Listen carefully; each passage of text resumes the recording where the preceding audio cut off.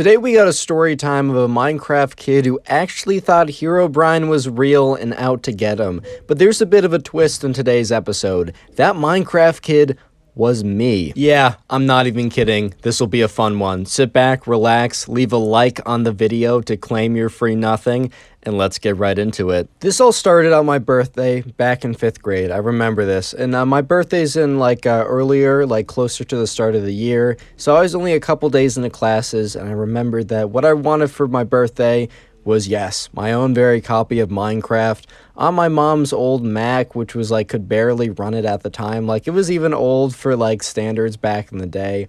But anyways, I wanted a copy of Minecraft because I would always go over to my friend's house and they would be playing Minecraft, and I really liked the game, even though I never actually had a copy myself. And to be fair, back in the day, I kind of did enjoy watching people play the game.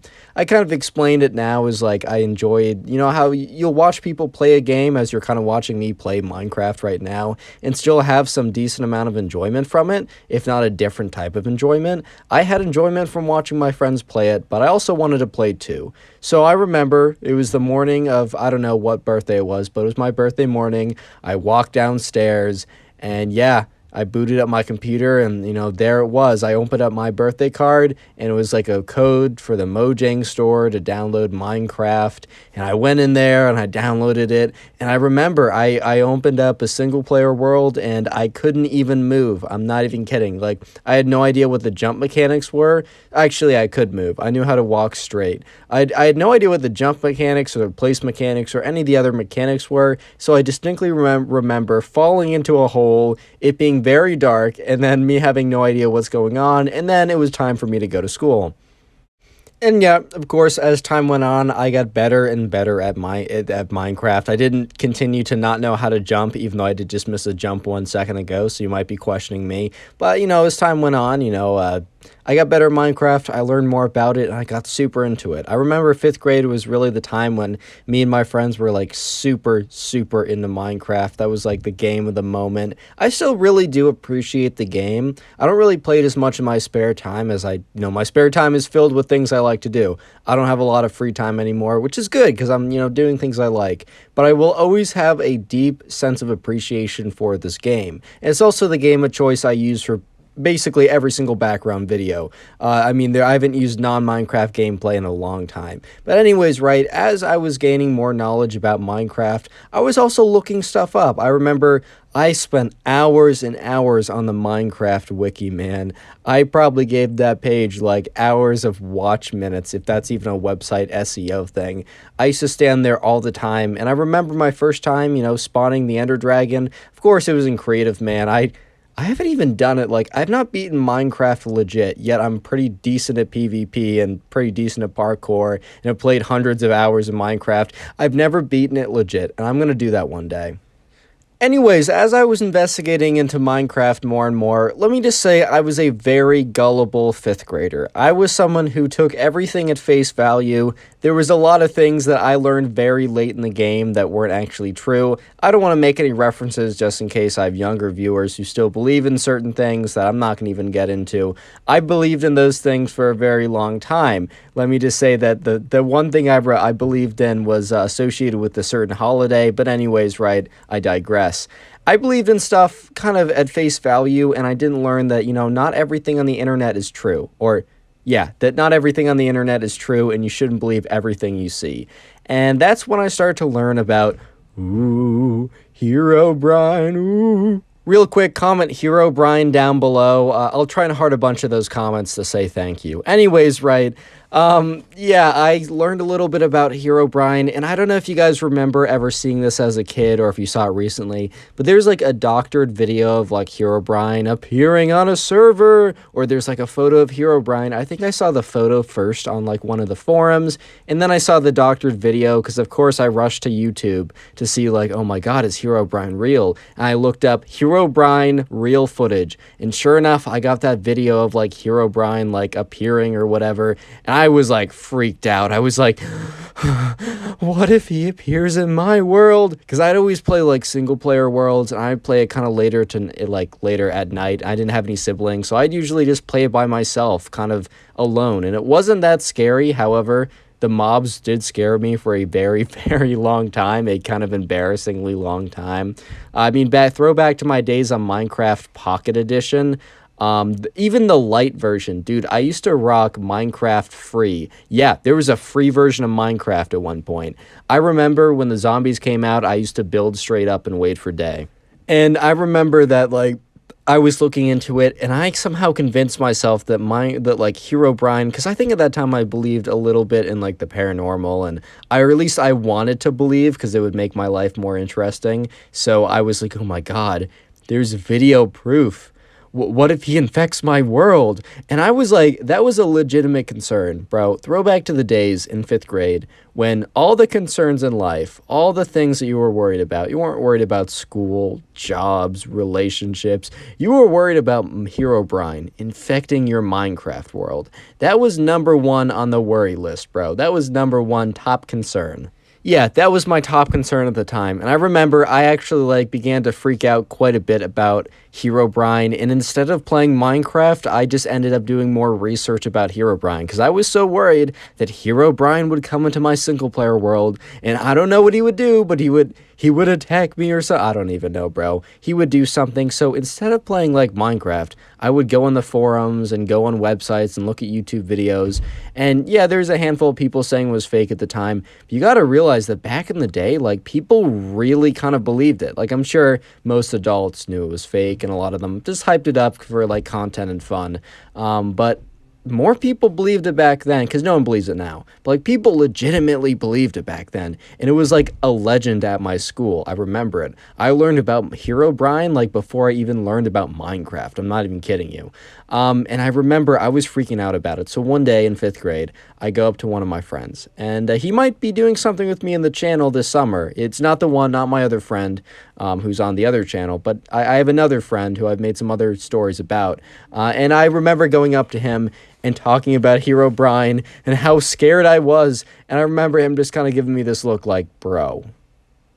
Kind of being like, Connor, Herobrine is not real. And I remember being like, but bro, I saw a video. And he's like, doctored. But I saw an image. Also doctored. But people said it was real. People line the internet. And I was still not convinced. I was like, oh, how do you know? And he's like, dude, there's so many videos debunking it. And also, it is a screenshot. Do you know how easy it is to doctor a screenshot? At this point, I had no idea what Photoshop was. I use Photoshop for all my thumbnails now, and I'm pretty well versed in it. But at the time, I had no idea what Photoshop was. I guess I understood that, like, things could be fake on the internet, but I was just such a gullible kid back in the day that I was like, what? It's on the internet? It must be true.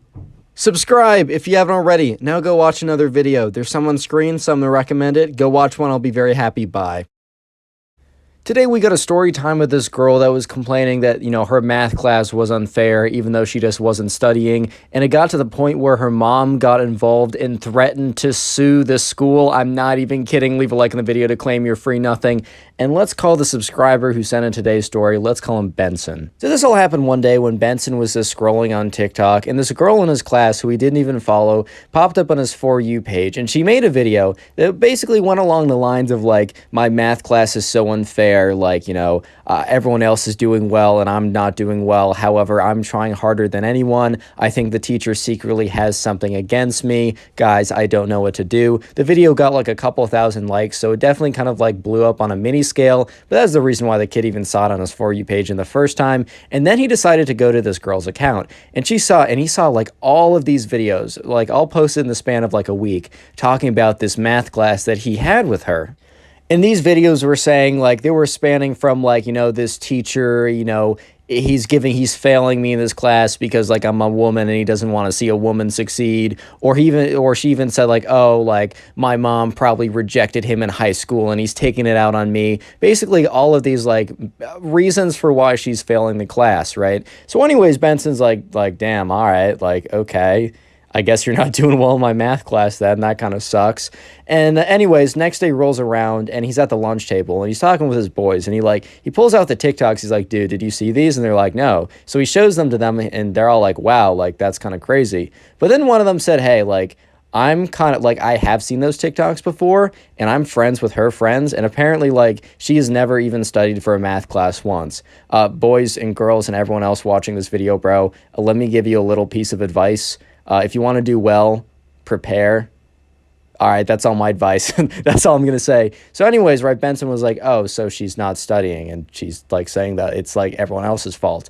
Basically, right. Anyways, eventually skip forward to math class of that day. Benson was kind of sitting there, not expecting anything crazy to happen that day, and he'd be wrong. Because that day in math class, Benson was kind of just sitting there trying to pay attention. I mean, the material was hard. I can't really blame this girl for not doing well in it. I've not done well in math classes back in the day. I understand what it's like. But anyways, right, Benson is sitting there trying to like pay attention when, you know, this girl like gets up and she's like, this math class is unfair and I've had enough of it. And the teacher looks at her and says, like, hey, like, it's not unfair. I'm going to need you to sit down and not interrupt the lesson. Kind of a fair response. And the girl's like, I know that you're specifically giving me a worse grade than anyone else because you don't like me specifically, and I don't know why, but I know it's true. And the teacher looks at her and says, I don't look at the names when I grade the papers. Like, I specifically cover up the names to make sure that I have no bias when grading these.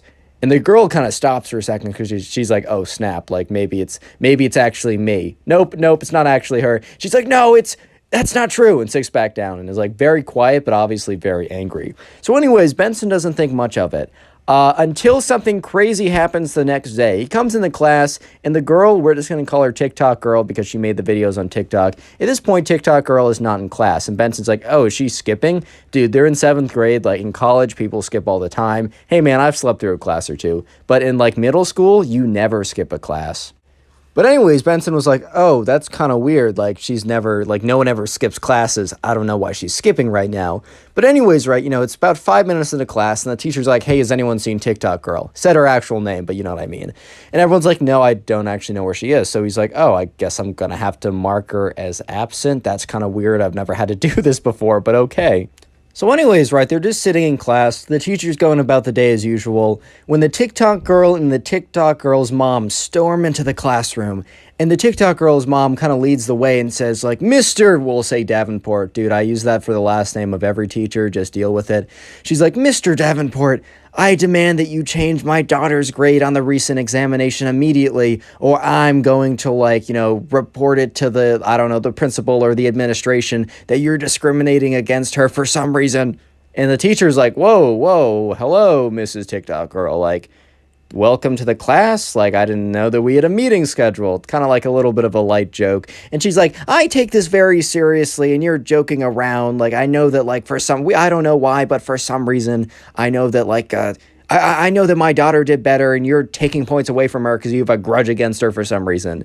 And, you know, Mr. Davenport explains very calmly that he said to her, you know, the TikTok girl earlier when she complained the day before that no, he covers up the names, you know, when grading the papers to make sure, first of all, he said he would never actually, like, why would he, like, give a preference to a student? And second of all, to make sure that he has no, like, subliminal bias or anything, he covers up the names.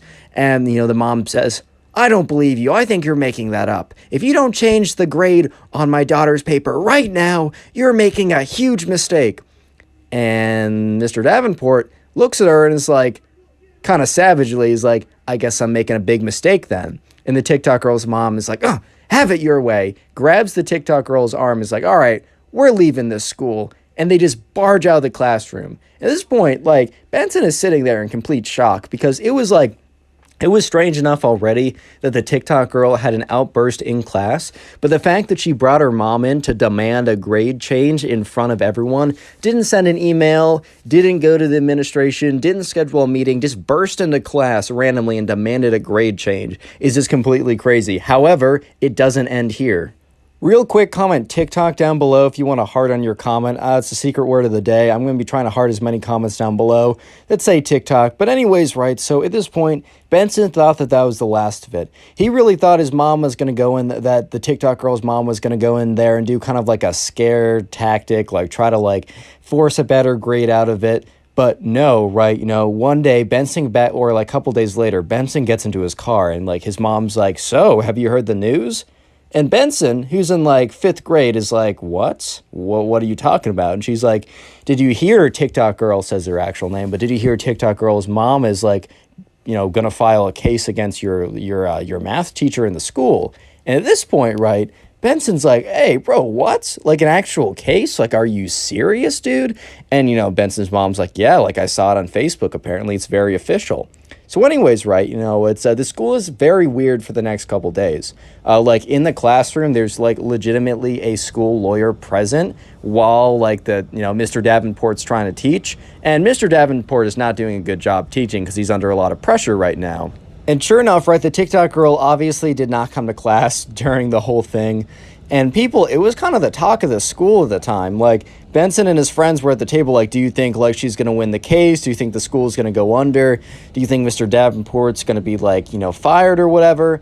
And, anyways, eventually, one day Benson gets into his car and his mom's like, so, did you hear the news? And Benson kind of looks at her like, dude, I'm in 5th grade. How would I hear any of this except if it's from you? And so Benson's mom goes on to say, so apparently, like, the case eventually got in front of a judge. And the judge completely rejected it, saying that it's on baseless grounds, and that in fact that they should be lucky that he doesn't fine them for a waste of the court's time and resources. And at this point, right, Benson's like, yo, that's crazy. So they lost the case. And Benson's mom's like, yeah, and it's not only that they lost the case. Apparently, right, the TikTok girl and the TikTok girl's mom was like, since they made such a public stance and such a firm stance on winning the case, they were so embarrassed by losing the case that the TikTok girl's mom did not only pull the girl out of the school system, the local school system, they full on moved. Like the house, like, Benson's mom's like, hey, I'll show you. Because like the TikTok girl didn't live that far away from Benson. They made a pit stop before they went back to the house to see the TikTok girl's house. And there was a for sale sign in the house, like in the yard of the house, and there were no cars at the house either. Like they had fully moved out. And Benson's like, wow, this all could have been avoided if the TikTok girl actually studied, dude. Click on the video on screen right now. I know you'll enjoy it. Just click it, do it. In today's subscriber story, this girl in class who's known for being wild gets caught by the teacher doing, well, you'll have to watch to find out. Enjoy. So this subscriber was telling me about this girl in his class, right? And this girl was known for being a little sketchy, right? She was kind of involved with some of the kind of the wrong people. She wasn't involved in anything too serious. For the sake of the story, let's call this girl Salone. So the subscriber heard of this story that Salone had broken into the teacher's office after hours when he was gone, shuffled through his drawers, through his desks, whatever, right? And found the test that was coming up. This was a month ago he heard about this, right? Or a month before the story that I'm going to tell, which is pretty crazy, right? Before that happened. A month before the event, which you're about to hear, he basically heard that Salone found the tests in advance by breaking into the office, put them all into Google to figure out the answers. This was a math class, by the way, so it's not an English class or a very subjective answer type thing. It was a very much, this is the math problem, this is the answer. So Salone allegedly, right, and turns out to be pretty true, but allegedly at the time, he was told that she, broke into the office, stole all these papers, and then went on to find the answers, made a massive answer key, and sold it to people in advance of the test. So on the day of the story, right, it was a massive math test. It was the final test of the semester, and there's a trimester actually. They had a fall, a winter, and a spring trimester. At the end of each of these trimesters was a massive test that accounted for a very large percentage of their grade, right? I think it was 20% per test. So 60% of the, of your grade would be these 3 tests throughout the year. So people studied a lot for them. They spent many hours in the library preparing for these tests. However, right, not everyone was either A, confident that they could pass these tests through studying, or B, just didn't really feel like it, or even C, they studied really hard, but they just wanted to back up. So basically, right, Cassidy, who had been rumored to be selling tests, was confirmed to be selling test answers. So this subscriber tells me that the day before the massive test, that he was hearing rumors that if you wanted an answer key that you would be able to get during the test to, contact Cassidy, give her $20 up front, and the day of the test, you'll receive the answer key. It'll be really incognito, and you'll be able to use it during the test, and you'll basically have all the answers then and there. and there's like no need to study or anything. You just got to give her the $20 up front, and then she'll get it to you on the day of the test. The subscriber who sent in the story, which by the way, send in the stories to my Instagram. It's in the description. Anyways, the subscriber who sent in the story was pretty sketched out by this, which honestly, I cannot blame them, because like just like randomly someone is like, oh yeah, pay me $20 up front and I will get you the answers to this test on the day of the test. That's sketchy, bro. That's really sketchy. So while the subscriber didn't pre-order answers from Salone, I was gonna call her Cassidy for some reason, right? So while the subscriber didn't pre-order anything from Salone, he knew that he heard that about a third of the class ended up pre-ordering this test, right? So Salone made a pretty big bag like the day before, and apparently the thing was, this test was really hard. This was this was a very hard unit, so kind of understandably, a lot of kids did this. I never condoned doing it, but this wasn't an easy test and people were lazy. They were just getting absolutely smoked. And Salone knew this, and she knew she was going to make quite a bit of money from this. So it's the day of the test. They all walk in, and the teacher's like, all right, class, sit down. We're going to wait 5 minutes for everyone to come before I hand out the test and we begin. So, right, everyone is there, and people kind of expected for Salone to hand out the test answers an hour before, or they meet in the morning, or they meet at lunch, because this class happened to be after lunch. But no, Salone's like, don't worry, I'll get it to you before then. So everyone was, not everyone, but a third of the class, the ones who bought these answers from Salone, were getting a little bit stressed out. And, the clock is running because they get 5 minutes before they start. And it's 2 minutes now. So 3 minutes have passed. It's 2 minutes before they start. And the teacher's like, all right, still waiting for a couple people. Feel free to just walk around, stretch. Don't be too worried, guys. This won't be too hard. Complete cap. It was super hard apparently. But anyways, right.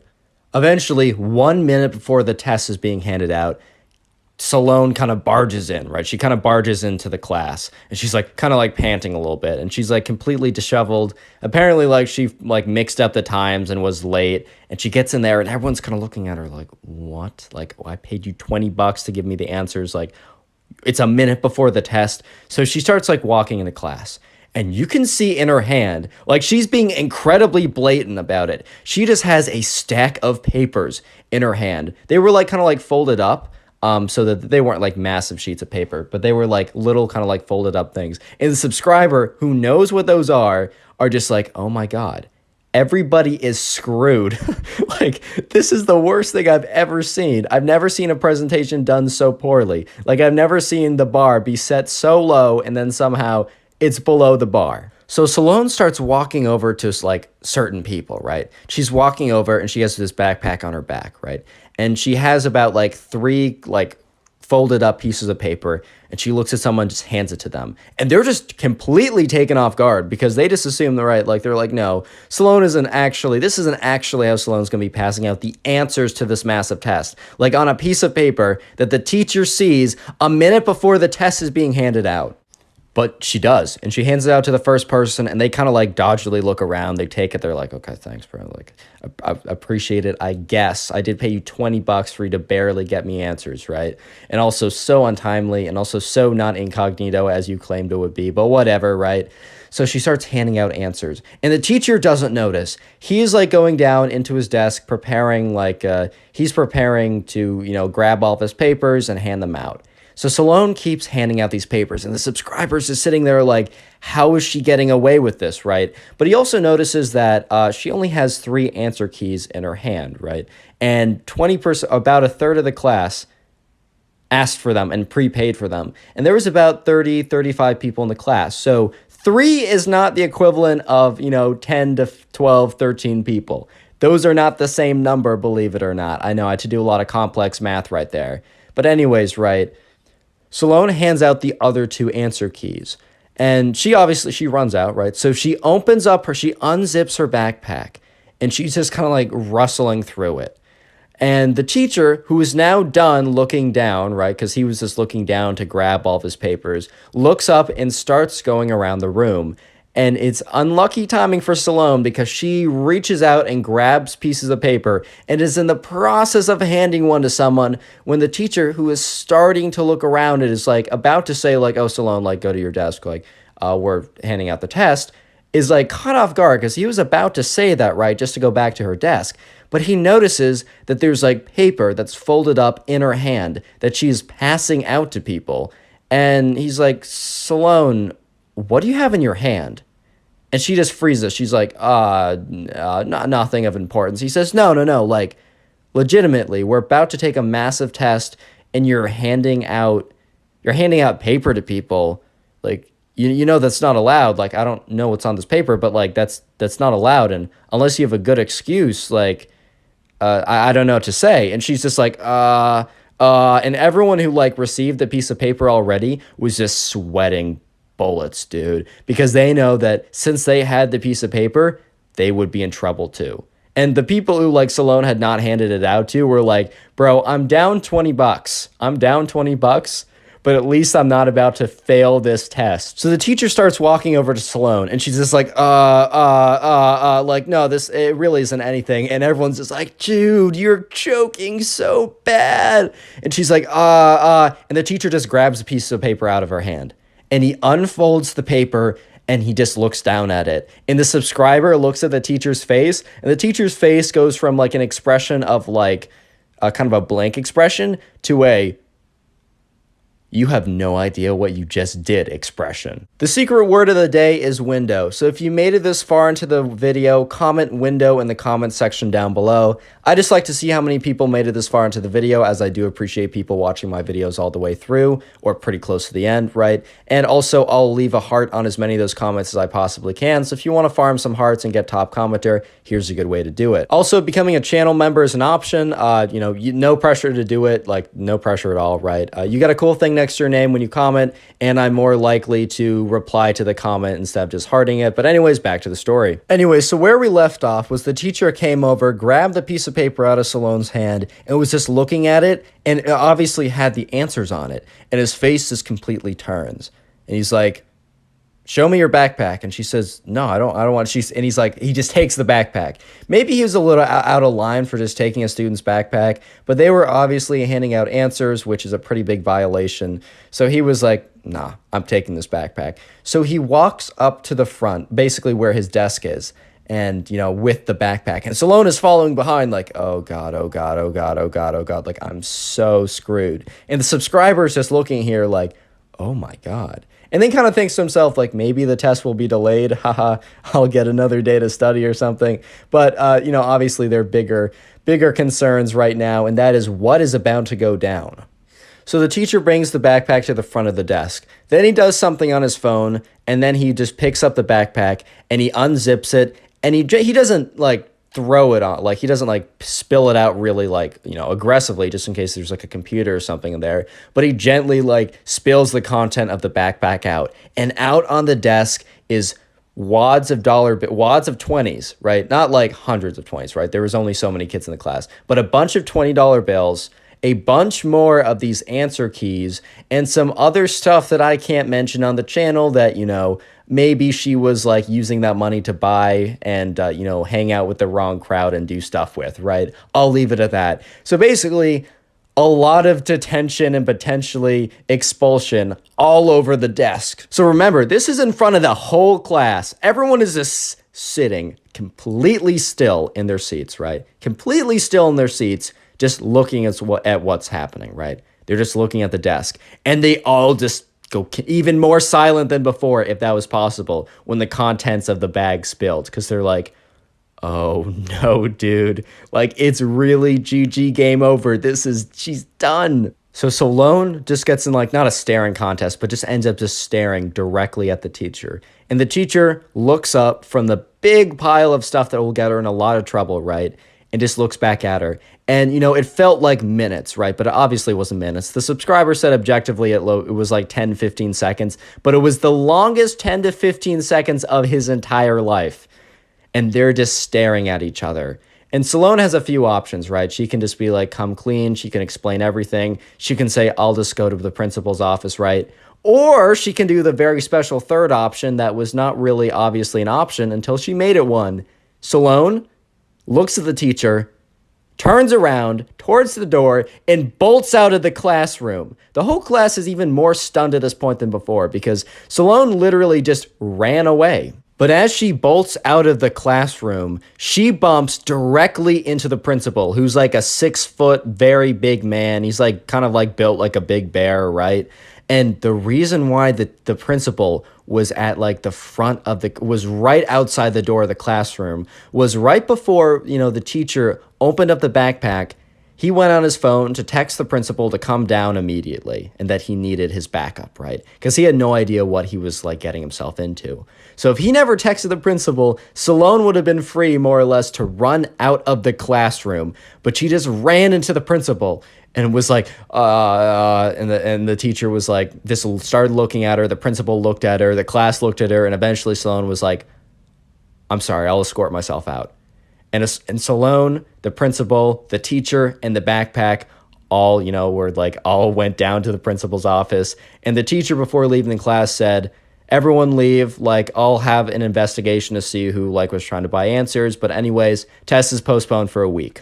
If you want to support the channel, watch another video, and the easiest way to watch another story video is to watch the Storytime playlist, top link in the description. Peace. So subscribe! Yeah. In today's subscriber story, this girl gets caught by her teacher doing, I'm not going to spoil it, fellas. Enjoy the story. Here's this girl in my subscribers class, and her name's Olivia, right? And I'm trying to figure out a way to describe this without it sounding like a negative thing, because teacher's pet kind of sounds negative, and try hard sounds negative. But honestly, trying hard in school is a good thing as long as you have a good balance in your life. If anything, I do promote you guys, doing well in school. But it's kind of like, she was the one that everyone knew would always spend hours to prepare for any test. Even if it was a little quiz, she would know everything inside and out. And this was true for every class: math, English, history.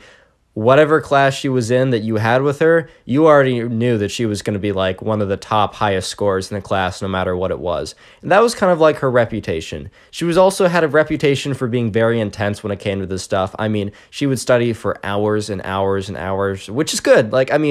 Hours and hours and hours for everything, I don't know, but it's good to do well in the class. And I don't want any of this to sound like I'm not encouraging you guys to do well in school. If anything, that'd be hypocritical, because I try pretty hard myself, But anyways, right, she also had parents that were kind of encouraged this behavior a lot, meaning that they were very kind of strict when it came to grades.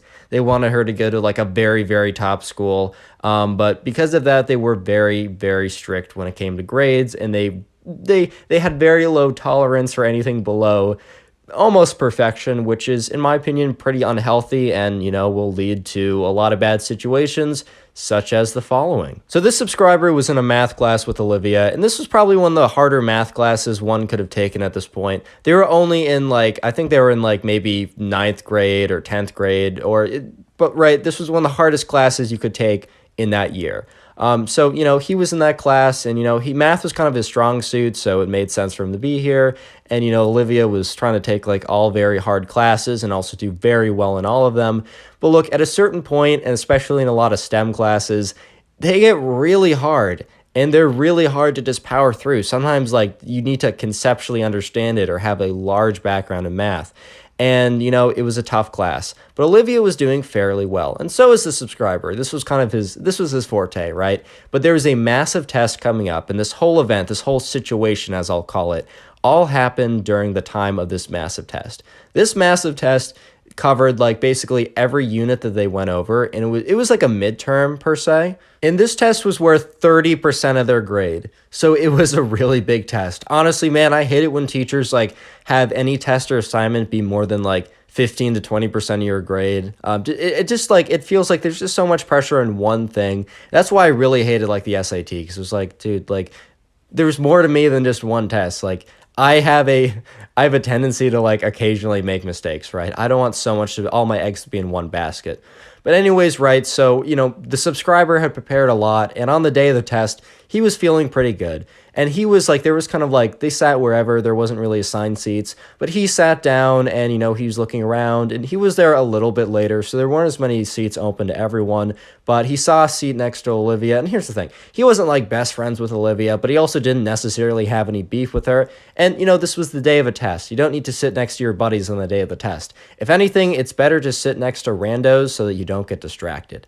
So he sits down, and he looks at Olivia, and she just seems a little more, I don't know, like kind of like stressed out than normal. She kind of just seems like a little bit more on edge because she would always come to class and be very, very confident on test day because she knew, right, at a certain point, if you study for hours and hours for most subjects and most classes, you can kind of know that you're just going to kill it.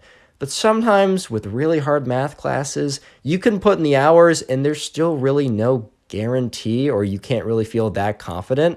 And Olivia was really showing that she was not feeling super confident. And the subscriber could just sense that from the way that she was like sitting there. She didn't even say anything. It was kind of funny, right? So eventually, right, the teacher walks around and hands out the test. And the subscriber immediately digs right into it. He puts his name on the test. He's flipping through the pages, just trying to figure out, like, okay, how hard is this test going to be? And after doing about one or two problems, he was like, all right, so this is going to be a tough one. Like, this is going to be a tough one today.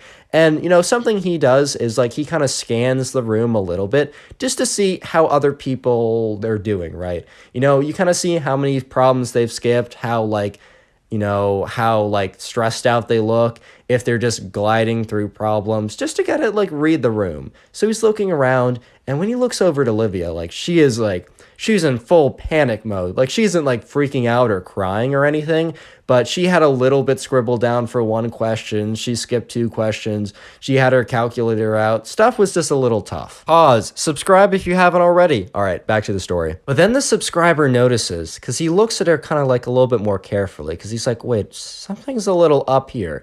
And I don't know if you guys have ever used a graphing calculator before, but it's basically like a calculator where you can do a lot more. Like there's like, you can do like equations and stuff, and like you can graph stuff out of course, graphing calculator. Sorry, right? But anyways, in a lot of graphing calculators, there's kind of like a cover or kind of a sheet that you can like slide it into, and you slide it out of the sheet when you're going to use it. But on the sheet, it's normally like a very open space with no writing on it. And the subscriber was like, why is there writing on the back on like the inside of the graphing calculator sheet? And he looks closely and he makes out equations. He makes out like information that she wasn't supposed to have. And then all of a sudden, the subscriber realizes that Olivia, right, the one who's always try-harding, the one who's always like studying a ton and has to do really well and is like always like very like following the rules, like, look, goody two-shoes is a good thing, man. Follow the rules. Life will be much easier. But she was kind of known as that, and she was cheating. The subscriber was a little bit shocked, but he kind of just went back to like doing his work, right? And he's going through and he's feeling a little bit better, and he's not gliding through, but he's definitely like, okay, I've gotten the hang of this. And he looks over at Olivia, and it looks like she's doing a little better too. But he looks at her, and she keeps on looking and glancing at this kind of like this cheat sheet of sorts, right? She just keeps looking at it, and the subscriber's like, man, she's really never cheated before because she's doing a terrible job. Because she wasn't real, she was new to this. She was new to like bringing extra help onto a test, right? Because what she had done is she had left the back of the cover with all, like the back of the calculating cover with all the answers on it. She had left it basically out in the open. She had left it flat on her desk. She didn't like kind of like sneak it with like the calculator. She wasn't being sneaky with it. She kind of like snuck it in with the graphing calculator, of course, but she was not being incognito at all. Thing was, since Olivia had never like cheated on any of the tests before, and the subscriber, right, he's not perfect. He's had his days. I do not condone cheating at all, but the subscriber had had his moments, but he's been relatively like clean when it's came to that for a while. But he had occasionally in this test before, and from that he's learned a little bit. And I don't mean like learn to not cheat. I mean learned like the teacher's movement patterns and stuff, and kind of like analyzed all that. Because like if the subscriber was going to cheat, he wasn't going to get caught.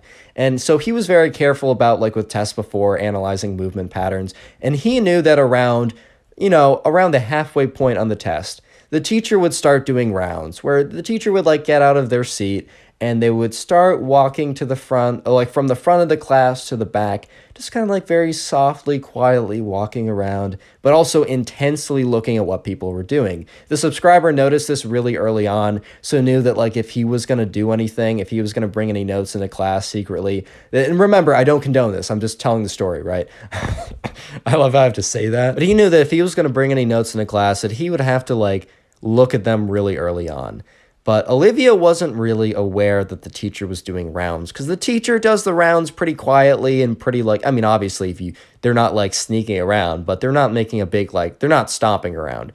And Olivia doesn't, she's so focused on her test and she's so focused from glancing up at like the back of her calculator down to the test, right? That she doesn't notice the teacher is beginning to make a round.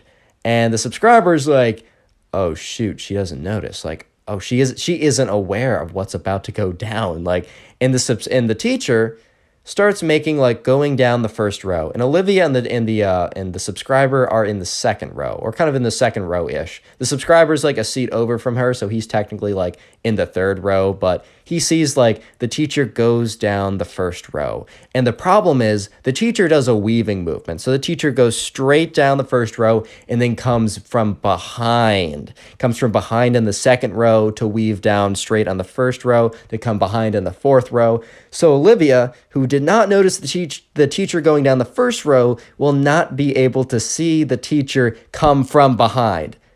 So the subscriber's sitting there like, I'm about to watch a train crash, basically. Your word of the day is test. So if you made it this far into the video, I want you to comment test in the comment section.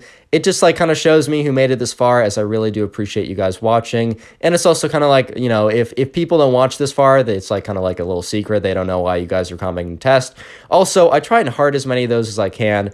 Just so you know, I can't heart them all anymore. I was pretty consistent for a while, but it's been, support's been great recently, so I've been getting a lot of comments, and I would literally need to be up 24/7 on my phone to heart everything. But just know I'll do my best and heart as many as I can. That being said, back to the story. So the subscriber doesn't want to make it super obvious that he's just staring at Olivia and the teacher, but he's just watching the whole thing go down. So the teacher's going down the first row, and the teacher's eyeing everyone very carefully, and everyone else seems to be more or less kind of like in line, or they were just cheating better. I don't really know, man. But anyways, right, he gets to the end of the first row, and he's in the very back of the class, and he starts coming down the second row from the behind. And the subscriber looks at Olivia, and she is really focused on her work, right? She's really looking at it. She glances up at the back of her calculator with all the answers on it, looks down at her work, starts writing stuff, and is really dialed in. And the subscriber looks behind her, and the teacher is slowly creeping in, gaining ground, and he's just like, this is inevitable. Like, she's not going to know. He has to see it because he's like looking very closely at everyone's desk and everyone's paper, and he would need to have like there would have to be a major distraction for him not to see what's on Olivia's desk. So the teacher walks up from behind Olivia, and the subscriber notices that like his glance, like he kind of squints a little bit because he's far enough away that it's like a little hard to see, but he's close enough to Olivia to like make out stuff on her desk, and he notices, he's like, it's over, man. Like, this is it. Because he notices the teacher like focus really intensify on Olivia's desk, and like, okay, what's on Olivia's desk? Her paper and the back of the calculator with all the cheating answers on it. Like, what is he gonna look at? Oh my god, my voice just like absolutely exploded and failed there. Anyways, right, he comes in and he looks at it, and then he starts like power walking towards her to kind of like catch her off guard just in case she like tries to hide something. And the subscriber's like, oh no, bro. Like, you know that like from regular show, like Muscle Man, he's like, oh no, bro. That was basically what this guy was doing, because he knew, like, he was like, this is about to be the craziest scene. The teacher like kind of power walks up behind Olivia, and like he doesn't even say anything. He just picks up the back of the calculator with all the answers on it that's just lying flat on her desk. And the subscriber watches Olivia's face because she is deep doing the answers. She is in a different world, focusing in on that test.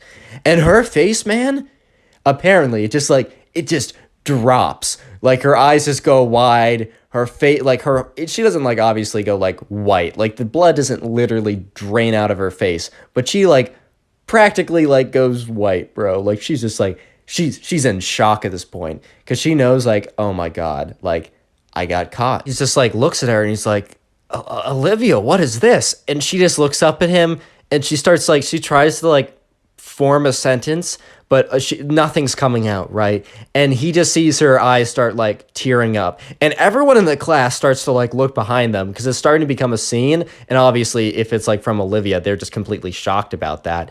And the teacher's like, I can't believe this from you of all people. And then she starts like full on crying at this point, and he's like, I'm very disappointed. Those are somehow the worst. Those words are so much worse than like, I'm mad at you for some reason. And he's like, oh wow, like come with me. And she gets up, and he takes, her test, and he takes, the back of the calculator where she's cheating, and they walk up. And Olivia was sitting kind of far in the back of the class, so it's just a walk of shame as she walks to the front of the class. And everyone has just stopped taking the test. They're paying 100% attention to like the drama that's going on right now. And they're all just speechless because they were just like, this is the last person we ever expected this to ever happen to. Subscribe if you haven't already, and watch another story video if you're bored. Peace. In today's story, the teacher makes the biggest mistake of their life by leaving their mic on. Enjoy. So the subscriber who sent this in, let's call him Jimmy, right? So Jimmy, good kid. He's in this English class, and this English class is happening over Zoom. I'm not 100% sure when this happened. Maybe he's still in Zoom class. Maybe this was like over a year ago. But anyways, he's in this English class, and he's doing it over Zoom. And Jimmy's teacher, let's call him Mr. Savage, right? Let's call this guy Mr. Savage. Anyway, so Mr. Savage, English teacher man, right? He's a cool dude, I guess. I mean, the kids thought that until, what happened in the story, which I'll tell you in a second. But anyways, right? They thought he's a pretty cool dude. I mean, like, he wasn't like, he wasn't like, you guys, you seem stressed out. I'll give you less homework. But he also wasn't like, you guys seem stressed out. 3 tests tomorrow, 2 quizzes, final project due tomorrow as well, and yeah, we'll probably have a pop quiz, and all your homework is due for the rest of the year. It's due tomorrow as well. He wasn't one of those teachers, so he was fine enough. Anyways, on this day, this soon-to-be very notorious day, but Jimmy didn't think that going in. This would just seem like a normal English class to him. He gets in, he logs in on a Zoom, and it's going to be a good day in his mind because, a couple minutes in, when everyone joins the Zoom meeting, everyone in his class is there. Mr. Savage, he announces that, you know what? We're watching a movie today, which, everyone's ecstatic. I think it's pretty universal that whenever it's a movie being watched in class, even if the movie is boring, even if you couldn't care less, even if part of you might have wanted to actually do the actual work in class and the movie isn't the greatest option, if you hear that there's a movie, you're ecstatic. And the class has this GroupMe group chat. I don't know if you guys use GroupMe, but for some reason in the last 3 years, literally every communication with a group of people, for me, I've used GroupMe, and why that app specifically, it doesn't even matter, right? So the class is a GroupMe, and you see a couple of people be like, let's go, baby, and just oh man, this is gonna be good. And they didn't even care what they were watching. Because the thing is, especially in Zoom classes, I don't know about you guys, but I think it's pretty common that, the attention levels were not at 100,000%, right? And especially if he's going to put on a movie that no one was really going to care about, right? And then all of a sudden, all the Zoom, you turned off your camera, you turned off your mic, you're watching the movie, right? Huge quotes. You're watching it, you're just going to mess around for the 45 minutes or an hour or whatever, right? Anyway, so Mr. Savage is not the most, technically proficient teacher ever, which is fine. I mean, I'm not the most, technically proficient when it comes to Zoom anyways. What? I've definitely, been I don't know what I'm doing on here. It's fair enough, right? It is what it is. These things happen. But anyways, right, Mr. Savage, sets up another window. Somehow he, logs in on another account to screen share the movie. I don't know why he didn't just screen share it on his own account. Maybe he was planning on being busy doing something else. Wink. Not going to spoil it. I always say I'm not going to spoil it, and this is the first time I didn't actually spoil it. In the last 3 videos, I said the crucial detail. I'm not going to spoil it, guys. But this time, I just gave you a hint. I didn't spoil it. Are you proud? Are you proud of me? Anyways, right, so Mr. Savage, he sets up another window somehow. He has another account log into Zoom, and on that other account, maybe he has dual monitors. I don't know, maybe he's a big gamer guy. I don't even know, man. But he has he logs in with another account, screen shares the movie, and yeah, he starts letting it play. He turns off his camera on his main account, and he does not mute his microphone on his main account. This guy was technically proficient enough to add another person to another one of his his computers to the Zoom class, screen share, but man, just, he got sloppy. He got sloppy towards the end, and he just didn't mute his mic. And unfortunately, man, when it comes to Zoom, the details, it's all in the details. If you forget to like mute your mic, you forget to turn off your camera, you just forget to screen share the fact that you're live streaming, cheating all the answers, right? The small little failures like that will completely, they'll get you. Right, so everyone's in class, everyone's just having a good time. The movie starts to play, no one is paying attention to the movie. As expected, right? This isn't some kind of like crazy revelation or something. And they're in the group me, and everyone's like, dude, like, this is great, this is sick. Like, I really like wasn't feeling it anyways. The fact that we get to come in and kind of do nothing for an hour is pretty cool. And one person was like, oh, dude, like, I'm going to actually go leave for like 10, 15 minutes. I'm going to have my phone on me, so please text the group chat if he starts asking us questions. Or for some reason, I just got to be back, man. But, I'm going to take advantage of, the blessed opportunity I've been given by this movie being played and just go and like, I'm just going to go mess around for a little bit. Like, I'll see you guys around, guys. And everyone was all, in this group me was all just like, feeling very good, just having a very nice, cordial time. But then someone in the group me was like, LOL, like Mr. Savage, he didn't mute his mic. Ahaha, let's hope nothing weird happens. That kid jinxed it. I really hope they went and beat up that kid. I'm joking. I am joking. But yeah, that kid jinxed it. It's 100% his fault, actually. Like, if we're putting blame on anyone, don't put it on poor Mr. Savage. He doesn't know, he can't, like, decipher the difference between a rock and a computer. It's not his fault, man. It's this kid. It's this kid for setting him up. Anyways, things are pretty normal, right? And, Jimmy, the subscriber, I really hope I named him Jimmy earlier on, because I have in my notes that I'm going to call the subscriber Jimmy. So if I didn't, his name is Jimmy now. Get over it. Get over yourself. Like, just deal with it is what I'm trying to say. Anyways, right, Jimmy, the subscriber, the guy who sent this in, you can send this. You can send in stories to my Instagram. It's in the description of the video.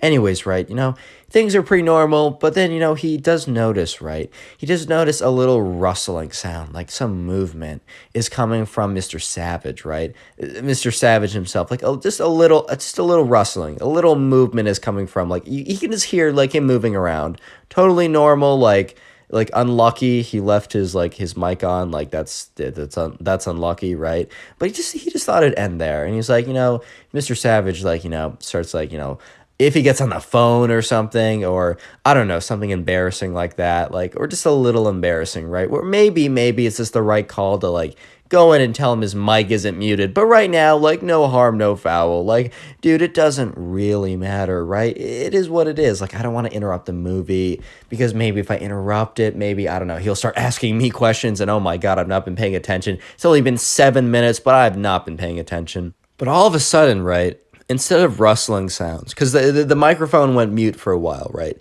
And the sound of the volume of the movie was like took over again. You start hearing the subscriber, Jimmy, is just like, he doesn't really believe what he hears at first, but he starts hearing like the sounds of like anime or something. He's like, what? And yeah, no, it's like the sounds of anime coming from, Mr. Savage's computer. And then everyone in the group me lights up, man. The group me just goes insane. It's like, Mr. Savage watches anime. That's so funny. Like, I could totally hang with this guy. Like all this kind of stuff. Because, I mean, anime is cool. I have not gotten into it personally. I think it's cool. Like, I definitely could. If actually leave your suggestions in the comment section down below, because I might unironically watch something you suggest. Anyways, right, everyone's like, oh, that's so funny, like, like, that's cool. That's cool. Like, Mr. Savage, he's on the cool list now. He gets the thumbs up. He gets the plus. He gets the big, like, yes, he's the cool. Let me just say, it turns south. It goes bad. It goes bad so fast. It was so good for a second. It was so good, man. It was so good. Before I get into the downfall of Mr. Savage, basically, secret word of the day is anime. So if you made it this far into the video, comment anime down below. I'm going to try and heart as many of those as I can, but I just can't get to them all, unfortunately. I do my best, and I really do want to show my appreciation for you guys giving me that wonderful, wonderful watch time, you know. So I'll do my best, but unfortunately no guarantees. It is what it is. But yeah, comment anime down below. And while I have your attention, right, every couple videos I'll shout out a random channel member.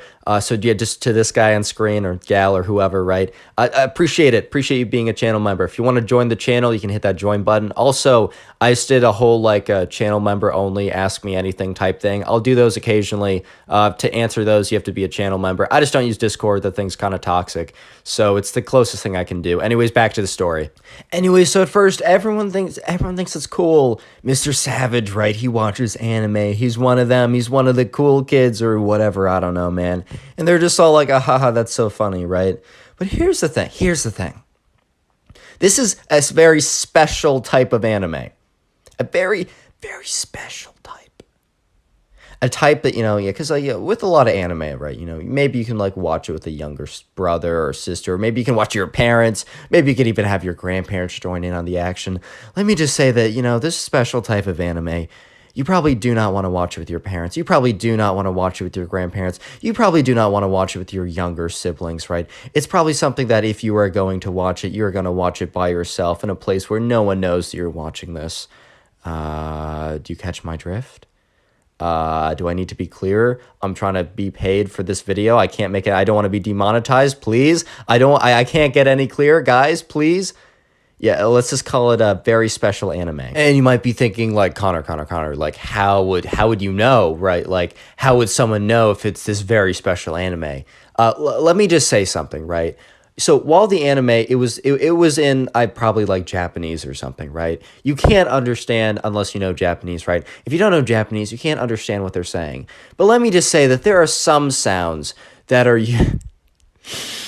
There are some sounds that are just universal, man. You don't need to know the language to know exactly what is going on. Like, these people could be speaking in French, they could be speaking in Japanese, they could be speaking the native language of Kazakhstan for all I care. It doesn't matter. There's some noises that go beyond language. You don't even need to know any language to know what these are.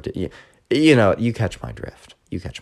And yeah, so that's when everything started going south. The whole group me was like, am I hearing this wrong? Like, oh my God, like, no shot. And everyone's like, no, this can't be happening. This honestly can't be happening. Dude, this can't be happening to me, of all people. This can't happen. This can't be happening, man. It just can't. Everyone's like, what the fuck? What?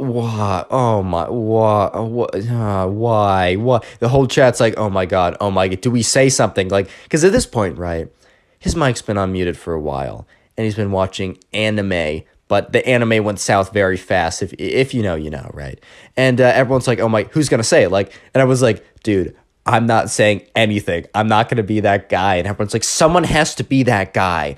And the problem was, right, no one wanted to be that guy saying, hey, Mr. Savage, right, you're watching Actually, hold up. I don't want to be demonetized. No one wanted to be like, hey, Mr. Savage, you're watching some very, very special anime, a very special genre, right? No one wanted to say that, man. That's awkward. But here's the thing. It's even worse every second that goes by. It is even worse every single second that goes by, right? Because the longer they don't say anything, the longer that, you know, when Mr. Savage actually figures out that he forgot to mute his mic because he doesn't know it, he can't tell a computer and a rock apart from each other, right?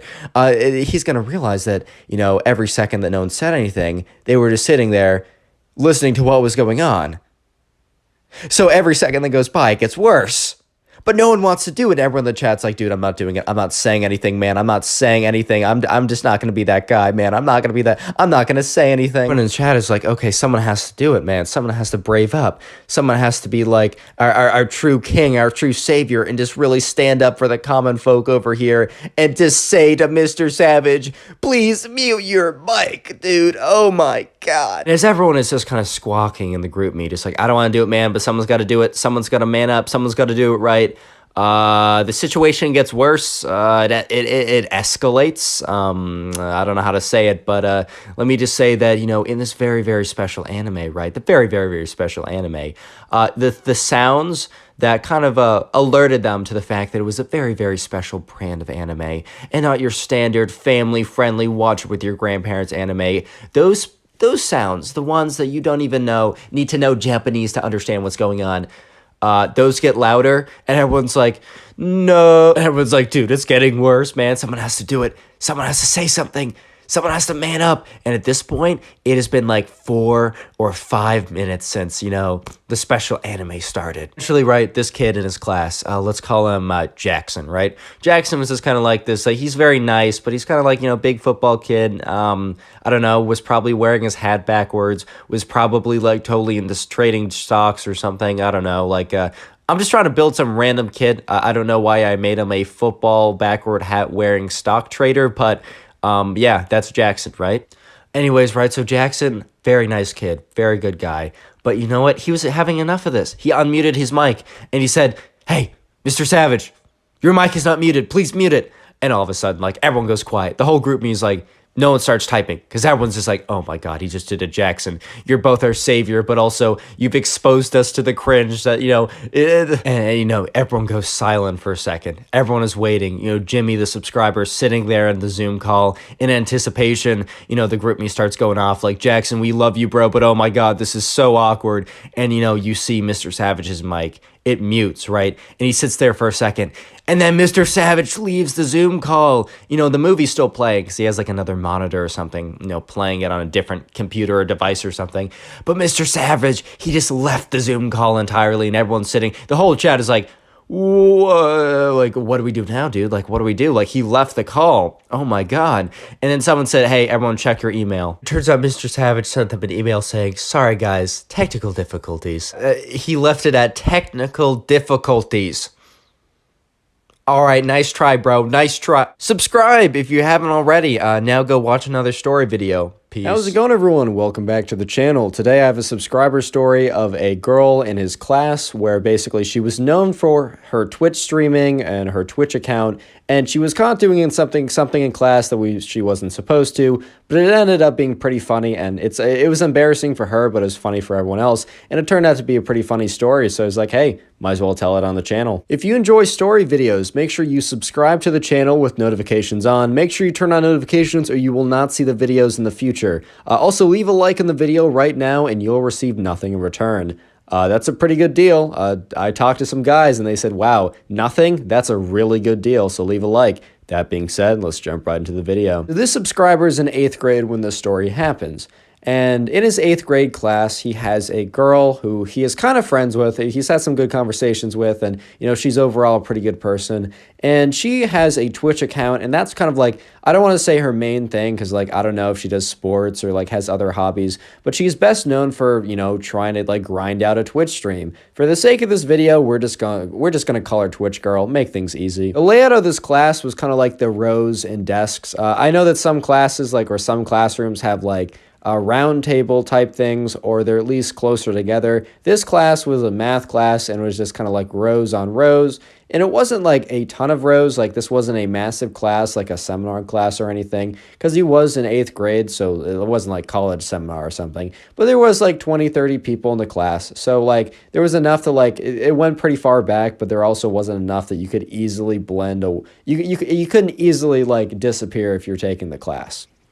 So Twitch Girl, by the time this story happens, had been streaming on her account for about 2 months, and she would average 10 to 15 viewers, which if you don't know anything about Twitch, that's not too bad. Yes, it's not the numbers that top streamers get, but you need to realize that Twitch really has no organic growth platform. There's no real way to grow organically on Twitch anymore, or at least that's what experts have said. And so really 10 to 15 viewers consistently is decently impressive. I mean, that's a decent handful of people sitting down watching what you're doing. And she had been streaming a lot at this point. But the thing is, the class had just started up, and the reason why she'd been able to stream so much over the last 2 months was it was summer. So over summer break, she didn't really have anything planned. She didn't really have that many camps or anything. Her parents were kind of just like, you know what, we've been kind of setting up your summers before, but now we're going to kind of let you do what you want to do. We're going to to start giving you a little bit of freedom, right? So she decided to, try and, start a career online, as she saw a lot of, successful girls become really popular on Twitch. And she said, hey, that could be really cool as a job someday. So might as well start something now, which honestly, I think that's pretty smart. And I'm all for that. Obviously, I've been grinding on YouTube for the last 6 years doing different stuff. I respect that. I respect the grind. I remember when I got 30 views on a video in a day and I said, you know what? That's pretty good. And if I got 50, I celebrated. That's a tangent. We'll get back to that later. Anyway, so this girl had been streaming every day for a couple hours, maybe even more. I'm not 100% sure. I just know it's at least a couple hours every single day, except for maybe she'd miss a day or two, but she practically streamed daily for a couple hours a day over the summer, and she'd gotten about 1,000 followers on Twitch. I don't know how many subs or whatever, but she averaged around 10 to 15 viewers. And obviously when school came around, she'd get a few less, but she was still getting a good 10 to 15 viewers. The problem now is that, school, right? You don't have as much time, and when you do have free time at home, you have to do homework, and parents definitely wouldn't be as lenient allowing her to stream at home because they'd be like, why haven't you been working more on homework, right? Because even when you get your homework done, if you do it too quickly, your parents are sometimes suspicious unless you have 110,000% grade in the class.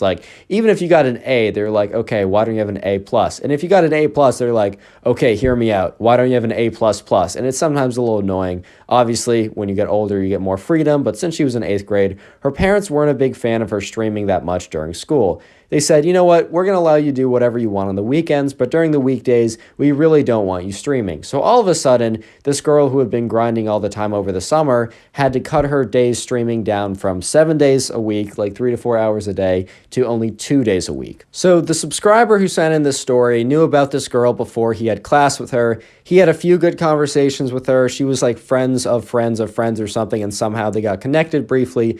So he actually followed her over the summer, or I think it was because she had they followed each other on Instagram or something. And obviously when you start off, you want as much support as possible because even one follow can actually really go a long way to being naturally promoted in most algorithms. So I think she posted on her Instagram, or maybe she told some close friends. Either way, he found out about her Twitch streaming channel, and, he did follow her. And while he didn't watch all of her streams, obviously, that would be a little weird, if you knew someone and, they're just, someone who went to your school and you watched them 24/7. Unless you genuinely enjoyed their content, then maybe that's a different thing. He would check in every once in a while, see what she was up to, say hi in chat to show some support, but, had notifications on, actually, just because he was, interested, if she was playing something or talking about something or reacting to something that he was interested in, maybe he'd tune in more often. So he turned on the notifications, but other than that, he didn't really, he didn't check in too much. He wasn't an avid fan, which is, totally fair. So he actually did think a little bit about it when, school was about to start, wow, she'd been streaming every day. I've been getting daily notifications. I'm pretty sure that's not going to continue, right? So anyways, he gets to his first day in this math class that he has with her. And he doesn't actually know who's in his class until he gets there. I think he could have checked the night before, but he just waited till he got into class. And he noticed that Twitch girl was there. He says, oh, okay, this is pretty cool. I know that she's kind of cool from some of my friends, and I kind of followed her over the summer. So it's pretty cool that I now have a class with her. Right, so, they get in class together, and, on your first day, so this class didn't have assigned seats.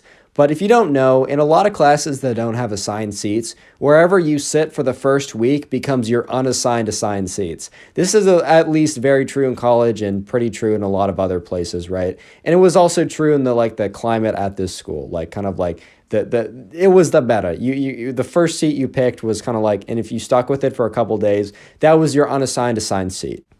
So, right, he notices that the Twitch girl actually chooses all the way in the very back row. And, there's nothing wrong with sitting in the back row. I, enjoy a little bit of back row action as well. But then remember, I'm pretty active in my classes. I do give it some effort, and it is kind of notorious if you're in the back row is a little notorious because a lot of people who go in the back row do so to engage as least as possible without making it super obvious. If I had to give a pro tip, if you don't really want to do stuff in a class and you don't want to get caught, be in the middle row. Anyways, right, so this guy has now gotten his unassigned assigned seats, and let's skip ahead for 2 weeks, because nothing really happens for 2 weeks when it comes to him and the Twitch girl, but the subscriber notices that Twitch girl went live during the weekend, but she never went live any other time, because, obviously she's in class, and he just assumed that, she couldn't do it at night. One day, however, this was about 3 to 4 weeks into math class, right? It's a normal day. The professor's going on about something that has to do with math. He doesn't really know. He's taking a seat more or less in the middle, so he can like space out a little bit. He can like mess around a little bit. So he decides to kind of glance down at his phone, see like if there's any news that's trending, or if he got a snap, or like if that girl he liked texted him back, classic stuff. But he notices a really I can't speak, bro. What I'm trying to say is that there was a notification that he received that he was not expecting, to say the least. He got a notification from Twitch. And this Twitch notification was a notification that a creator he followed with notifications on went live. And you know who that creator was? Yeah, it was Twitch Girl. And he was like, okay, Twitch is obviously bugging out, right? There's probably just like a glitch, or maybe she clicked a wrong button or something. And so he clicks into the notification to see, if what is actually going on. I'm going to interrupt the story for just 1 second. If you made it this far into the video, which I mean you did if you're watching this right now, I want you to comment Twitch down below. That's kind of like the secret phrase of the day to see who made it this far into the video. I just really appreciate it when people like watch my videos, so I want to see who's not clicking off in the first minute. And yeah, I also try and heart as many of these as possible, so if you want to farm top commenter or whatever, just comment Twitch down below. And yeah, let's get back to the story. Right, so the subscriber clicks into the Twitch notification, assuming that it was like a glitch or something, and he sees a live stream, and he's like, oh no, she must be going live by accident. And then he notices the live stream is just a screen capture of a desktop, and he's going to assume that this desktop is Twitch Girl's desktop, but he also notices that the Notepad app is open. There's about like 5 or 6 other people watching right now, and he notices that there is stuff being typed in the Notepad. And in the Notepad, it says, hey, I'm in class right now, so I can't really talk or play games, but I'm gonna go live, I'm gonna continue the grind, and I'm just gonna do it through this Notepad app, so feel free to ask me anything, right? So this guy like types in chat, and he's like, hey, haha, I'm in your class right now. And, after like a 31-minute delay or whatever, he sees in the Notepad, she types like, hey, like I'm seeing you right now, like what's going on? And he types back like, aha, just math stuff. Like if you really need help, I'll catch you up later. She's like, haha, yeah, I'm so behind anyways. I thought might as well use this for good use. He doesn't respond to that because he would disagree, but it doesn't matter. He's not trying to start a fight. Anyways, right, so this actually continues for about a week or two. She keeps going live, she keeps doing the Notepad app, and, it's not really too interesting, and the viewership has dropped like 50%. She's getting like 6 to 7 viewers instead of like 12, 13, 14, 15 like she did over the summer. Part of that is because people, are now in school, but she also probably believed that, and was probably true, that another part of this viewership drop was due to the fact that, she wasn't really, there was no face cam, there was no reaction, there was no voice, there was no gameplay. It wasn't as stimulating as the other broadcasts. She needed to add something more if she wanted to retain more of a viewership. So my subscriber just kind of assumed that she would keep this up for at least a little while. He also noticed that the viewership was a little bit down, so he kind of just assumed that she'd either give up or keep going like this just to grind for the sake of grinding. But one day, right, he's been clicking into the notifications every time he gets them, but one day he notices something interesting when he clicks into the stream. This is the first time that the Notepad is not open. He notices that once again the desktop is open, but instead he sees a game being booted up. I don't remember exactly what game it was. It could have easily been Minecraft or something like that, but he notices like a game being played, and he's like, oh my gosh, she's getting more confident, like she's getting a little cocky right now. And like the game, I'm going to be honest, bro, the game was not being played well. But that wasn't because she wasn't skilled, because, when she was playing over the summer, she was pretty good. The thing was that she didn't bring in a mouse because she just assumed that I don't know, she wasn't going to be playing games on this computer, but the computer did have a trackpad. So she was trackpad gaming. If you guys didn't know, when I got into Minecraft like 2 summers ago, like revived my interest, I was playing like competitive like Bed Wars and stuff, terribly of course. My KD was like -0.1 or whatever, but like I was playing on a trackpad, so I know the struggle. But anyway, she was playing on a trackpad, and while this was definitely more engaging and more interesting, and the trackpad just wasn't doing it. To be fair, like the trackpad was like preventing like it from making too much noise, but it also was taking away from the quality of the gameplay. So right now the subscriber's like, okay, she's getting, a little bit cockier, but this isn't the same thing as before. It's probably not as engaging. The viewership went up like on average by like 1. She got like 7 to 8, but the fact was the gameplay just wasn't that good without a mouse. So the next day rolls around, and once again, he gets the notification that she went live. And honestly, at this point, he's probably like lost like a grade in he's probably down a grade in this class just because of how much he gets distracted by these live streams.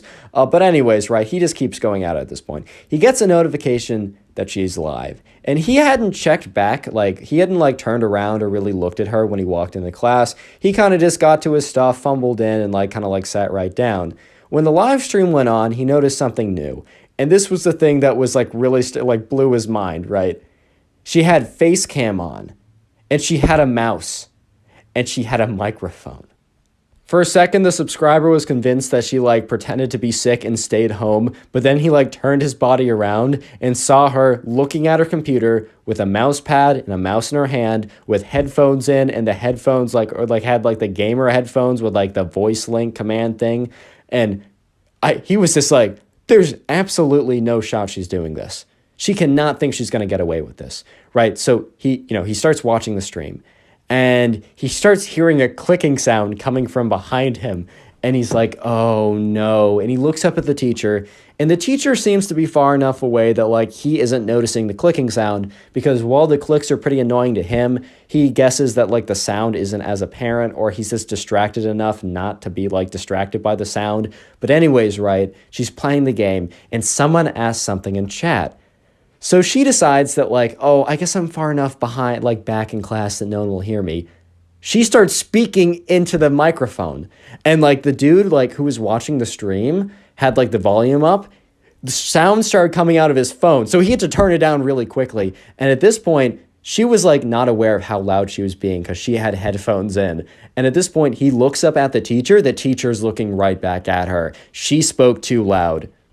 So when the teacher looks back, he kind of notices that like she has a whole gaming rig out and is like clicking away and talking into something. So he starts walking back to her, and the dude is like looking back like, dude, what? But she was too in it. Like she was like locked into her stream. She was locked into the game. And then he notices that she starts responding to another comment in her normal voice. The fact that she had her headphones in and everything, she forgot about the setting she was in. And he just looks at her. She's like looking at the screen, clicking away. And then like the teacher stands above her. And it's like a second later, she looks up and just freezes.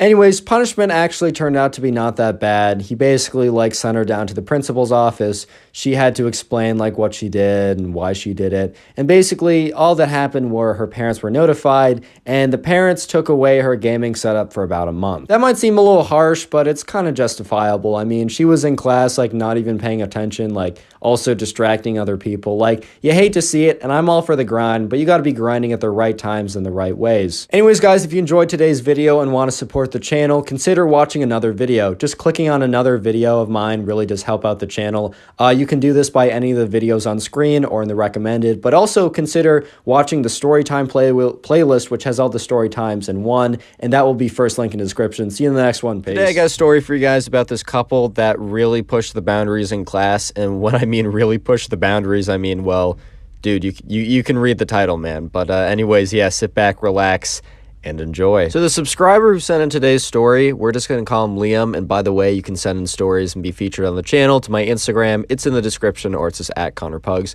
But anyways, right, so the subscriber who sent in today's story, we're going to call this guy Liam. And I got this name selection, I chose this name because you guys left a comment. Someone left a comment saying use the name. So if you want me to use a name, go comment it down below. But anyways, right, Liam. So Liam goes to the school. I mean, he's a kid. You have to go to school. I mean, don't skip class. Go to school. Do well, guys. Yada yada. You already know.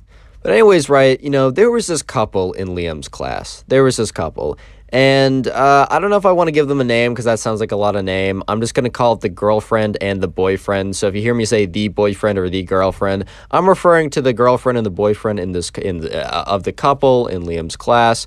But anyways, right, so Liam kind of sat towards the back of the class, and he told me that, like, Okay, yeah, he did try, but, sometimes he did goof off in class a little bit. He wasn't like a top student. He wasn't like, a super, he wasn't the top student, but he also like wasn't failing the class. He wasn't about to fail out of school. Like he did care still a little bit, but, he couldn't really be bothered to be like 100% focused all the time. So he sat in the back of the class just so, you could just kind of like mess around a little bit and kind of get away with it a little bit more, even though, he still did try a little bit. But in the back of the class, there was a whole host of people, right? Personally, I like the back of the class, even though I'm kind of a hardo in school sometimes. Like, I mean, I'm just being honest, man. Like, I do, if I enjoy the subject or even if I don't, I'll try and grind it out. I kind of see it like a video game sometimes. It's kind of fun like that. But I like the back of the class just because it's kind of like I like the positioning. I get to see everyone. If I do want to like go on my computer and I don't know, check the stock market or something, like I won't have people looking at me like, what's this kid doing? LOL. Like, I can do it, no problem. But, for Liam, the back of the class was kind of where all the kids that were trying to get away with something would sit. And there's this couple, and I mentioned them briefly. I'm just going to call them the boyfriend and the girlfriend. But the boyfriend and the girlfriend, right, or the couple. If I'm going to refer to them individually, I'll say their name, like boyfriend or girlfriend, but I'm just going to call them the couple for most of this, right? So the couple, right, they were like, they didn't really pay attention in class. They were definitely like, I don't think that they were failing, but they were always being called to the front office. Like, it was, they were just kind of like, they had other priorities than this class, which, dude, do well in class. I know it's not always fun, but trust me, like, treat it like a video game if you can enjoy it. Like, treat it as like getting points and doing quests. Like, you grind out stuff you don't want to do in video games because it's like you want to get the achievement. Just try and do that same thing. It's like the best advice I can give. And obviously, if you're interested, put your 100% in it. But anyways, right, these kids were not the couple. These two kids, they were not trying to like. They had no intention of doing well in school, but all they wanted to do was basically just suck each other's faces off in class. Yeah, but yeah, so obviously, right, kind of unfortunate for Liam because like he liked the back of the classroom. He just liked the position, obviously, as I explained earlier. But the problem was, like, the couple would always sit back there as well in this one class. I don't know what class it was. Could have been, like, math, history or something. But in this one class, the couple would always sit back there with Liam. And he was just like, bro, you cannot be serious, dude. Because they'd always be back there. And obviously, right, it was a pretty big class. There was a lot of people in there. And the way that the classroom was, like, formatted was the way back was really hard to see. Like, it wasn't impossible. Obviously, the teacher wasn't like blind to what was going on back there, but there's like just the way it was distributed, there was like enough kids and like it was dense enough that like you could definitely get away with a little bit back there. Like there's also another kid, and he's not really a main focus of the story at all, but just kind of like a side story in a sense. There's another kid who I'm not going to bother giving a name that Liam was telling me about that basically would, he would hit his vape device. Guys, don't do that stuff. It's just it's so dumb. Don't do it. Like, you're gonna mess up your lungs. It's not even like that. It's not worth it, dude. Trust me. Like, that was like always all the rage in my high school. I never really did it. Like, that was never my thing. But like, I have a lot of friends that are still like hooked on it to this day, and they're like, dude, never start this. Just don't do it. Anyways, though, right? So this couple, right, kind of annoying to Liam because like at first they would just kind of like hold hands, but they would do it really weird. Like, here's the thing, dude. Obviously, right, I like women. They look nice, right? That's cool. I feel so weird saying that, but like, here's the thing. PDA is gross at the end of the, at least for me, and I'm sure for a lot of guys and you guys or whatever, right? People are just like, enjoying each other. That sounds so weird. I'm sorry. People enjoying each other, right, in public. It's just uncomfortable, man. So, like, at first, this couple, right, the boyfriend and the girlfriend, they'd be holding each other's hands, but they'd be, like, rubbing each other's hands, which is just, like, an extra layer of just, like, what the fuck? Like, what? But it was just like a little extra layer of like uncomfortable for Liam. He's just like, bro, that's weird. Put that away. But eventually, right, when you can kind of like, there's definitely like people that will always ride the line. Like, if you can get away with something, you're just going to be like, oh, can I just like do something a little bit worse, or can I be a little bit edgier, or can I ride the line just a little bit more? And this couple was definitely that couple, right? They were like, oh, we can get away with basically like fingering each other's hands. That was a very weird way of putting it, but basically rubbing each other's hands, massaging each other's hands, right? Gross, kind of weird and uncomfortable. But can we get away with like, I don't know, like giving each other like a back massage or something in class? And right, Liam, unfortunately, he likes, dude, he likes the back of the room. He likes, occasionally going on, playing some games online, maybe like looking stuff up. So he really does not want to move to the front of the room.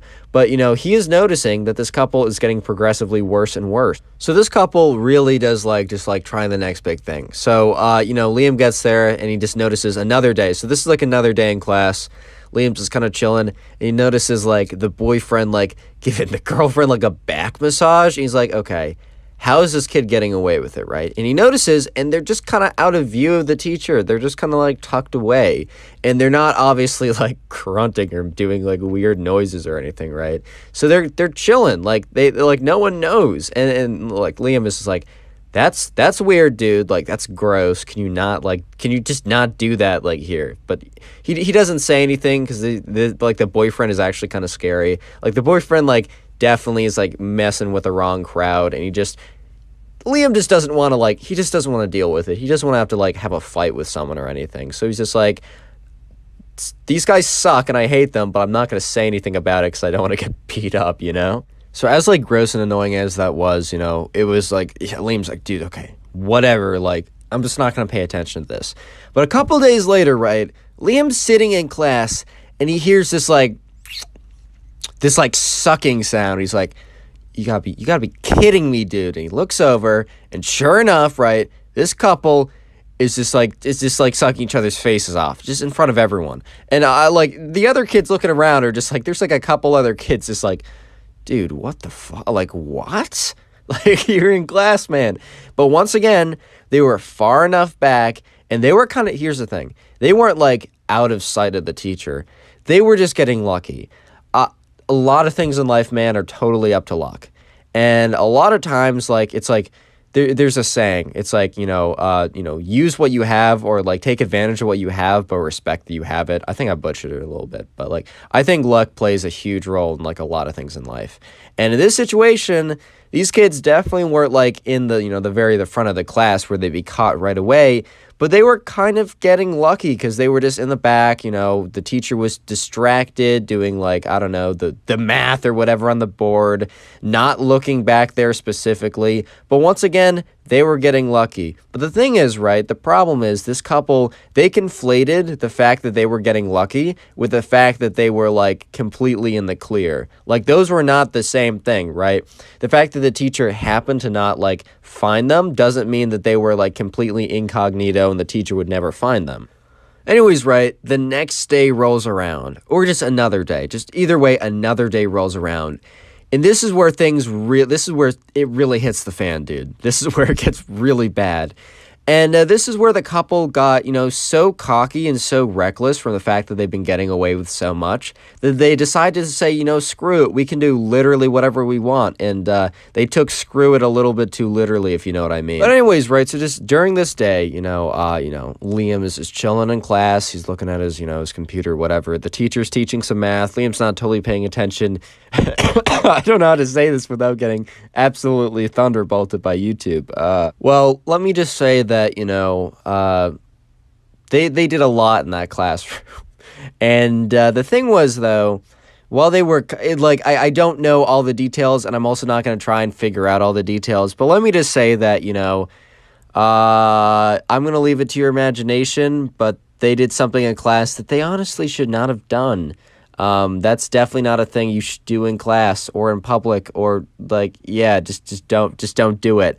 And let me just say that their cockiness and their kind of feeling of invincibility definitely got the worst of them, because at this point, Liam is sitting there, and look, okay, there were definitely it was there was jackets. It wasn't on a desk or something. It wasn't crazy, but it was either way, I'm not going to say exactly. So there's a couple different things it could be. But I'm not going to say exactly, but let me just say that you should not do that in class. Let me just say, though, their luck ran out here. I mean, obviously they pushed the line way too far, but yeah, their luck ran out. And Liam was sitting there like, no shot the teacher doesn't realize, like, they were kind of loud. It was like it was ridiculous. Like the fact that they got away with just a little bit. It's almost like that like experiment of like you put the like there's like I don't know, like if you put the like a frog in water and you slowly turn up the temperature, it won't realize like it's being boiled. It's like they got away with it bit by bit, that they didn't realize how extreme and crazy they're being, like how loud and like ridiculous they are. So obviously, right, Liam looks up and the teacher is just like, he's like on the board, like X plus Y equals whatever. And then he's like, he turns around because obviously he's kind of like, here's a disturbance in the back of the classroom, quote unquote disturbance, right? And he turns around and Liam just notices his face just go from like kind of like normal, whatever expression to a little bit of confusion to just absolute fury. Speaking of teachers, today's word is teacher. So comment teacher down below. I'll try and heart as many of those comments as I can, but just don't take it personally if I don't, because, I am a full-time college student while doing 2 videos a day and also trying to have a bit of a social life. So I'll try and heart as many as I can, but don't take it personally if I don't. Also, today's your lucky day because for every single person who leaves a like on today's video will receive nothing. I'm not even kidding, man. Also, shout out to the channel member on screen right here. Every once in a while, I'll shout out a random channel member who comments, so consider hitting that join button, but honestly, no pressure to do it. But yeah, thank you to the person on screen. I really do appreciate it, and all the other channel members. I can't speak, dude. But anyways, back to the story, where we left off.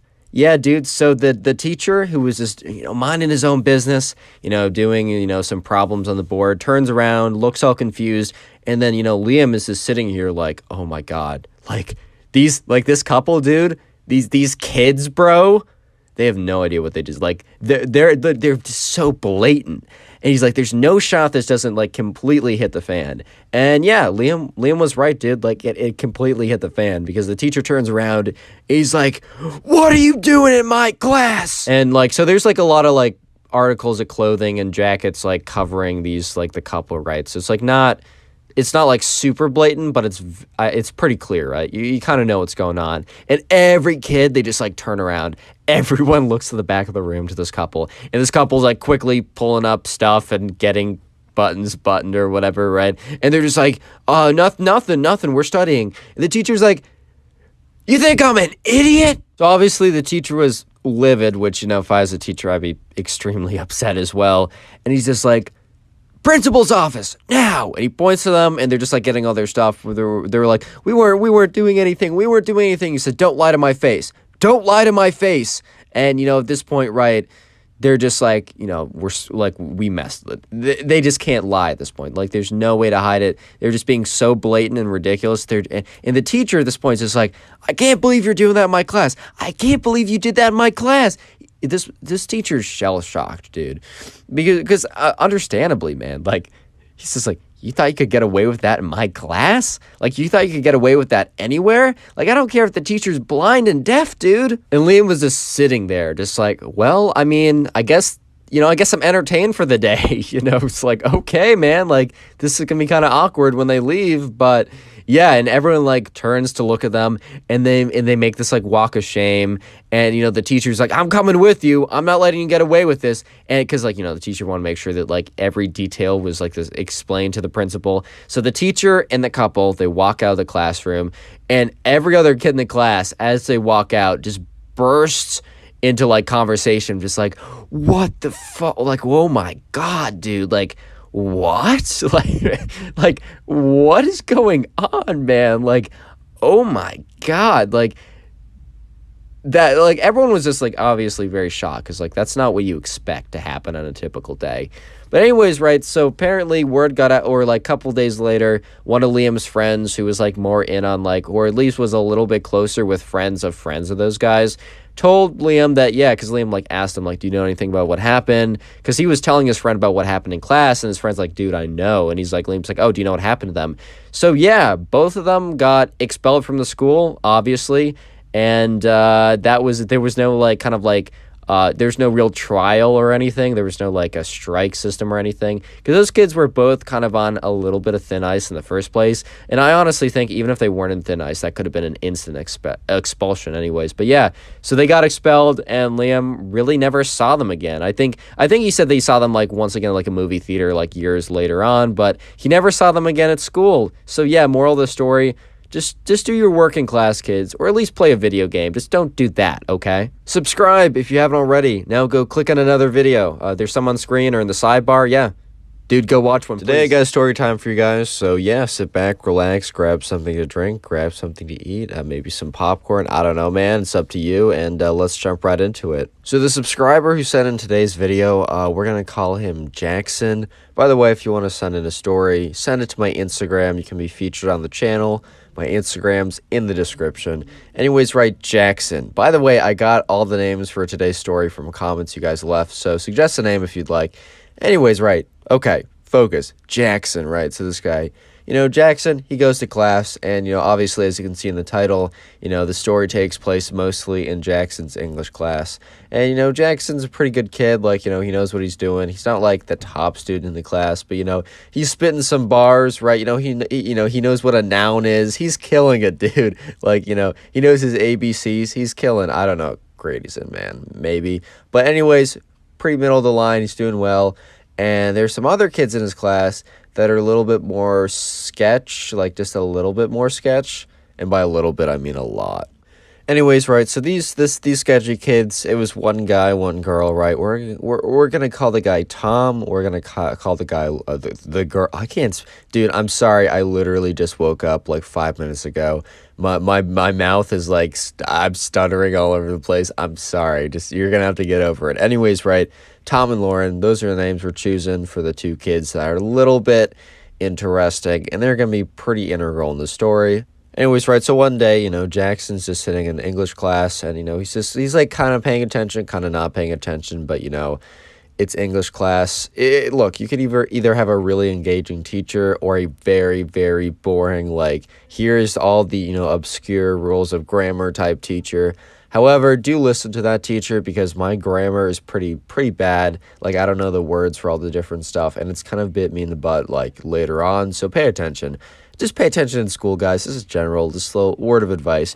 Anyways, right, so Jackson, he's kind of just chilling. I don't know if he's paying, like, that close of attention, because he does notice something, which I'm about to tell you, and is pretty integral to the story. Anyways, right, so Jackson is sitting, back in the middle row.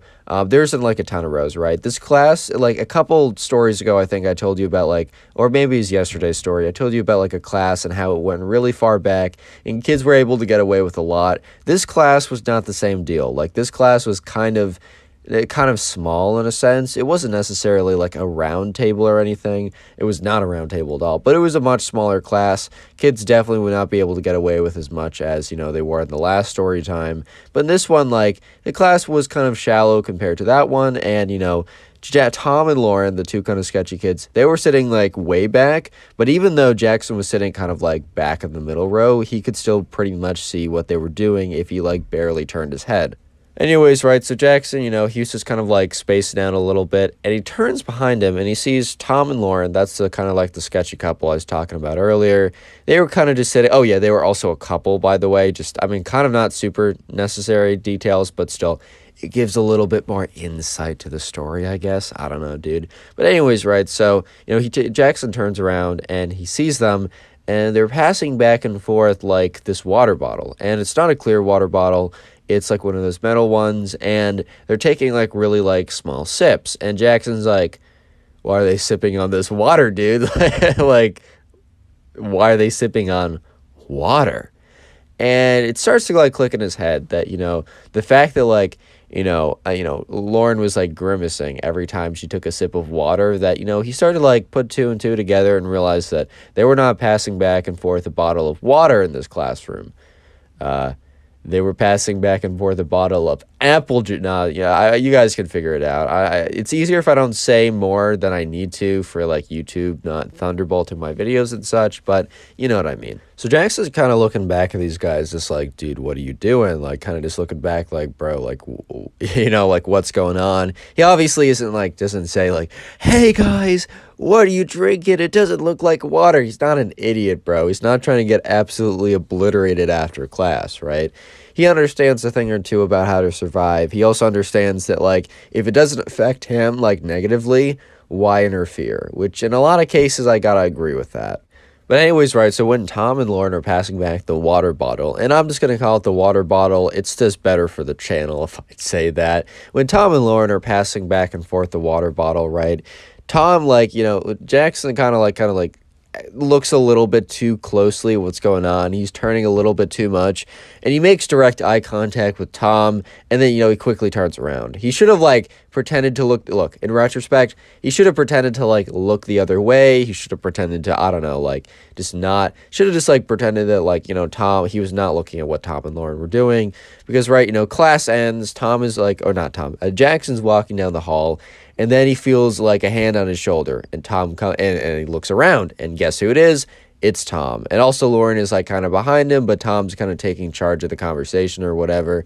And Tom's like, hey man, and Jackson's like, hey. And remember at this point, Tom and Jackson, like, they're not boys, right? They're not friends. Like, they're not enemies.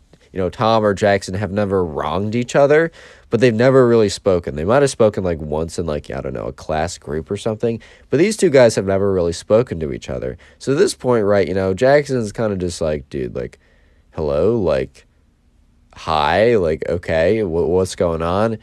And Tom's like, hey man, I saw you like looking at us like earlier. And, Jackson's like, yeah, maybe, like, I don't really remember, like, I kind of space out a lot in class.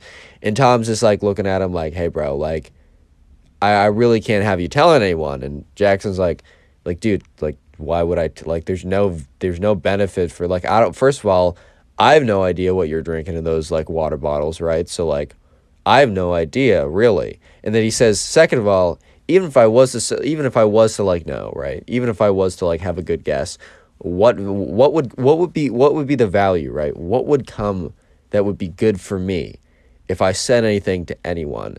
And he said, I can tell you what the downside would be. You guys would probably beat me up because, like, Jackson's just being straight up at this point because he knew that Tom was, like, kind of sketchy, kind of a big guy, had a lot of friends. Like, he's just like, Jackson's just like, dude, like, there's no reason for me to say anything. And Tom kind of, like, actually takes this pretty well. He's like, huh, okay. Fair enough. And then Jackson does say something, and like, because like, look, Lauren was there too, and kind of like looked at Tom and Lauren. He's like, guys, like, it is a pretty small English class. Like, honestly, like, do what you want to do, and I'm definitely not going to say anything. That's just not my place. But at the same time, like, if I was sitting pretty far away from you guys, and if I got kind of a sense of what was going on, I would just be careful. And Tom's like, you don't need to worry about us, but thanks, I guess. And Jackson's like, all right, man, like, I guess I'll see you in class tomorrow. So anyways, right, the next day rolls around, and they're in class, and Jackson is kind of like, he's like a little farther up than normal, because he just has a feeling, right? He knows that Tom and Lauren, they're not going to care. They're going to keep doing what they're doing, and in his opinion, they're going to get caught sooner rather than later, so he just wants no affiliation at all. So sure enough, right, there's like a clock in the back of the room, so you can kind of like, Jackson was looking back and kind of kind of kept his cover because there was like a clock back there. So he looks back at the clock, and yeah, sure enough, Tom and Lauren, they're back there doing exactly what they were doing yesterday, passing the water bottle, grimacing at small sips of quote unquote water. So you had a sense that it wasn't water, dude, right? And, Jackson's like, okay, man, like, if you want to get caught, dude, like, that's up to you. That's up to you. That's not going to be on me. That's going to be on you. But, like, you can live your life, man. But anyways, as Jackson expected, right, it was a small classroom. It wasn't some big, crazy classroom like the last story, right? It was a pretty small classroom. And, guess what?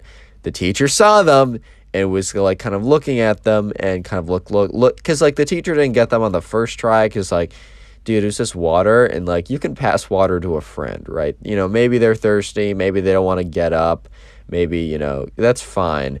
But he was looking at them, and they were passing back and forth a water bottle with a very, like, taking very small sips of it and grimacing.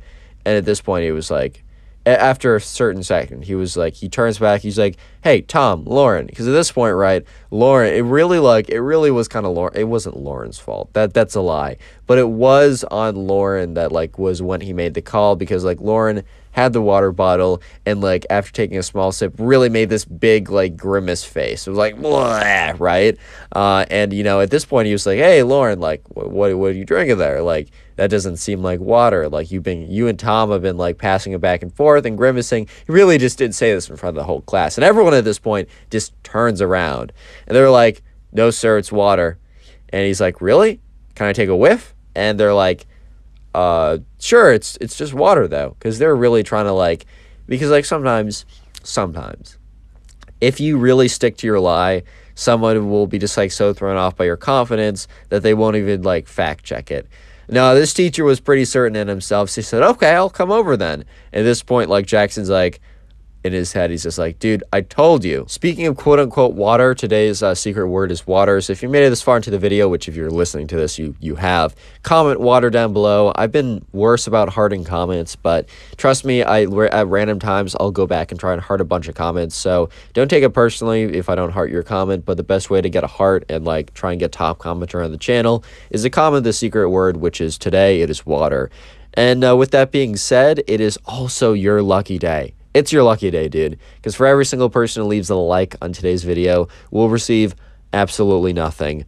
Enjoy. Anyways, right, so the teacher walks up, and at this point, right, you know, Lauren's kind of sweating. Thomas has this facade of, like, it's cool, bro, it's cool. But, like, Jackson knew for a fact that Tom knew that, like, he was screwed at this point. And, yeah, so anyways, the teacher goes up, grabs the water bottle, takes one smell of it, like, scrunches his nose, is like, oh. He's like, looks at them, he's like, all right, this is no water. Come on, guys. You should know better. And they just look at him. They're just like, they just don't say anything. They don't even try to fight it because, like, if it smells like that, dude, it's just not water. You just can't, like, say, oh, it's flavored water. Yeah, what is it flavored? Like, I don't know, drain cleaner flavored? Like, why would it smell like that? But anyways, right, yeah, so, you know, he's just like, you two, office, come with me. And, yeah, so it's kind of like a walk of shame up to the principal's office. And, yeah, so anyways, you know, Jackson obviously doesn't go to the principal's office with them, but he kind of hears through, like, the grapevine, he hears through some friends that Lauren is, like, suspended for 2 weeks, and Tom has a lot more on his record, had a lot more, like, just had a much sketchier record, had a lot more strikes against him. And for this final strike, you know, he was gone. He got officially expelled from the school. They just couldn't handle him anymore. So, you know, Jackson was, like, walking out of class, and he didn't know this at this point. He was told this after the fact. So he's walking out of class, like, I don't know, 30 minutes later, and he's just, like, it's kind of like a free period, so he's just going to his locker room or his locker or whatever.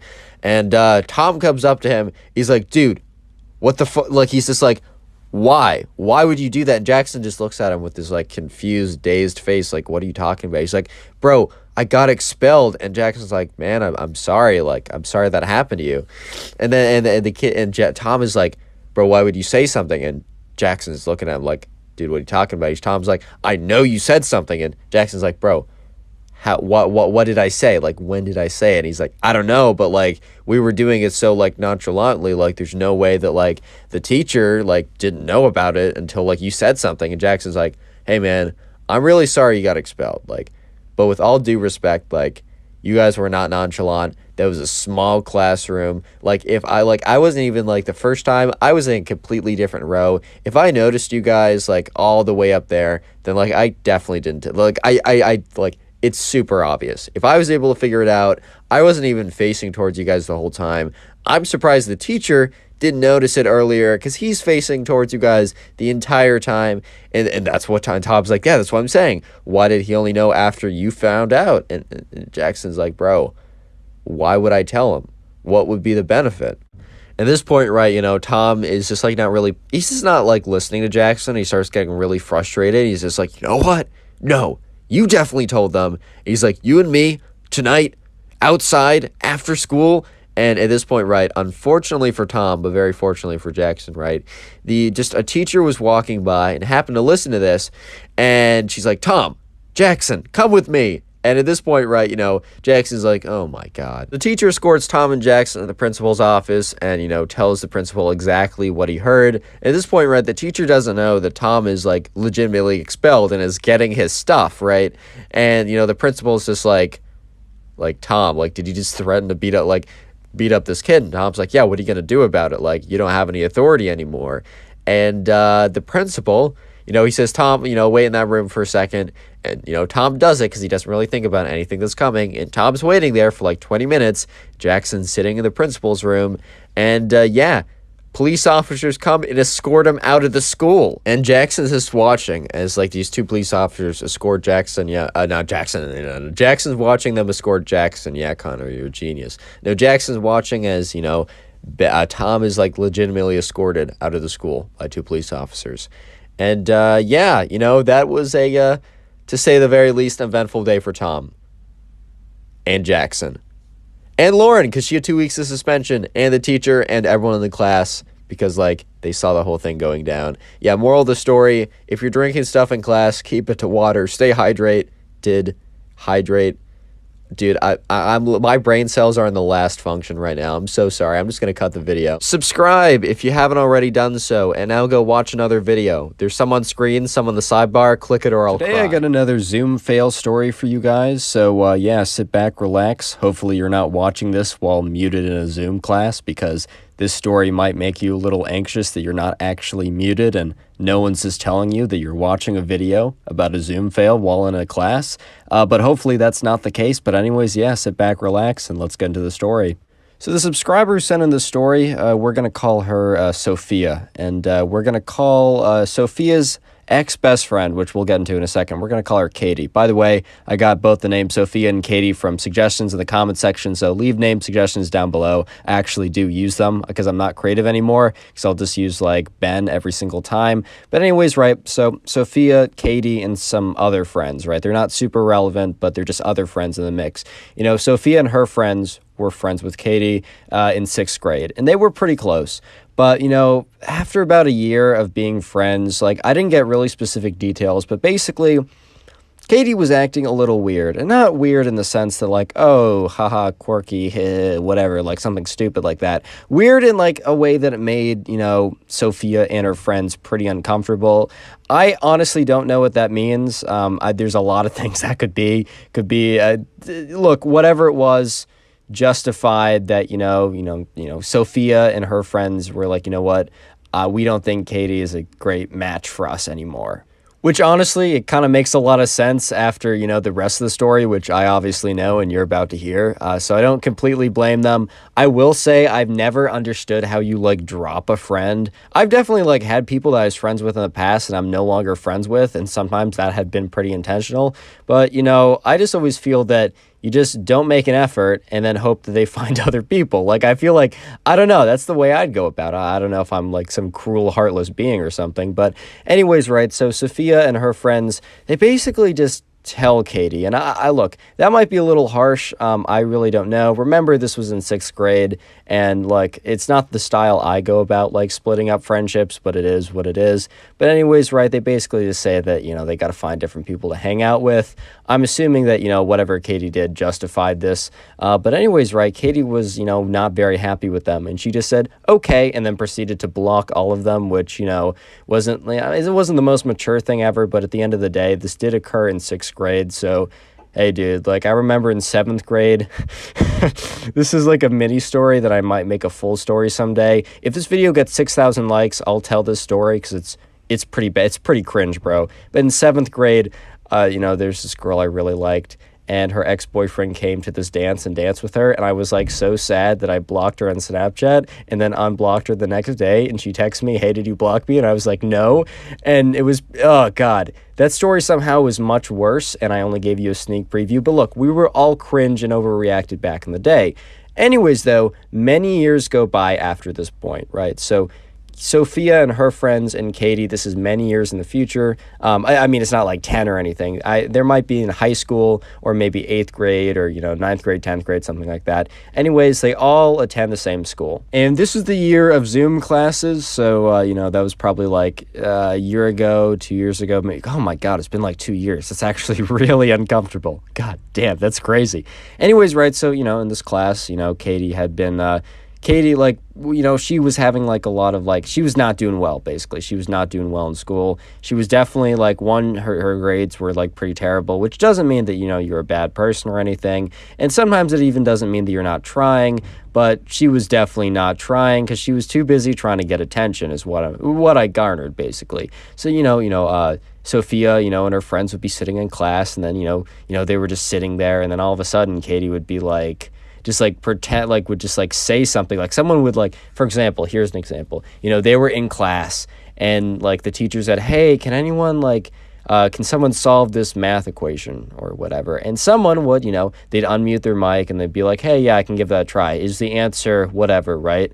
And the teacher would say, no, try again. Obviously, right, Katie didn't understand what the actual answer was. She had no idea what was going on. But when she heard the teacher say that, the answer was wrong, she would unmute her mic to, laugh a little bit and then quickly mute her mic. It was obviously very intentional just to, get attention, even if, she definitely took the whole concept of, all press is good press or all publicity or attention is good publicity and attention. She took it to the extremes for this one. Because, the class really didn't like her because she would do stuff like that. But anyways, right, one day, Katie was in class, and, she gets bad grades because she doesn't try and focuses too hard on, trying to, get attention and, doing a lot of stuff like that. And she's in a breakout group with a bunch of people.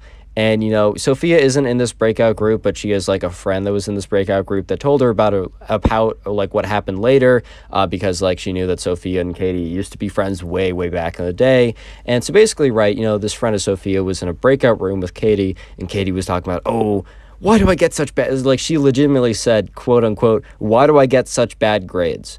And everyone was just kind of silent because it was she doesn't pay attention. She's obviously on her phone the whole time, which, look, if I'm being honest, dude, Zoom is hard. Don't get me wrong. Zoom is hard to pay attention on. But, if you're not even trying and if you have bad grades and you're not trying, that's fine. Do what you want to do. But you have to at least know that that's why you're getting them. You can't be why is this happening? It's dude, that's on you. Basically, right, the breakout room was silent, but, Katie wouldn't stop kind of her, her tirade, her rampage about, oh my God, I don't get it.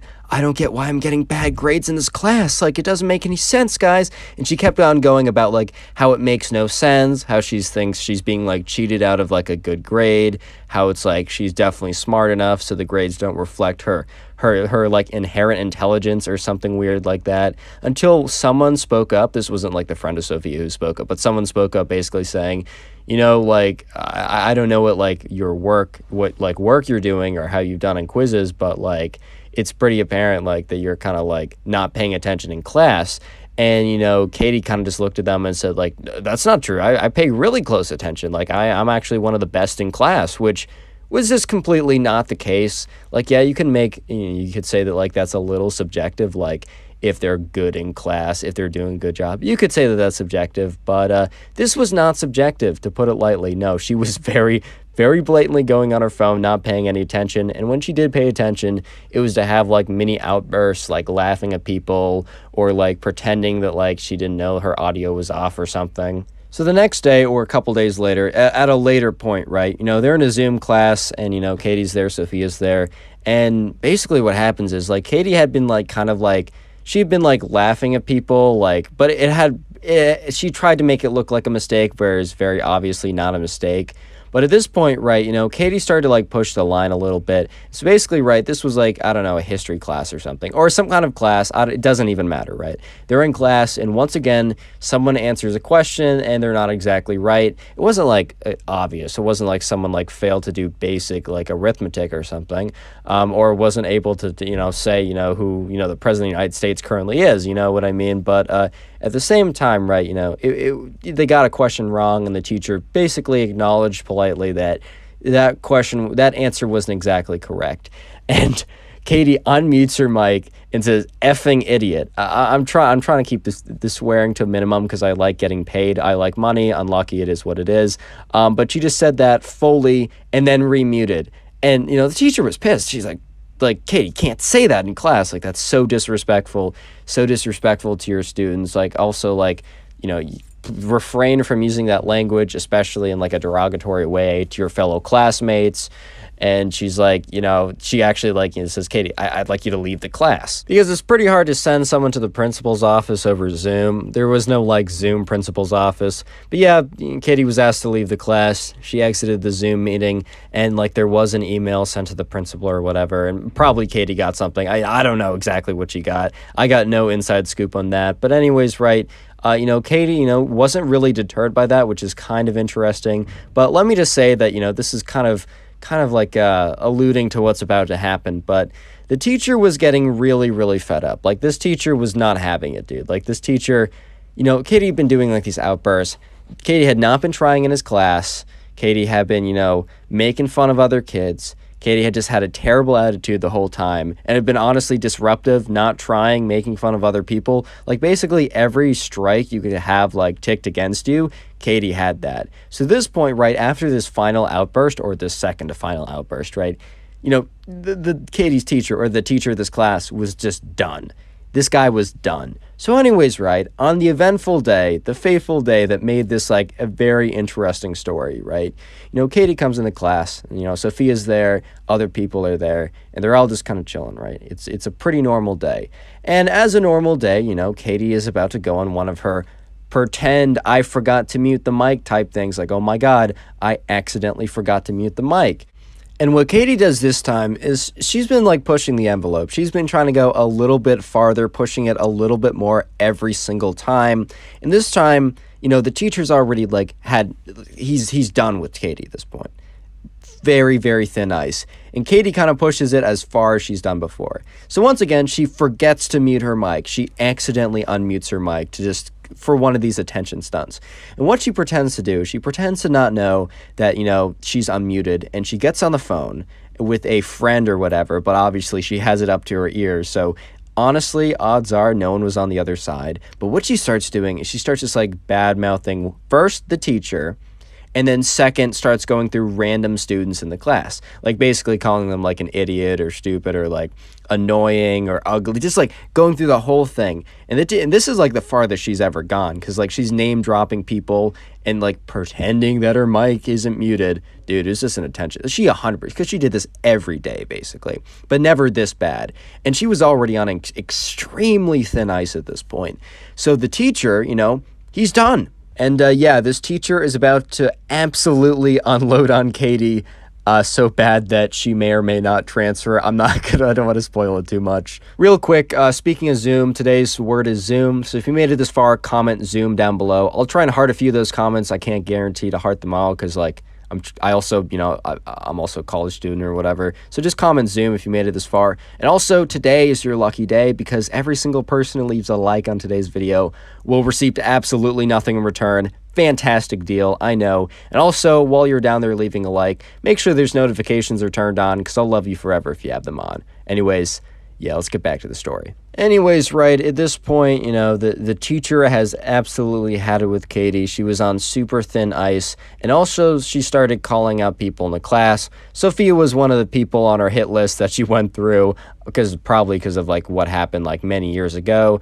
But, the teacher, instead of, kind of ignoring it, because in the past, it had been kind of small, or, he just, didn't want to deal with it, he actually confronted Katie head on. He's like, Katie, your mic is not muted. He knew that, she knew it. But, she was like, oh, my God, I didn't know, guys. Kind of, looking for the same, oh, I'm going to get some attention. I'm going to get a little bit of hate, a little bit of heat from the class. That's going to get me going. Kind of whatever she was doing throughout the whole thing. However, this time was very different. The teacher says, Katie, you are rude. You are just, and starts, laying into her. You are rude. You are disrespectful.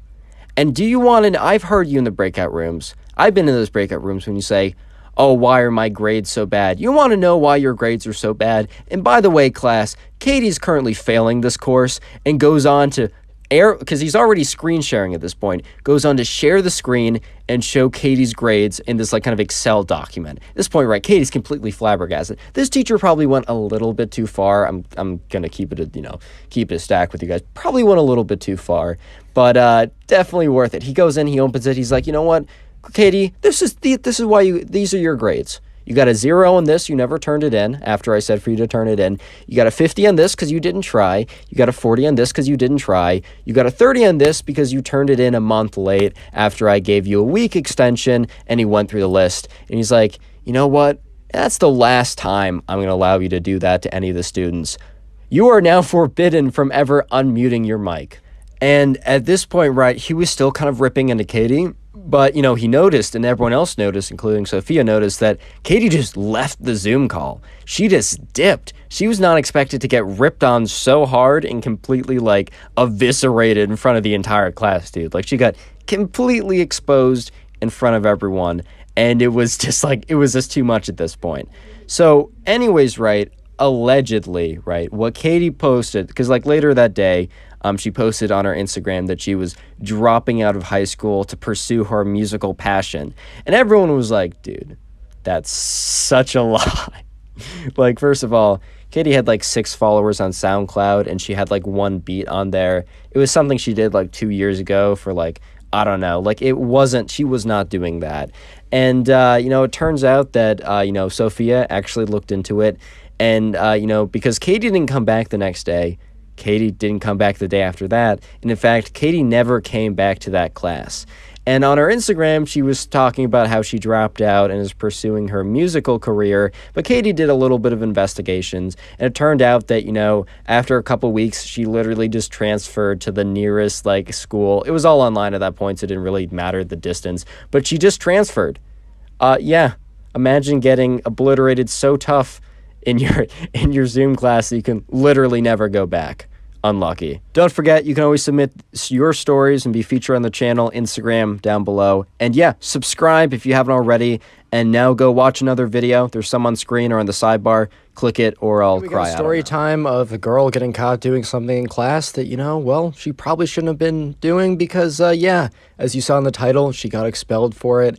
And anyways, sit back, relax, and let's just jump right into the story. Anyways, right, so we're going to call a subscriber who sent in this story, and you can send in stories to my Instagram. It's in the description. We're going to call him Paul, and I got the name Paul from the comment section. So if you want your name, your friend's name, or just a random name to be featured in the story, don't forget to leave a comment with the name in it. Anyways, right, so Paul, he was in history class, and this just seemed like a normal day in history class. He was just sitting there, he was chilling, having a pretty good time. And there was this girl in Paul's history class, and we're going to call her Janet, also a name I got from the comment section.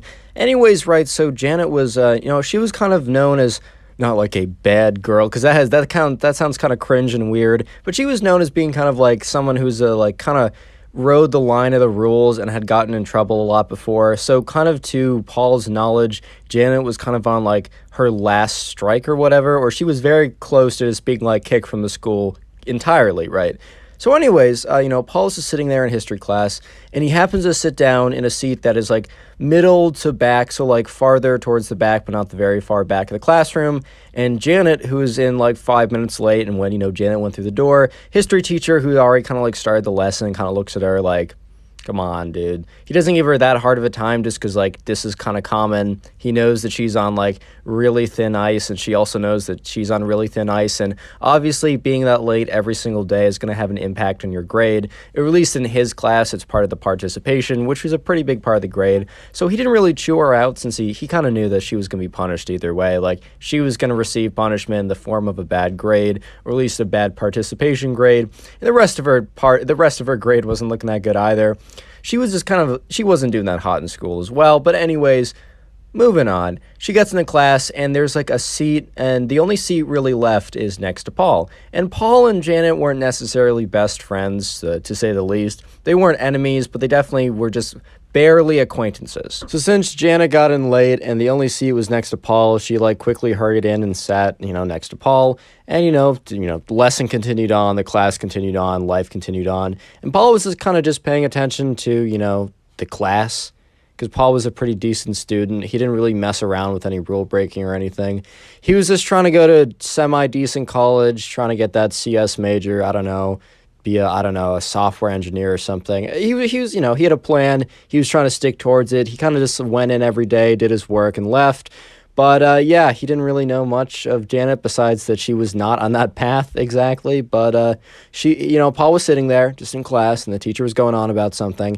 And to be fair, Paul was not really paying super close attention at this time because he knew in this history class that, he could kind of just read the textbook and get like all the information he needed probably in like 10 minutes instead of like listening to this guy ramble on for 45 minutes. So he kind of like hacked the class at that point. So he didn't really feel the need to pay super close attention, but he also like needed to attend class every day. But anyways, right, he was kind of spacing out when he noticed Jasmine was, Janet, sorry. Jasmine was, I think, the last person's name. I have the names of the people. I do the stories written down so I don't forget, and I mix it up. Anyways, right, Paul noticed that Janet was looking very intensely at him, and he was, like, kind of creeped out because he kind of saw that from the corner of his eye, and he thought it was, like, she was staring off into space, like, next to him, but she was, like, kind of making little hand movements towards him, so eventually, right, Paul, like, looks directly at Janet and is kind of like, what, like, hello? Hi? Like, I don't know who you are, bro. Like, and Janet just looks at Paul and has this, like, smile on her face. Because apparently, right, she got bored pretty easily. And she decided that today she was going to make a new friend and show something off. So she looks at him and she just puts her finger up to her lips. Kind of like, the shushing motion and goes, shh. And Paul's just, like, looking at her like, dude, what? You're trying to get my attention. Why are you telling me to shush? And she reaches into her backpack. At this point, Paul is just like, okay, let's hope that's just a pencil or maybe a pad of paper. Maybe she's really buckling down. Maybe, I don't know, maybe she's like actually going to start paying attention in class. She's going to even pay more attention than me. She's going to turn her whole life around at this point. No, she takes out a water bottle. And let me just say that this was pretty clearly not a normal water bottle. And she's looking Paul right in the eyes when she takes out this water bottle. So Paul already knows that like something is like up. This is not like a water bottle. She wouldn't like shush him if it was just like, well, okay, the water bottle was actually normal. The water bottle itself, correction. But obviously whatever was in the water bottle was not like normal enough for her to be like, shh, don't tell anyone I'm drinking water. Like no one cares, bro. Like no one will care. Obviously, right, Paul was putting two and two together and realized that there was certain liquids in there, certain apple juices made for adults, right, that probably was something that Janet didn't want everyone to know about, even though she probably wanted some people to know about because she was telling Paul basically, because, attention, bro. Everyone likes a little bit of attention, but obviously in this case, too much attention, and she gets a strike against her, which is probably her like 100th strike, and she'll probably get kicked out or expelled or something. So she's being a little sneaky, but still wants that good old sweet attention. And anyways, right, she looks at Paul, and she like puts the water bottle up to her lips, takes a bit of a sip, kind of grimaces a little bit, and puts it back, and Paul's like, kind of like leans over and is just like, you probably shouldn't do that in class. Like, you should probably put that away. And she kind of looks back at him and she responds kind of flirtily like, oh, I can do whatever I want. And she like picks up the water bottle again, kind of like takes a bigger sip of it. At this point, right, Paul actually hears like the teacher from the front of the room say, quiet down, you two, and like kind of looks at them too. And then Paul's a little annoyed at this point because he's like, dude, I'm just trying to pay attention. I'm trying to stay out of trouble. Like, Janet, this happens to you every day, but I'm just not trying to get into trouble, bro. This is not something I'm trying to do. And, Janice is kind of like looking at him like, they both look forward after they're told to pay attention. But then all of a sudden, right, Janet just starts like she's, back, drinking from that bottle, from that water bottle full of, yes, totally water. There's totally water in there, dude. YouTube algorithm gods. There is water in that bottle. Anyways, right, so Paul is paying attention again, and then Janet just goes back to like, kind of like trying to like look at him and get his attention and get him to like pay attention to her again. And she's like taking like, sips of this apple juice from the water bottle. And obviously this apple juice, doesn't taste that good. No one really enjoys the flavor of it. If you do, you're a little crazy, a little psychotic. But anyways, so she grimaces basically every time she takes a small sip of that. And since the teacher already caught, both of them in huge quotation marks, obviously Paul got roped into this. But since the teacher already caught them talking, like he was already kind of like paying a little bit more attention to whatever was going on back there. And he noticed that, Janet, she was drinking from this, non-disclosed water bottle, and that she was grimacing every time she took a sip. And let me just say that normally when you drink water, you normally drink it in a big swoosh, big glug, and you also don't grimace while doing it. I don't know, man, maybe water is hard for you guys to get down, but for the average human being, that's not the reaction you have when you drink water. So all of a sudden, the teacher was getting a little bit suspicious. And the thing is, like, Paul is noticing this because he's, like, looking up and he's looking at the teacher, looking back at both of them. And he goes to Janet. He's like, Janet, the teacher's paying attention. You got to, like, chill out for a second.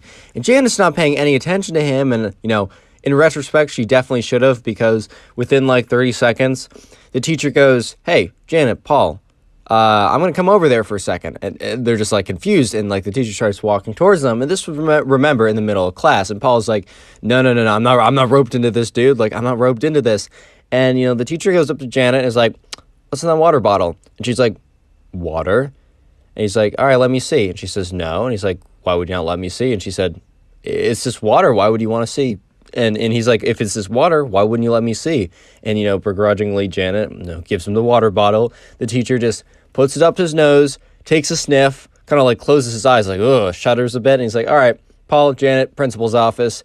And Paul's like, dude, I was just sitting here. And he's like, it's not what it looked like. It looked like you and Janet were talking a lot, maybe even passing back and forth this water. And at this point, Paul is mad. Speaking of water, today's secret word of the day is water, so comment water down below if you made it this far. I'll try and heart some comments to say water. I can't guarantee I'll get to a lot, as I got a lot going on right now. And also, today is your lucky day, because for every single person who leaves a like on today's video, they'll all receive nothing. I'm not even kidding. Leave a like on the video and you'll get nothing. Fantastic deal. And also, up on screen is a random channel member who left a comment. I just do this every once in a while to say thank you to the people who are channel members. If you want to do that, hit the join button next to the sub button. And yeah, back to the story. Anyway, so Paul and Janet are walking up to the principal's office, and Paul looks at Janet like, why? Why am I here? He doesn't even say anything because, I don't think the principal would have, allowed for them to have, a long conversation as they're walking up pretty quickly. But he just gave her a look. Just kind of a look of dude, I'm not supposed to be here. And Janet kind of gave him this look back like, dude, I'm sorry, but I'm screwed. And so they get to the principal's office, the teacher drops them off, and basically explains real quick what happened. He's like, I saw them both talking to each other, and Janet was, drinking out of a water bottle, and there's probably some, there's pretty obviously some adult apple juice in there. And I don't know if Paul was too, but he was definitely conversating with her, and they could have been passing it back and forth when I wasn't looking. And I'm going to leave it up to your discretion to whatever to do, Mr. Principal Man. And yeah, peace. Teacher leaves. They're both sitting there. Principal just looks at him like, well, what do we have here? What went on, guys? Let me know. And so the principal kind of just asked them, hey, from your point of view, what happened?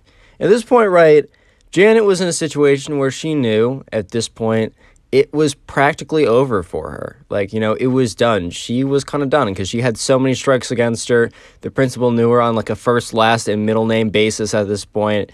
And, she knew that, she also couldn't get out of it because the teacher had confiscated her water bottle. And she said, oh, it was just water. Obviously, they'd check it and it would be very clearly not water.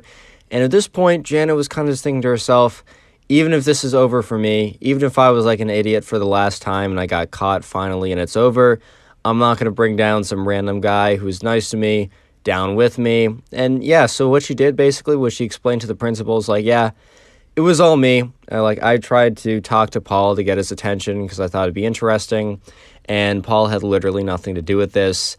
He's obviously a good kid, and he has nothing to do with what I do. I'm going to pay the price for whatever I'm going to pay the consequences are 100% on me. They shouldn't be on Paul. I feel bad that he's even here. And Paul kind of just looks at her wow, I appreciate that. And the principal looks at Paul and is just is this true? Did you really have nothing to do with it? And Paul's like, yes, I was just there. I really had nothing to do with it. Janet's telling the truth. And the principal's like, all right, Paul, sorry you got roped into this. You can go. And, as Paul's leaving, he looks at Janet and kind of just mouths the words thank you. Just to show a little appreciation. Because Paul was well aware that this was probably one of the last times he'd probably see Janet, especially in school. This was definitely the last time he'd see her in school.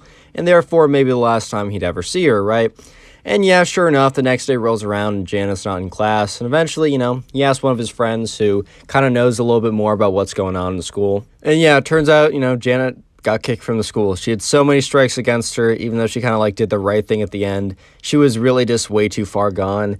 And Paul kind of got a little sad. Obviously, Paul didn't know this girl, and also this girl almost got him in trouble for doing nothing, basically.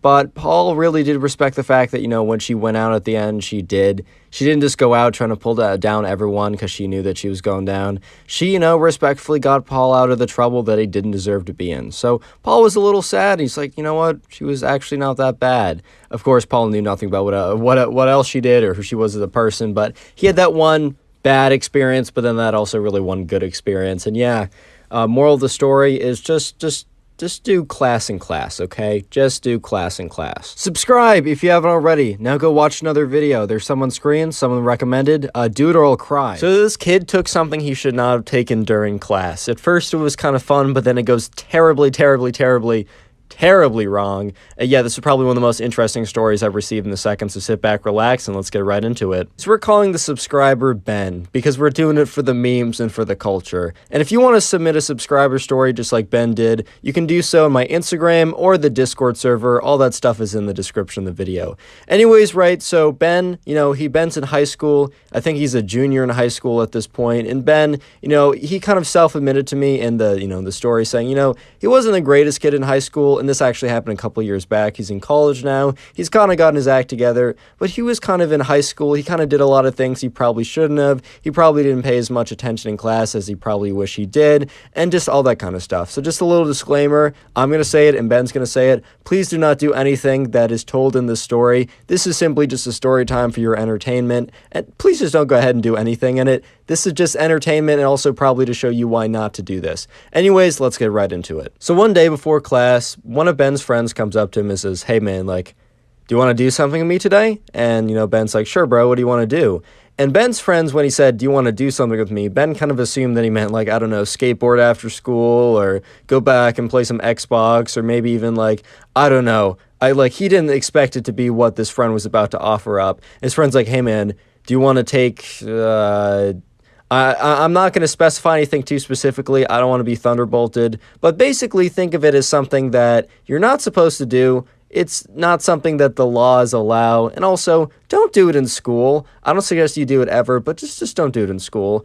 And at first Ben was like, "Bro, I'm in class. I'm about to go to class in 10 minutes. I don't know how I feel about that." And Ben's friend, which Ben told me in the DM, saying, "You know what, this was, in retrospect, this kid was not a great kid, and he wasn't he's not still friends with this guy," as he kind of realized, nah, this kid shouldn't be my friend. But at the time, this was Ben's friend. And Ben's friend's like, "Dude, you hate that class. You never participate anyways. You don't even say anything in that class, and you're never called on. So what's the harm if you just decide to have a little fun in that class?" And Ben at the time, and he said in retrospect, "Don't do this. This was so stupid." Ben was like, "Yeah, you know what? Screw it. I'll do it." So anyways, Ben takes the item from his friend, and his friend's like, "All right, bro, I got class in 15 minutes too, so I thought it'd just be funny if we both did this.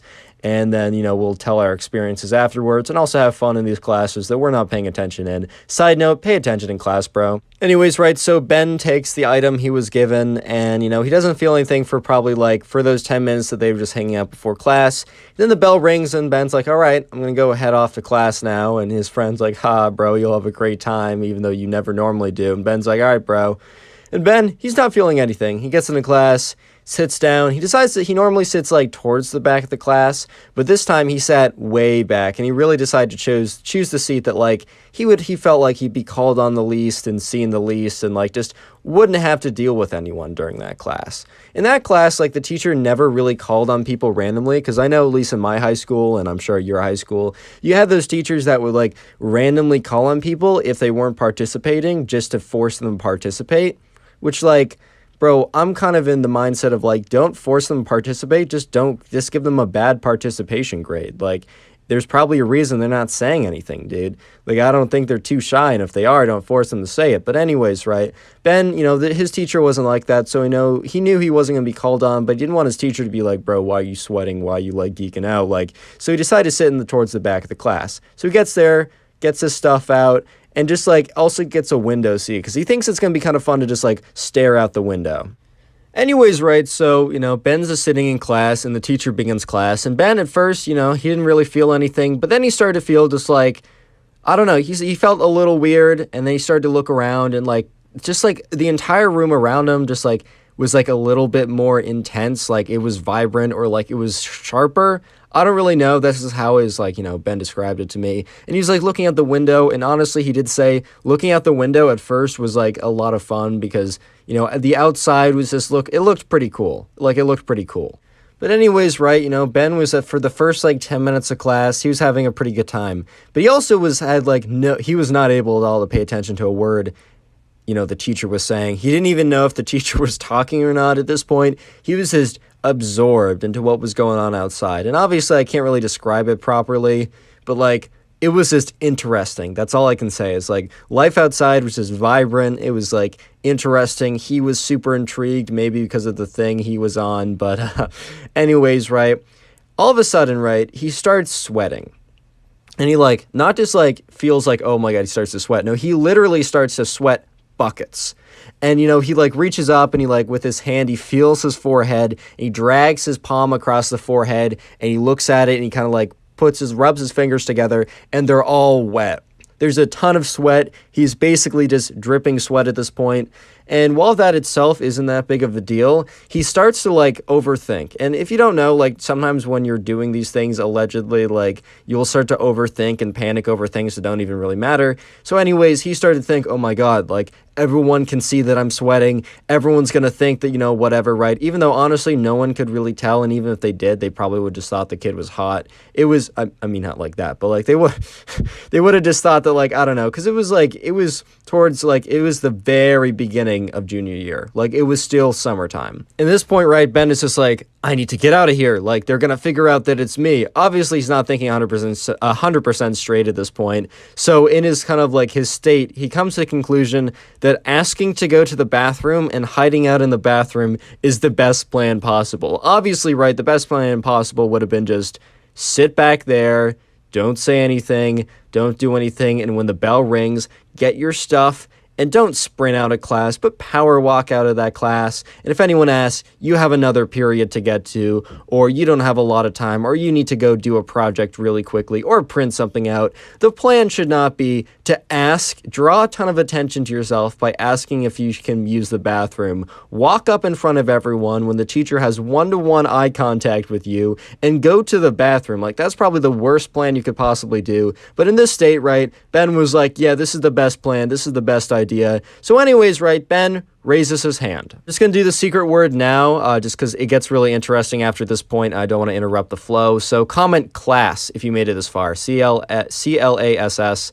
Yeah, comment class if you made it this far. I just want to see how many people made it this far into the video. Also, I will do my best to heart a bunch of those comments. I am working on a pretty big project, which I think you guys are really going to enjoy. And yeah, while you're down there, leave a like on the video. You'll literally receive nothing in return. It's a fantastic deal. And of course, if you haven't already done so, join the Discord. It's in the description. Anyways, right, Ben raises his hand, and he kind of feels like he raised it normally, but his hand's like shot right up. Because at this point, he's not really aware of like how weird it is. Part of this story was told to him by a friend, because this story is basically a combination of what he remembers and what like his friend, who kind of realized early on that something like weird was going on.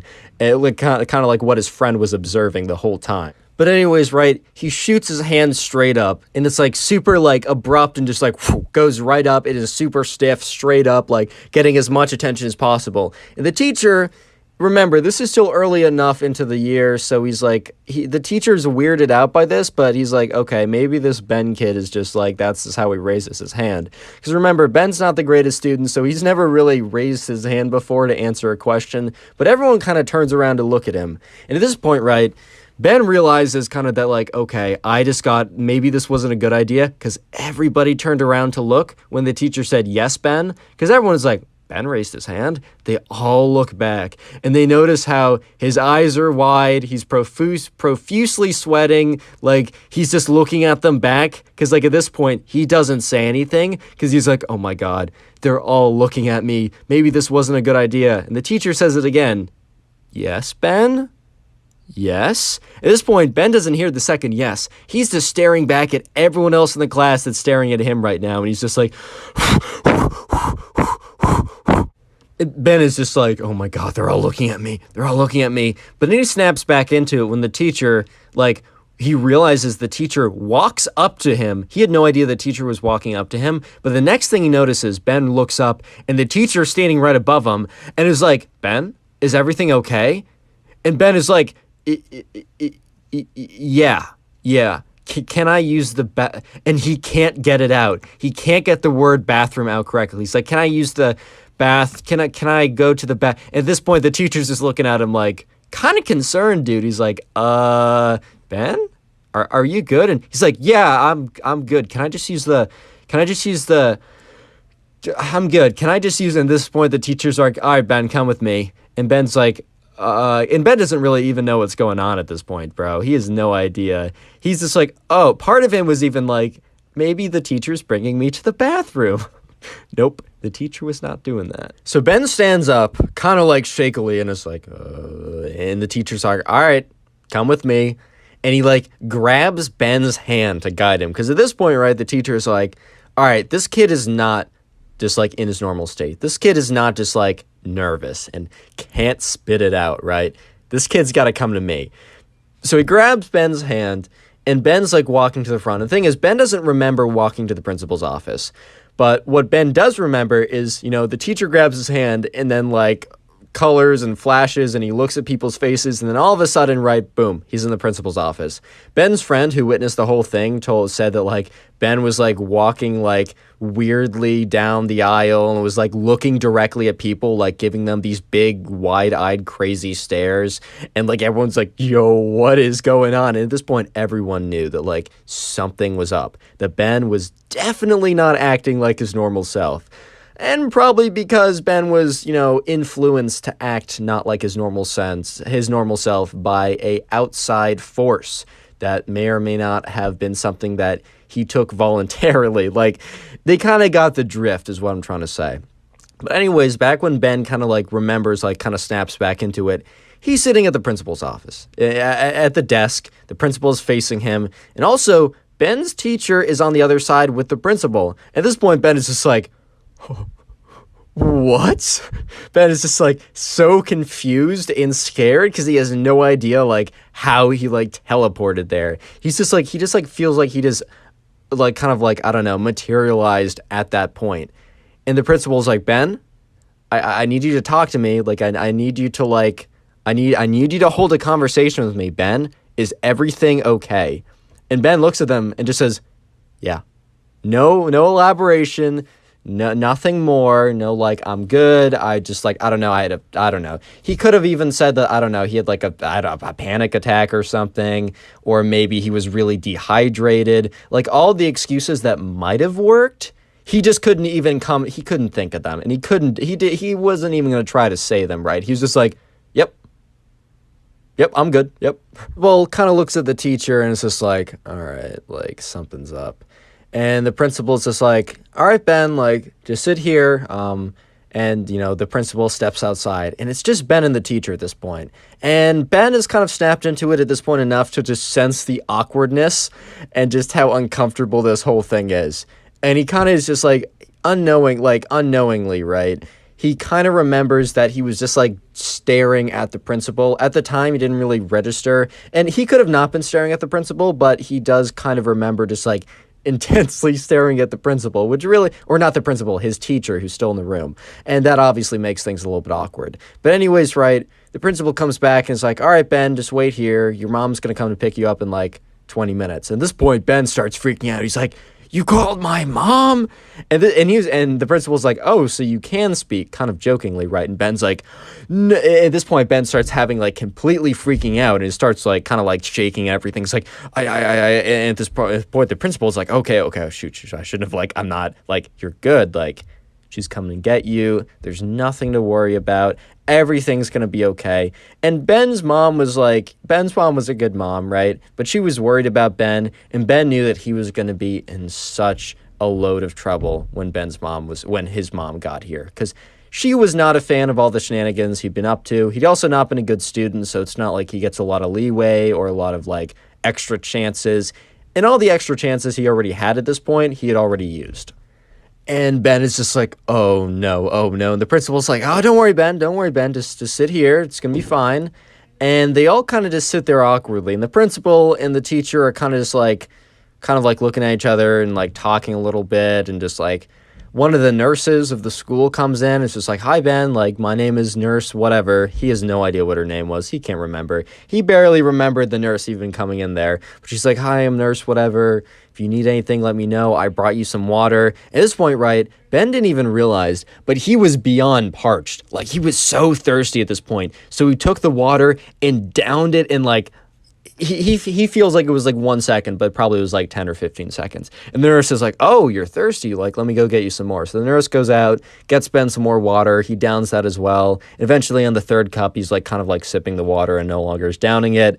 And time goes by and it kind of feels slow and fast at the same time in his recollection. But eventually, right, Ben is sitting in the chair and he hears the door open. And at first he thinks it's like another staff member or another nurse, but he turns around and he looks, and it's his mom. But anyways, right, Ben just looks directly at his mom's face, and he recalls that, like, she wasn't, like, angry or scared or mad or happy. She was just pretty expressionless, and she was like, all right, Ben, come with me. We're going home. And the principal is like, all right, I'll give you, like, a report of, like, what happened. Like, if you have any questions, let me know. We can fill you in. And his mom's like, yeah, okay, that's good. And she's just kind of like, all right, Ben, come with me. Let's go. And Ben is like walking with his mom. And his mom just isn't saying anything. And that's probably for the better, because Ben probably couldn't formulate a response anyways. And yeah, so, he gets in the car, sits in the back seat. He always sits in the front. But today he was like, I can't face my mom right now. I just can't honestly talk to anyone. And they get in the car, and the drive back is like pretty chill. It's like pretty just like nothing's happening. And then, all of a sudden, Ben realizes they're not going to his house. They're driving to like the nearby hospital, and he's like kind of freaking out at this point. And Ben's mom's like, Ben, don't worry about it. Just chill out back there.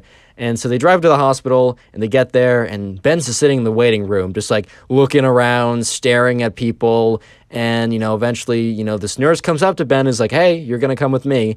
And, Ben's mom walks with them, and they go in there, they do some testing, and, Ben's just kind of sitting there just like wide-eyed, looking everywhere. And eventually the doctor most likely goes and tells, Ben doesn't remember this specifically, but he assumes that the doctor went up to Ben's mom after doing some like blood work and tests and stuff. By the way, getting the blood from his arm was very difficult because he was freaking out the whole time. But eventually, right, they do some testing or I don't know if it was like pee in a cup. Either way, somehow they test him, figured out what it was.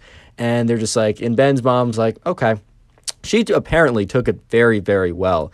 And the doctor's like, he's going to be totally fine. Just like hang out with him for a while. Basically, just make sure he doesn't go outside or anything. Just keep him in the house. And, Ben's mom's like, okay, all right, Ben, come with me. And they go back in the car and they drive back.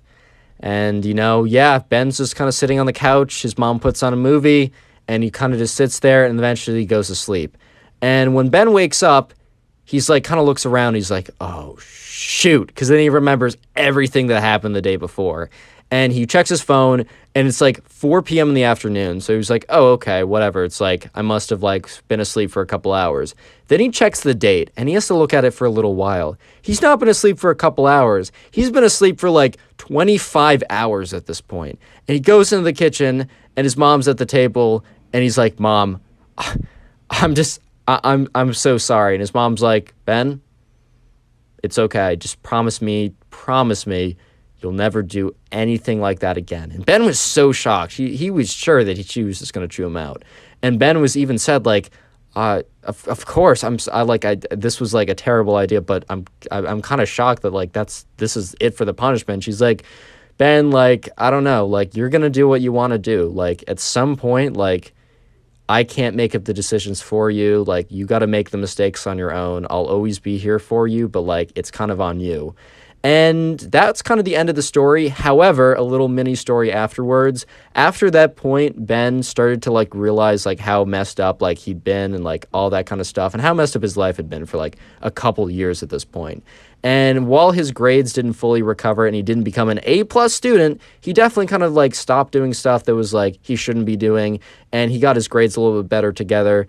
And he got into he had no plans on going to college, but he filled out an application and went to his local community college, and he is currently a sophomore, and I think I don't know exactly, but he's doing pretty well, he told me. And yeah, this is just a story from his childhood that was very interesting, so I appreciate the submission. Subscribe if you haven't already. Now go watch one of the 4 videos on screen right now, or some videos in the recommended. Click one of those and I'll be happy forever. Today we got a story of another Zoom class disaster. This is probably one of the most interesting ones I've been sent in a while, so yeah, sit back, relax, grab something to drink, grab something to eat, and let's just get right into it. Anyways, right, so the person who sent in this story, we're going to call her Allie, and I get all the names from the comments, so leave a comment of some names you'd like me to use. And if you want to send in a story as well, you can either send it into my Instagram or join the Discord server and send it in there. All that stuff is in the description. Anyways, right, so Allie, she's on a Zoom class, right? And at this point, this is back when like everything was on Zoom and everyone was on Zoom, and Allie had a friend in this class, and it was probably her best friend, and we're going to call her best friend Isabella. I got both these names from the comments. Once again, leave comments of names you want me to use. I do use them. In fact, I'm not creative enough because I just use Ben every time.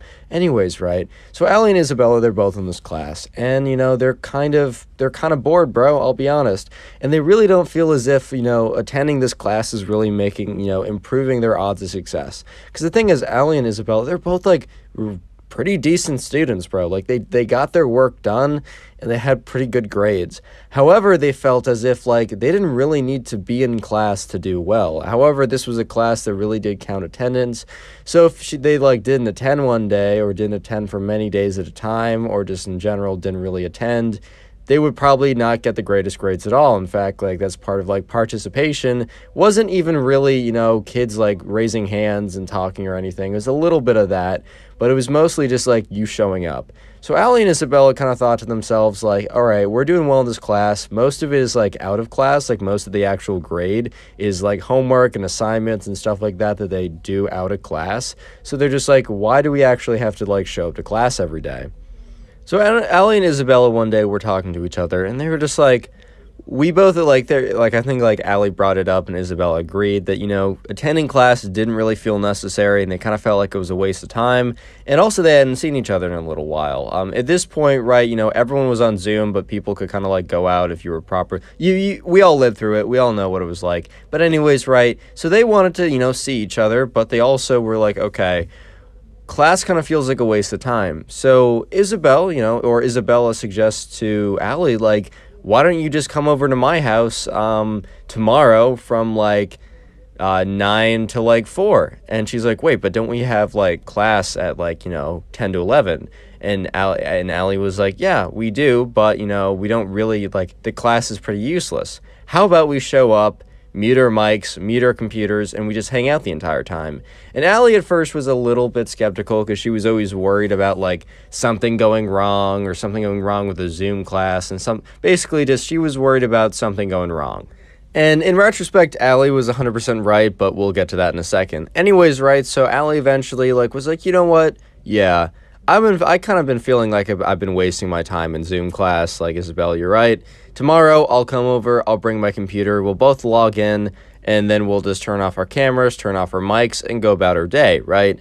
And so anyways, right, the next day rolls around, and Allie goes over, and, Allie's mom just doesn't really think much of it. She kind of just lets Allie do what she wants, because, like, Allie's mom had the whole idea of, like, or had the whole parenting concept of, if your kid is doing well, let them do what they want, and if they're not doing well, give them guidance. And Allie's grades were really good, and she never got into trouble, so Allie's mom kind of didn't look into anything Allie did and was like, all right, well, if you're going to make a mistake, well then, yeah, I guess that'll be a learning experience, but as of now, do what you want, really. So yeah, Allie went over to Isabella's house, as they lived in the same neighborhood and it wasn't that far of a walk, and she showed up, and Isabella's like, all right, are you ready for your day off, basically? And she's like, yeah, this feels a little weird, and I'm still a little anxious, but I want to see how it goes. And Isabella's like, Allie, you got nothing to worry about. You got literally nothing to worry about. What could go wrong? First of all, if you ever trying to, like, do something that could get you in trouble and one of your partners in crime says what could go wrong,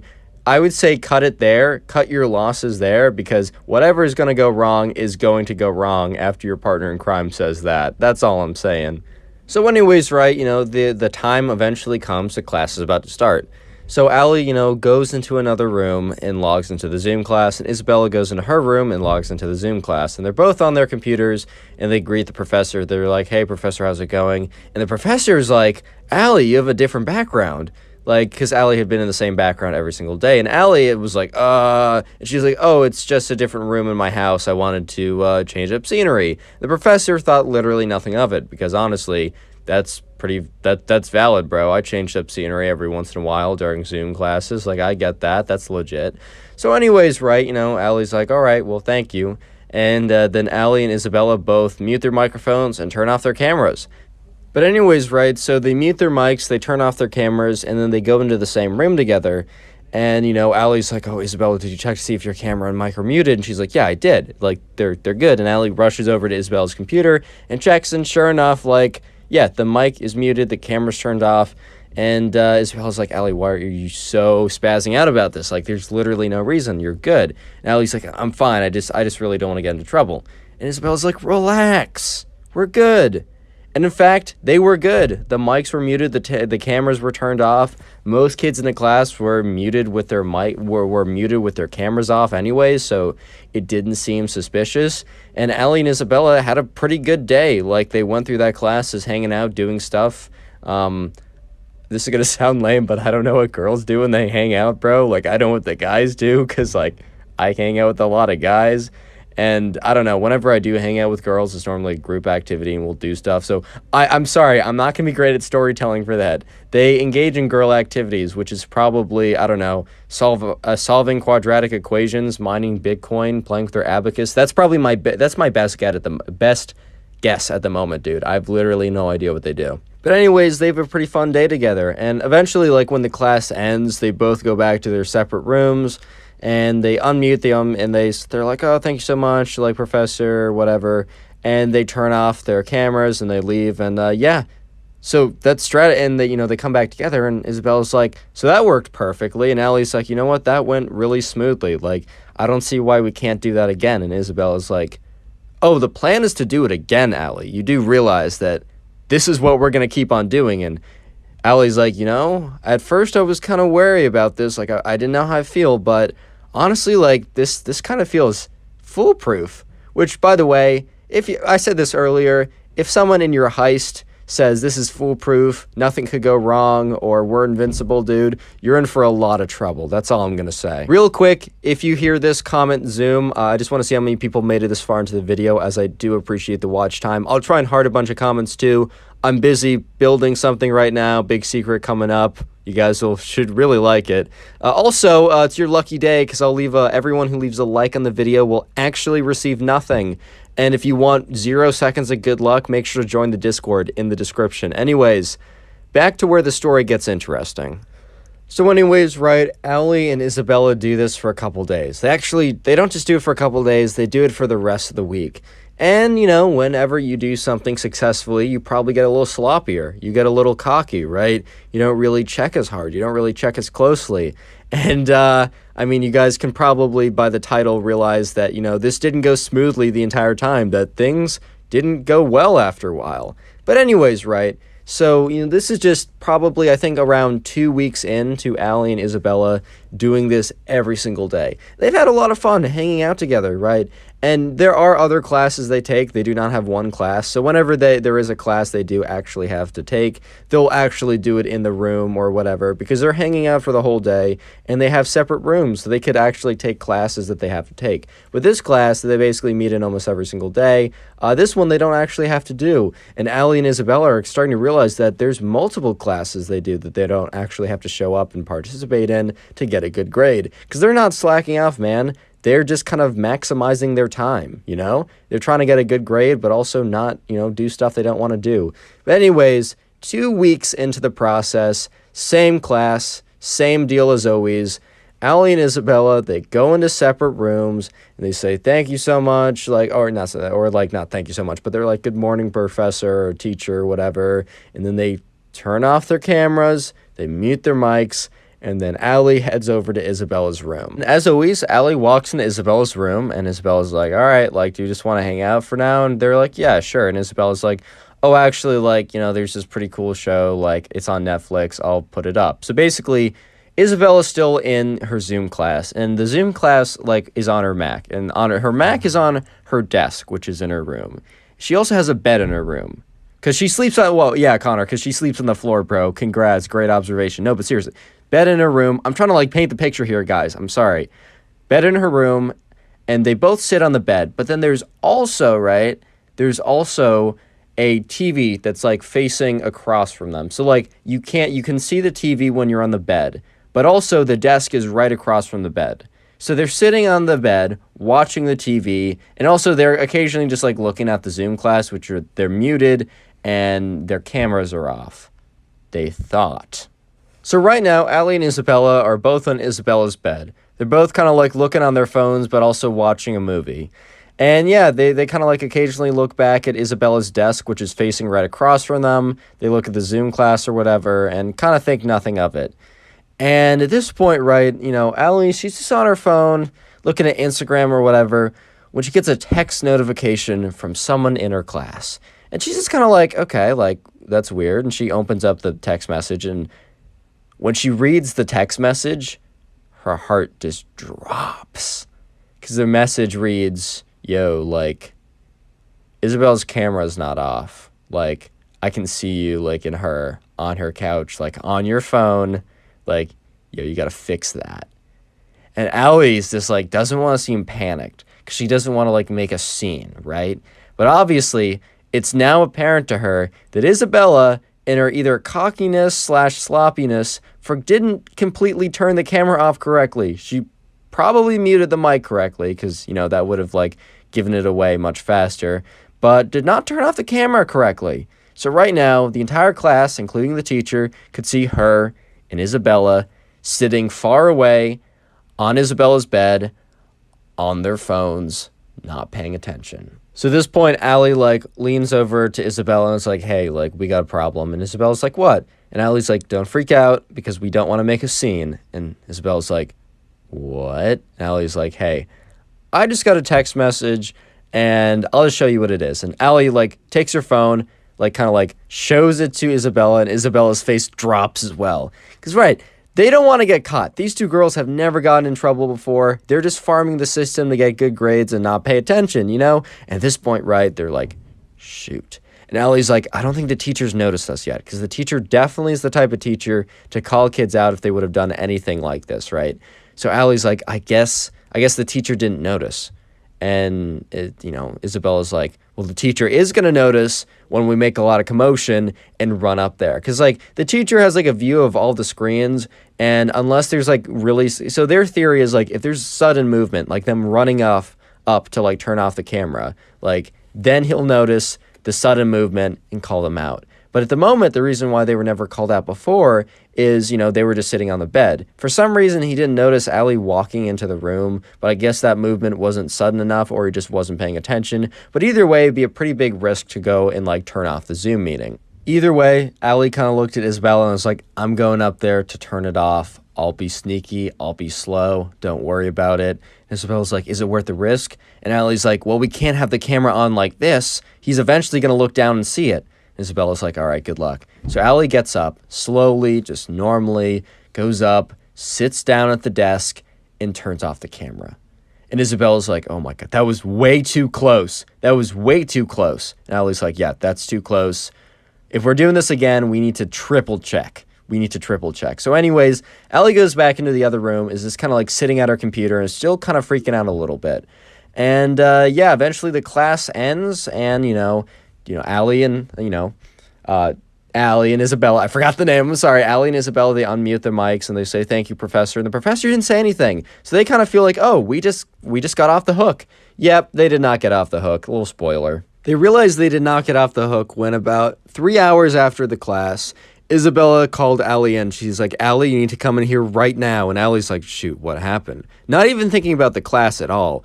And yeah, Isabella opened up her computer and Allie looked at it, and Isabella was open up to her email, and there was an email from their teacher, and the heading was titled, disappointed. You already know you're in trouble if the header's disappointed. And basically the email goes on to say that the teacher, one of the kids was out of class for the day and requested that the teacher send him, the appropriate clips of the recorded version of the class. Basically just to send him the recorded version of the class so that he could study.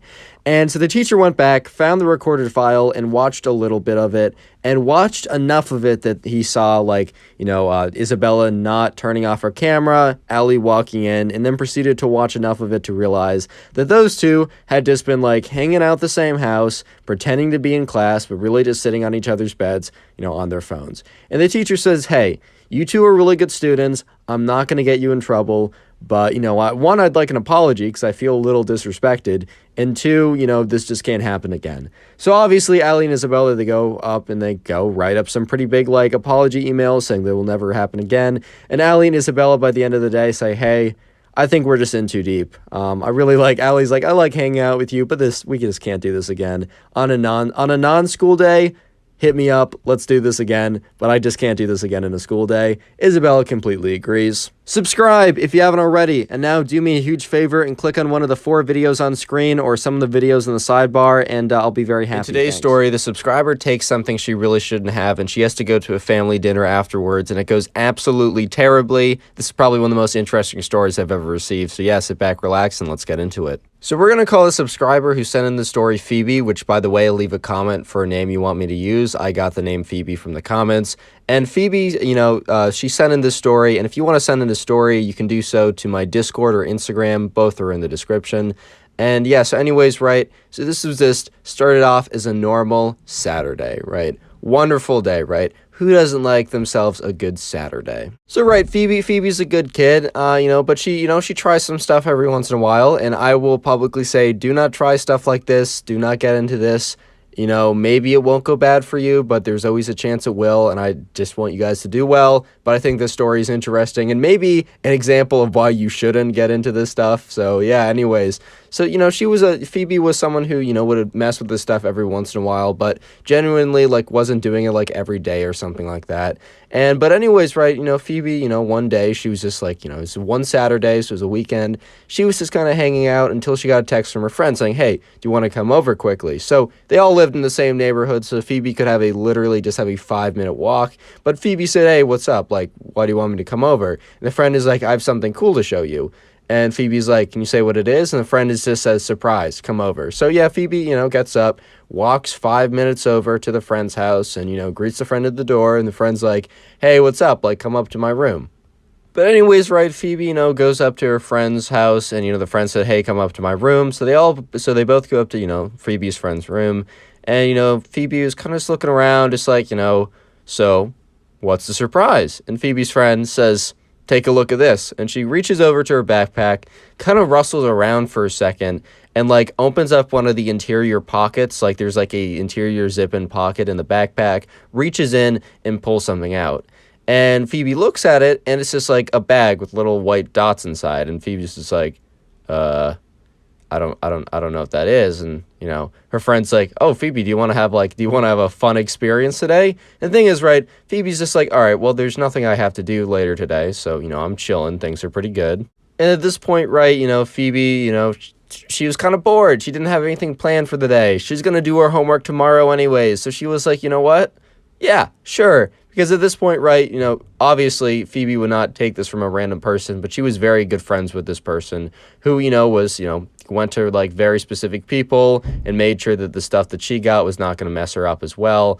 Obviously don't do this in general, but, Phoebe was not just taking it from some random homeless person being like, hey, eat this, you'll have a fun rest of your life. She's not just doing it from some rando or some sketchy kid comes into school and says, hey, Phoebe. Yeah?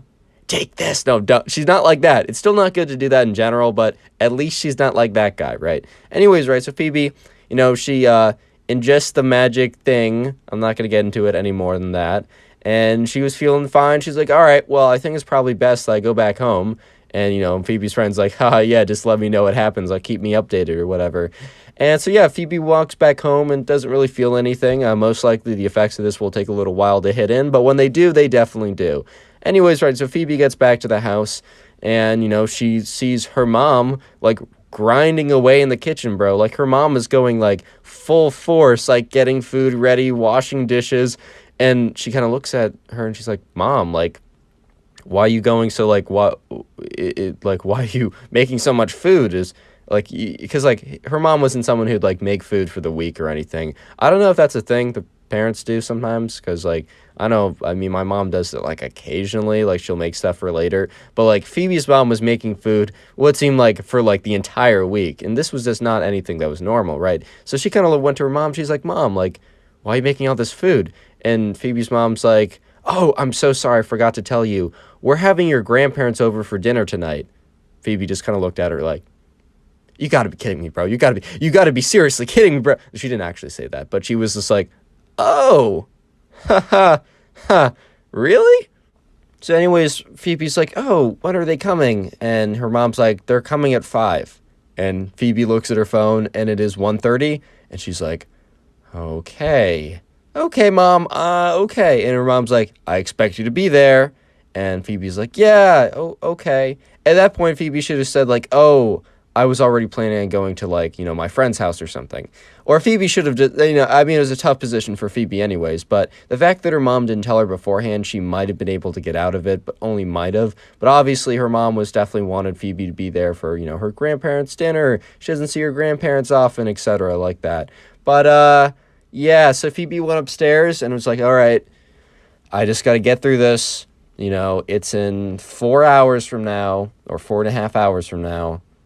No, 3.5. I can't do math. I've been doing the secret word of the day kind of early, and that's because I don't like interrupting the flow of videos to get, like, really interesting kind of soon. So yeah, comment grandma if you made it this far. I'll try and heart a bunch of those comments, and while you're down there, leave a like on the video. You'll literally receive nothing. It is a fantastic deal. But anyways, right, Phoebe goes upstairs, and she's just like, oh, jeez, like, oh, shit, like, oh, God, like, what am I gonna do, bro? Like, for real, what am I gonna do? And she's like, all right, plan is, you know, I got 3.5 hours or whatever, and I'm just going to wait it out. I'm just going to deal with the effects as they come, and hopefully, by the time my grandparents come, and I'm not going to greet them any early, I'm not going to, if they come early, I'm not coming down, right? But when they come at 5, as I was told, I will go downstairs, I will hold minimal conversations, I will go to the bathroom and just try and, like, if I need it, I will just squeeze more time that I can just, like, slightly come down from this, right? I'm just going to do my best to make it through the night. That's all I got to do. And while Phoebe was sitting there, she realized that, like, stuff in her room was starting to just look weird, and she's like, all right, oh boy, here we go, here it starts. All of a sudden, she hears her mom yell, Phoebe! But when she heard it, it was kind of, like, distorted and a little gargle, and she's like, oh, crap. Like, why? Why me? Why now? And she yells back, yeah? And her mom's like, come down, please.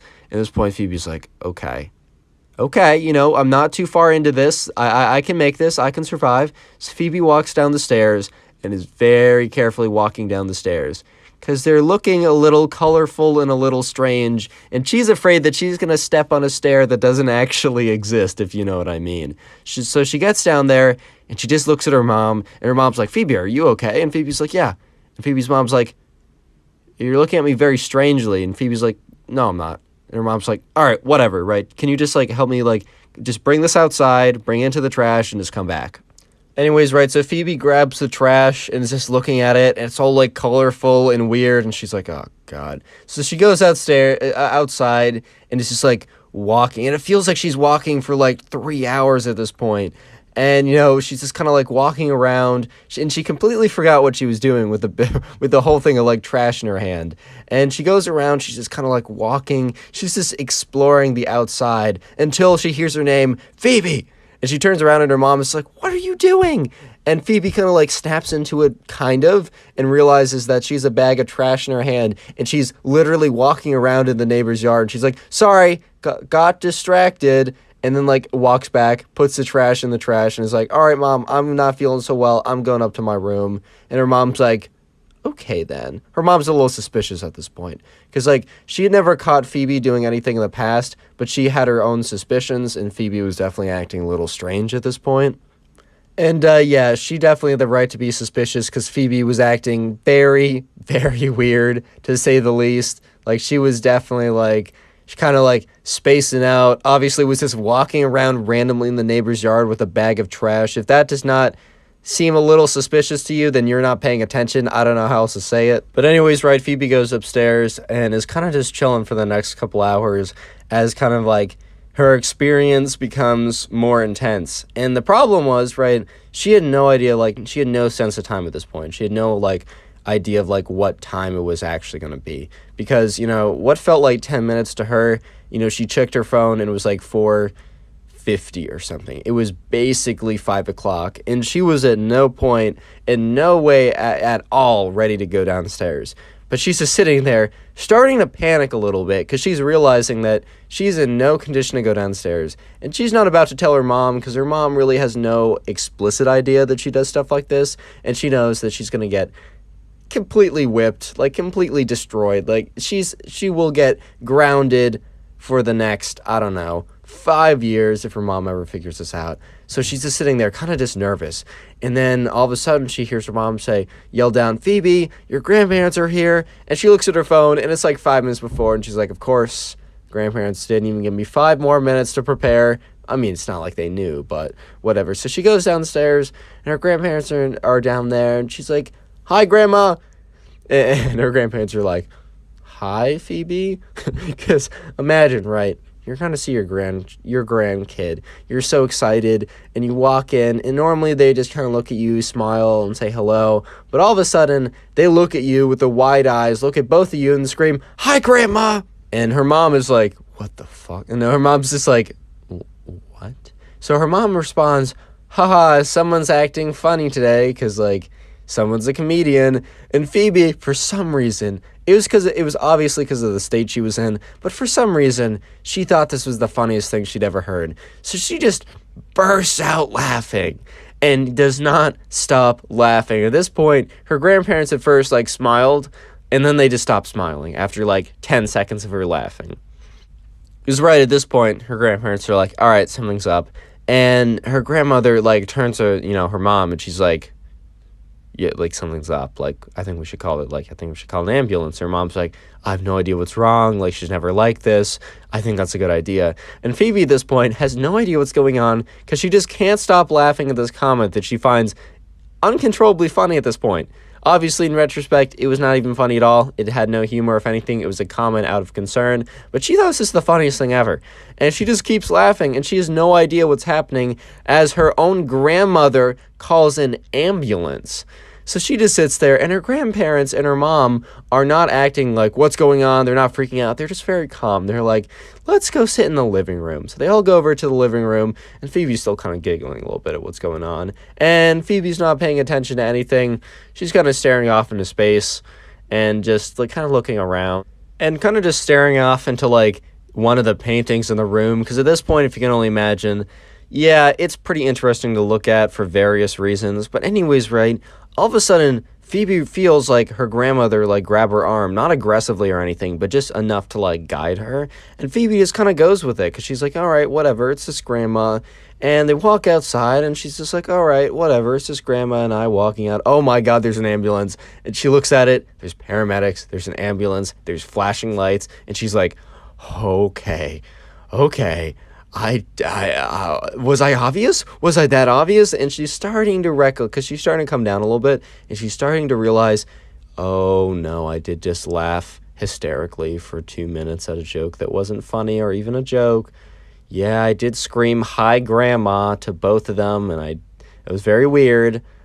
Yeah, okay, maybe I was a little obvious. But anyways, right, she's like, okay, I can't fight it now. She gets in, and she kind of, like, loses it again. Not, like, goes insane or anything, but just, like, doesn't really, kind of just, like, stares off into space. And the next thing she kind of realizes, she's in a hospital bed. They come back, they do all these tests. They say, hey, your daughter's on whatever, super funny juice, the whatever things, stuff, balls.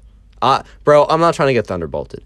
Anyways, and her mom's just like, and her grandmother and her grandfather just no reaction, because, like, bro, they were vibing in the 70s. They already know what's up. And her grandparents just say, like, they go to her mom because her mom is like, has no idea, like, oh my God, this is the end of the world. And they go to her mom basically saying, hey, we brought her here because we want to make sure that, whatever she had wasn't like infused, or I don't want to use the actual word, but like was attached with something else that would be potentially dangerous. And it doesn't look like it is.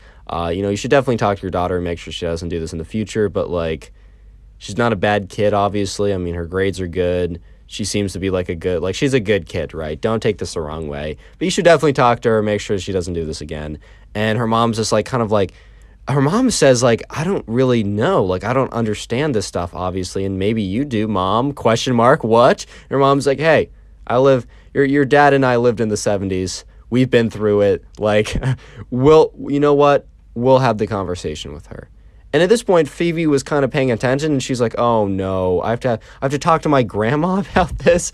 No, dude, like, no, like a punishment enough would be to talk to my mom, but also now my grandma? So she gets discharged from the hospital, and they just say, hey, just have her go to sleep. So they drive back to the house, and, Phoebe goes to sleep, and she sleeps for, like, 15 hours or something. She wakes up the next day, goes downstairs, is kind of like, oh my God, this is so awkward. Her mom just like greets her like normal, and they have breakfast/lunch at this point. And then her mom's like, hey, your grandmother's in the other room. Can you go talk to her? At this point, Phoebe's like, oh, she knew she wasn't going to get off the hook, right? There's no shot she was getting off the hook. But she goes over, goes to her grandmother, and kind of sits down. Her grandmother's like, hey, like, I just want to let you know, like, you're not in trouble. I used to do that stuff a lot, but there's a lot of, I just got to talk to you about it for a second. And she basically just gives her like a good old education on like how to be safe, why not to do that stuff, how potentially dangerous it is, but also that she's not a bad person for doing it or anything. By the end of the conversation, Phoebe felt pretty good. She also felt pretty certain she was not going to do it again for many reasons. Some were the reasons of what happened that night before, but some were also the reasons of what her grandmother said. Like, that was actually a much better conversation than she expected. Subscribe if you haven't already. Now go watch another video. There's some on screen, some on the sidebar. Watch it and I'll be very happy. Took something he really shouldn't have before a class field trip, and let me just say that, yeah, it was very bad. Very bad. This is probably one of the most interesting stories I've received, so make sure to watch till the end. And with that being said,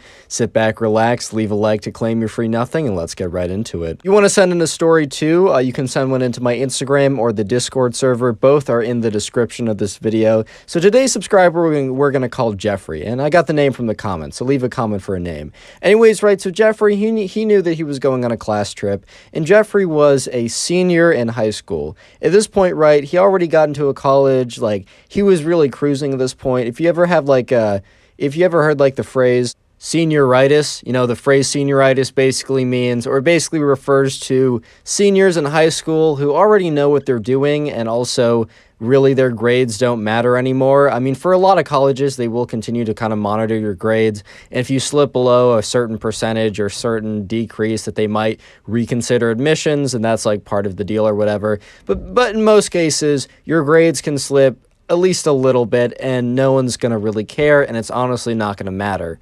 And a lot of people, that have senioritis don't just do that for, like, grades. They also don't attend classes, and more or less their attitude is a lot more lax and not really caring. And anyways, right, Jeffrey is a senior, and it is spring, right? So he is in a full force case of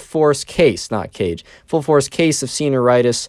And he has a big class trip going on, and the class trip is to go see some dinosaur fossils. It's for his history class. It's not like super related to the course, but at the end of the day, the teacher also realized that, yeah, this is senior spring. Let's just go ahead and do something fun. So anyways, right, Jeffrey was like, preparing, kind of excited to go on this trip, and they were going on a Friday. So it was like double hype, because one, it was going to be a Friday preparing for the weekend, and two, they were going on a field trip. Like, hey man, like, life is good. But on that Thursday, right, his friends are like, come up to him and they say, hey, this field trip's going to be pretty fun, but do you want to make it even more fun? And Jeffrey was like, I guess. Friends come up to Jeffrey and they hand him something that's like wrapped in a paper towel. And they look at him, they say, take this 30 minutes before we get on the bus, and you're going to have a great field trip. At this point, right, Jeffrey was a little suspicious, and he knew these people were a little bit sketchy, but at the same time, these were still his friends, and he knew that, like, he was like, you know what? this will be fun. Like, whatever, man. I'm already in college. I'm just cruising anyways. It doesn't really matter. And, this will just make the experience even more fun. And let me just say that it definitely enhanced the experience, meaning it made it more of an experience, but not in a positive way at all.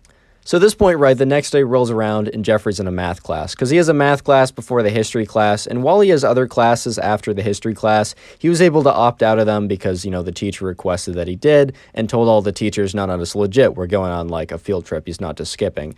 So, when Jeffrey was in math class, he excused himself and he said, hey, teacher, can I go to the bathroom? Teacher said, yeah, whatever, make it fast. Jeffrey goes to the bathroom, takes the magical thing, the magical bean is what I'm going to call it for the sake of not getting exploded by YouTube. Right?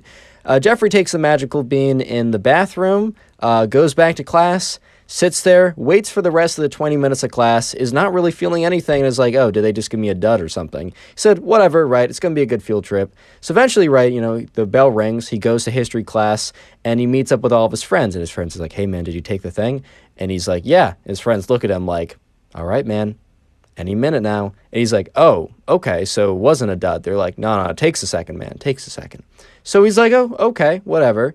And the history teacher is like, all right, is everyone here? Takes attendance. Is like, all right, let's head over to the bus. So as Jeffrey's walking over to the bus, right, he starts to feel like a weird tingly sensation. It just feels weird to him, but also in a good way. Like, he's kind of like, he's happy, he's excited, it's the weekend, he's going on a field trip with his friends, this is also the last period of the day, like, life is good, man, things are good. And he just turns to his friend and smiles and is like, life is good, man. And then his friend just starts laughing like, you're right about that, bro. Let me just say that this part was pretty good. This was a good part of the experience. And this is about where all the good parts of the experience end, right here. This is the end. Anyways, right, Jeffrey gets on the bus and he sits with one of his friends. And Jeffrey decides to stare out the window. And this is where things start to get interesting because there's a lot of like foresty trees like on the driveway because they have to go drive like 20 minutes to the place. It wasn't that far out, but there was a lot of like greenery, right? There was a lot of like, I don't know, like forest on the highway. And Jeffrey was just infatuated with it. It was just so interesting to him because as the colors and shapes and just like whirled by him, they were obviously quite enhanced when he was viewing it, if you know what I mean.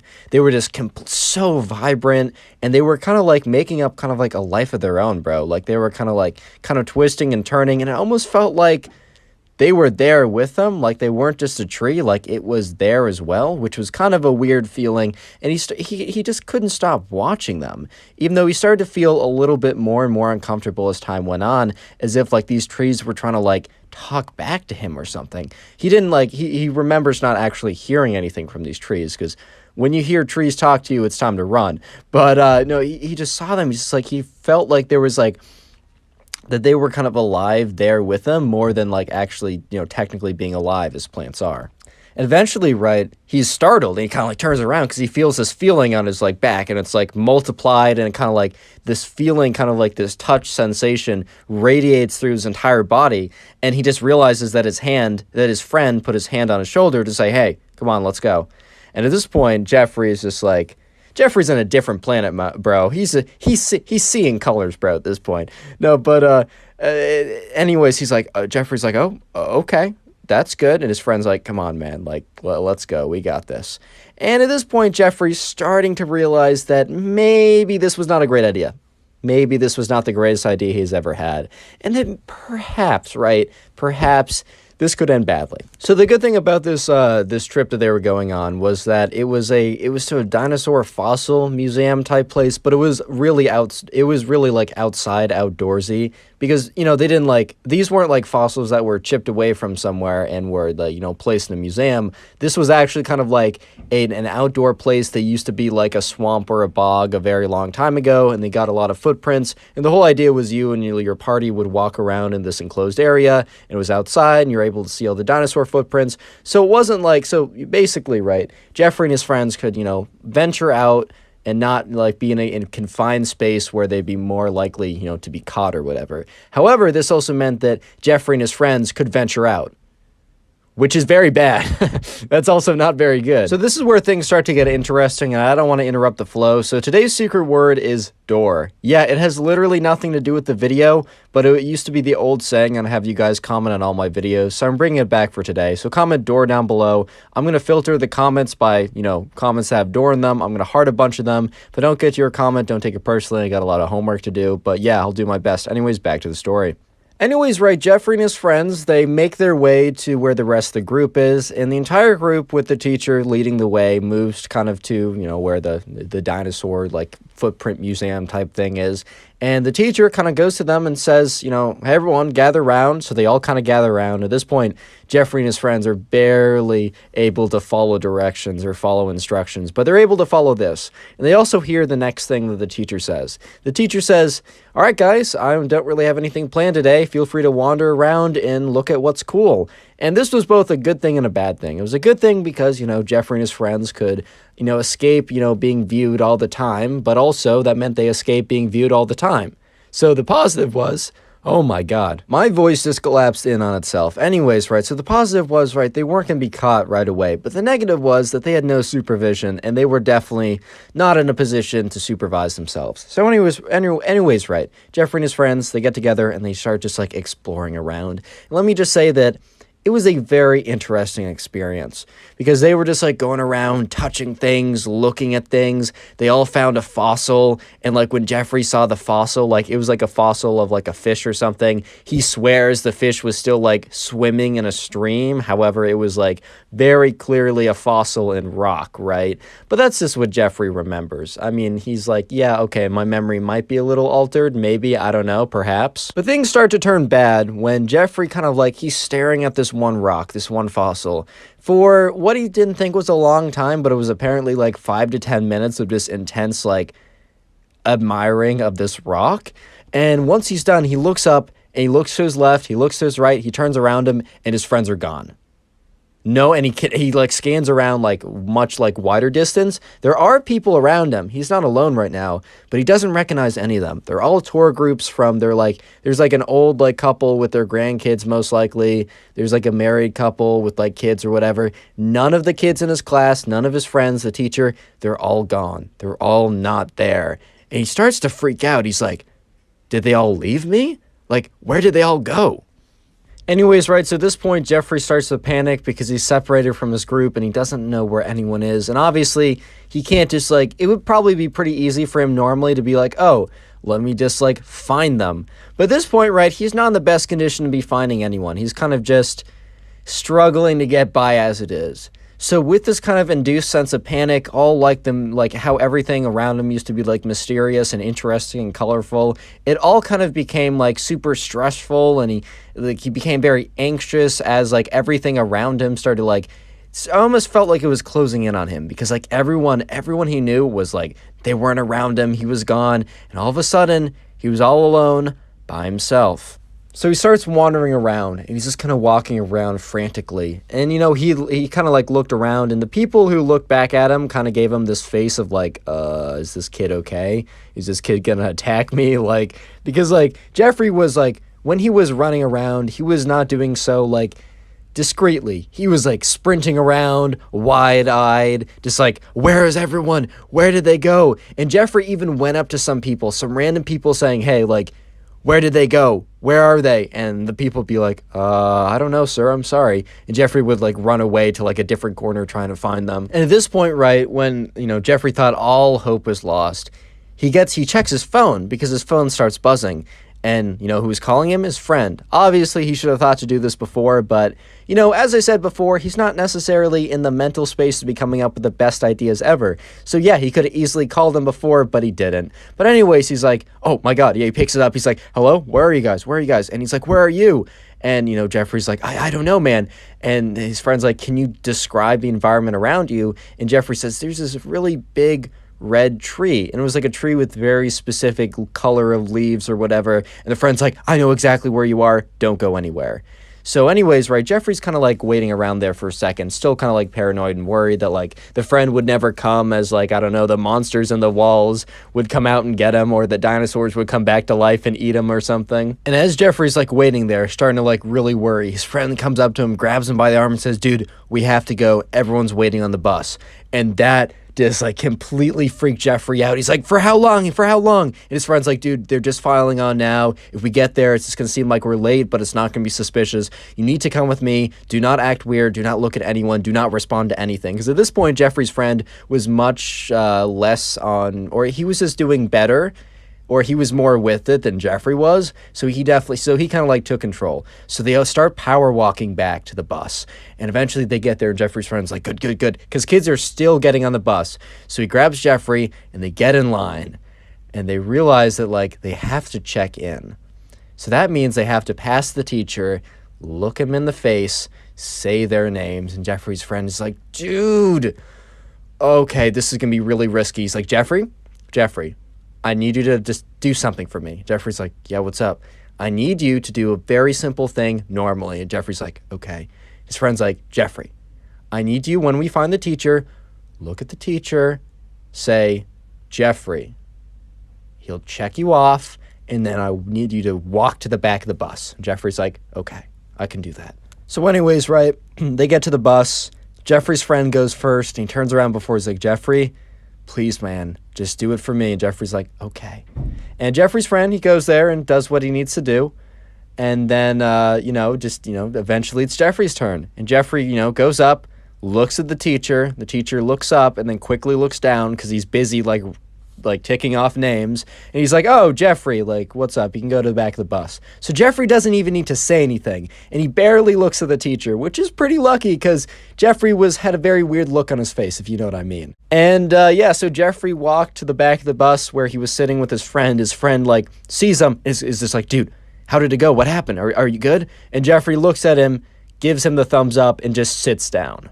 Subscribe if you haven't already, and now go watch another video. There's some on screen, some that are recommended. Watch it, you'll make me very happy. Today we get a story of this girl who forgets to mute her mic in her Zoom class and gets completely humiliated, and to be honest, it's pretty deserved. You'll see why. But anyways, leave a like in the video to claim your free nothing, and let's just get right into it. So we're going to call the subscriber who sent in today's story on my Instagram in the description. We're going to call her Daily. All right, so this is the last day of Zoom class before they went back to class. And so they all get in Zoom, and it's pretty cool because, like, they're going to be going back in person after this, which is, it's great, whatever. Everyone's kind of excited to see each other. So this is the final day of Zoom class, right? And there's a girl in Daily's class, and we're just going to call her Mean Girl because she was basically the stereotypical mean girl. She was kind of known for, having some people suck up to her, but also specifically for being really, really just like cruel to other people, including Daily. Anyways, right, so they were having the last class period on Zoom, and, it was kind of standard behavior. No one was really paying attention because in Zoom class, let's be honest, it's pretty easy to, like, get distracted.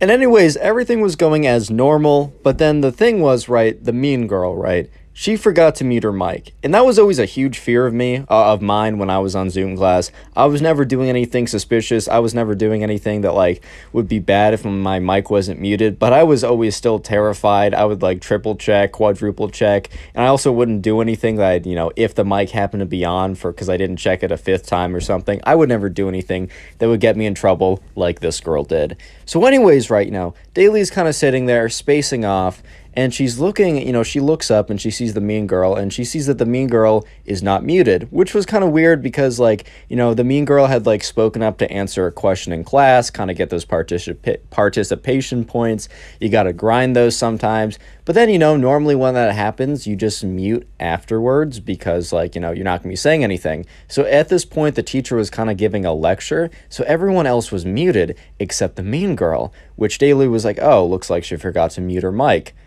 And then what happens next, bro?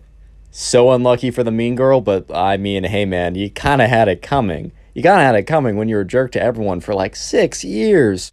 So Daily started watching because like everyone's camera was on. You couldn't have your camera off unless like you said, oh, I don't have a functioning webcam, which like a couple kids did say that. But everyone's camera was supposed to be on, but they were allowed to mute. But Daily was watching the mean girl's webcam, and she noticed that, the mean girl was kind of like going on, like, that she was like, she lifted up her phone and then she heard the mean girl say, "Hey Siri."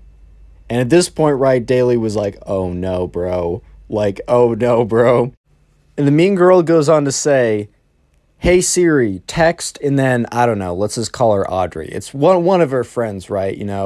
"Sorry, I can't pick up right now. I'm in class listening to this annoying B word like spew on about nothing important." And Daly's mouth just dropped. And she's like, she is, "Oh, what?" Because at this point, right, the entire class had the exact same reaction of just, "Whoa, oh no," like, "Oh no." And the thing is, right, the mean girl has no idea that her mic isn't muted, except for the fact that, like, the teacher who is listening, right, the teacher can hear what's going on in the class because she's doing kind of a lecture, but, she's listening in. Maybe someone needs to raise their hand to ask a question. Maybe maybe something's going on that she needs to attend to. So the teacher has the volume up. There's been some stories I've received where the teacher is like too far away to hear any questions or anything, and that's how some of this like Zoom fails happens. But no, the teacher was right there. And the thing is, right, the mean girl doesn't realize her mic isn't muted until the mean girl starts to realize that the entire class goes silent, including the teacher. Look, I understand going on your phone during Zoom class. I even understand, like, maybe watching a video during Zoom class. Like, I get it, it gets boring, but I would never have the balls to do anything like this. I don't know if it's having the balls or just lacking the brains to do something like this, dude. No, seriously, imagine, like, bad-mouthing your teacher during your Zoom class when you didn't even check to see if you're muted. You just assumed it and just went full-on doing that. Dude, I could never. But anyways, right, so at this point, Daly's just sitting there, and she's just, like, completely shocked. She doesn't necessarily feel bad.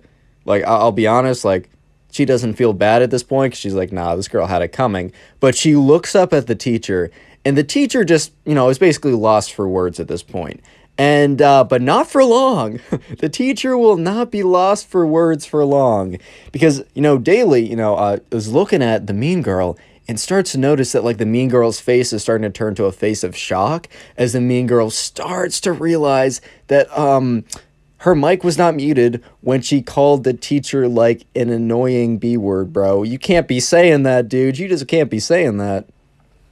Anyways, right, so the teacher eventually breaks the silence. Because it's probably, like, it feels like an hour, but it's definitely only, like, I don't know, 30 seconds of silence, which is a really long time to be silent on Zoom class, especially when they're supposed to be talking, right? But anyways, the teacher, like, eventually says something, and she's like, "Mean girl," I don't know. I'm just going to say mean girl. Whenever the teacher says mean girl, assume the teacher's saying the actual name. But she's like, "Mean girl? Like, I need to talk to you in a private room." So, sure enough, right, the teacher makes one of those private Zoom rooms, like, that she normally, like, I don't know, would put you with a partner or something. And the teacher and the mean girl disappeared from the meeting. And everyone in class, like, half the kids had, like, their hand over their face. There's this one kid who was just laughing hysterically. Daly was just sitting there completely shocked, in a complete daze, like, what is going on right now? Real quick, if you made it this far into the video, comment Zoom down below. That's kind of the secret word of the day. I'm going to heart as many comments as I can that say Zoom, but just know I appreciate it either way. And by the way, while you're down there, make sure the notifications are turned on and you've joined the Discord server. Anyways, right, so Daly's just sitting there and the rest of the class is like, oh my god, like, did this really just happen? And the thing is, right, the teacher and the mean girl, they're gone for like a good solid, I don't know, they're gone for like a good solid 5 minutes. Like, it wasn't a quick, like, hey, you can't be doing that. It was like a berating. She got shellacked in there, dude. It was bad. And the thing is, right, the class was almost done. So by the time that the teacher came back, the mean girl did not rejoin the Zoom. I think the mean girl was just either told to leave or left on her own accord. And the teacher said, "Hey class, due to like unforeseen circumstances, we will be ending class 5 minutes early. I'm excited to see you guys tomorrow and make sure to do the homework." And then the teacher's like, bye, just leaves. Normally, the teacher's the last one there when everyone else is leaving to just make sure that there aren't any questions or anything like that. And let me just say that you might be thinking the awkwardness ended there. Don't forget that they're seeing each other in person the next day. And the awkwardness and the humiliation, trust me, it continues. Anyways, right, so the next day rolls around, and this is the first day that they have in-person classes. So daily, she rolls into school and she goes to her other classes, but it's finally this class. Let's just say this is a history class. So history class is the last class of the day. She gets there, and Daly's a decent enough student. She gets there like a minute early. Like, she gets there a little early. She's not showing up like 5 minutes late or anything. And she gets there, and there's like 2 students there. And who was one of the 2 students? Yeah, the mean girl. And the mean girl was always 5 minutes late to this class. She was always showing up late. But nope, this time the mean girl is nice and early to show the teacher that she is very respectful. Unfortunately, that did not do anything. That did not prevent what is about to happen. Anyway, so the rest of the class, files in, and the teacher goes up to the board, and she's like, guys, I'm so excited to see you guys here today. It's just so nice to be in person again. She said, all right, so we're going to be talking about, Revolutionary War. But before that, I have a special little 5 to 10 minute segment I thought was very important due to recent events that we shall be covering. And Daly in her mind is like, oh no, bro. Because the teacher goes on to talk about respect and how important it is to be respectful. And due to recent events, and she really said like recent events with like some emphasis, and everybody in the class knew exactly what the recent event was, which was, the thing I just told you about.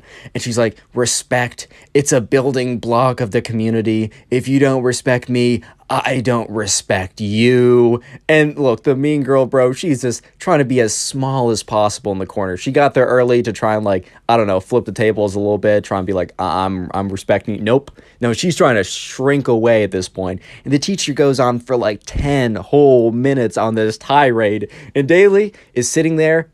She's cringing. It's awkward, but she also has a little bit of satisfaction because this girl had it coming. Subscribe if you haven't already, and now go click on one of the 4 videos on screen or watch another one of my videos in the recommended. Thank you. Peace. Today we get a story of this kid that while doing a presentation for his class in front of everyone is caught on an Spaghetti-O website, if you know what I mean. Yeah, it's completely embarrassing, but it's also pretty funny. Leave a like in the video to claim your free nothing. And let's call today's subscriber who sent in the story. Let's call him Brandon.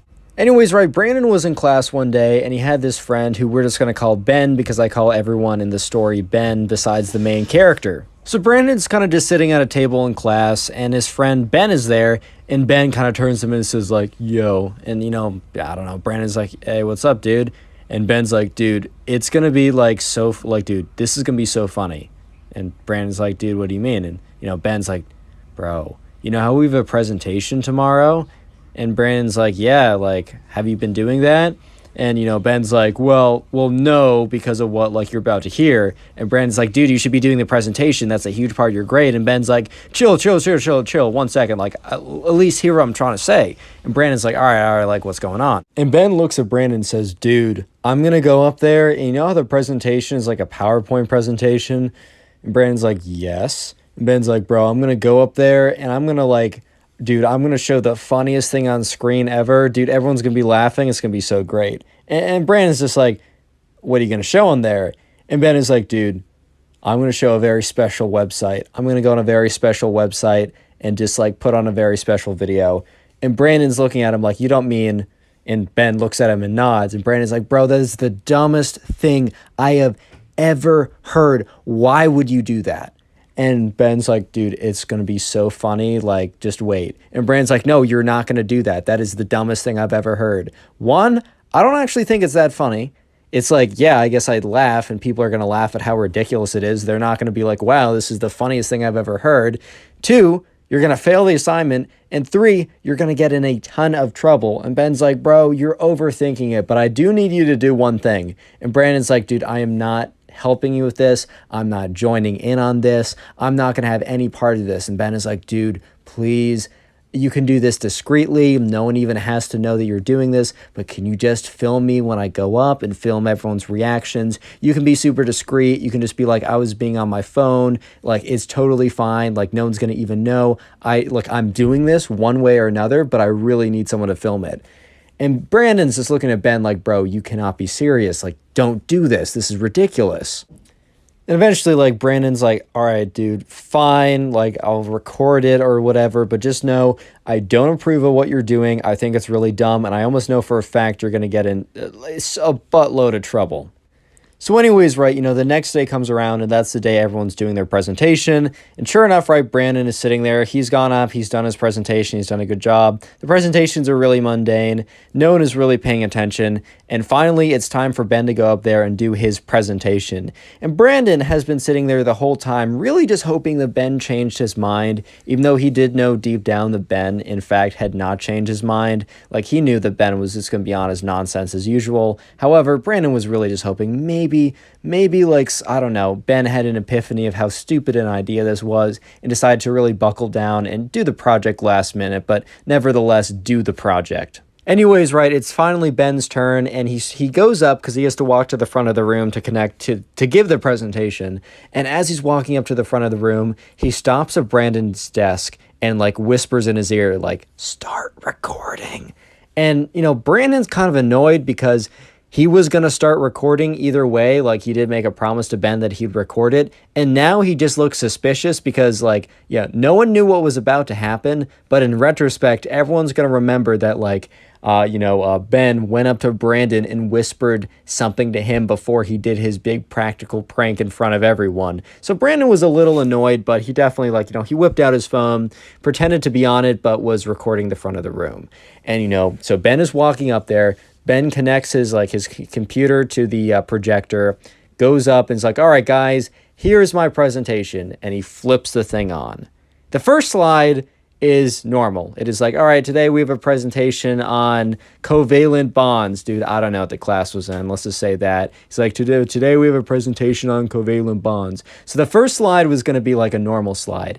And then, Brandon was looking at him like, oh, wait, did he actually do a normal thing? Brandon was just holding out a little bit of hope that Ben had come to his senses. But yeah, no. So Brandon is sitting there and watches as Ben has a little bit of a smirk on his face, because Ben is about to flip to slide 2. Sure enough, Ben clicks the thing on the projector. It goes to the next slide on the PowerPoint. And you know what it is? He somehow embedded a video in there, and he's like, all right, guys, now we're going to watch a very important video about covalent bonds. He clicks the play button, and I don't want to go into too much detail so that YouTube doesn't thunderbolt my stuff. But yeah, a video from a very forbidden website starts playing. And the other thing is, right, Ben made sure to crank up the volume, and also when he got control of it, to crank up the volume, not just on the video, but on the machine. So the video was full volume, the machine emanating the sound was full volume. So when this thing started playing, it was like blasting. And to be fair, to Ben's credit, the whole class did start laughing. Brandon did say that wasn't going to happen. However, Brandon was very much correct about literally everything else that he predicted. Because sure enough, the whole class burst into laughter.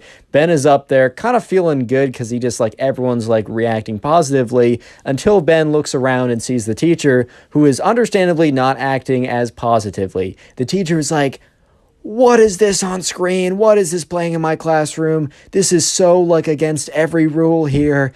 Turn that thing off immediately and then go straight to the principal's office. And Brandon was sitting there all right, Ben, I told you, dude, this was going to happen, and this was a bad idea. And the thing is, right, Brandon did hold his end of the deal, and he was recording the whole thing. And the teacher, who is steaming mad at Brandon at this point, looks around at the classroom and sees that Brandon, or steaming mad at Ben, sees that Brandon has been recording the whole thing. And then all of a sudden, right, the teacher points at Brandon and says, you there, the guy recording this, go to the principal's office as well. And Brandon's like, I had nothing to do with it. He says, I don't want to hear it right now.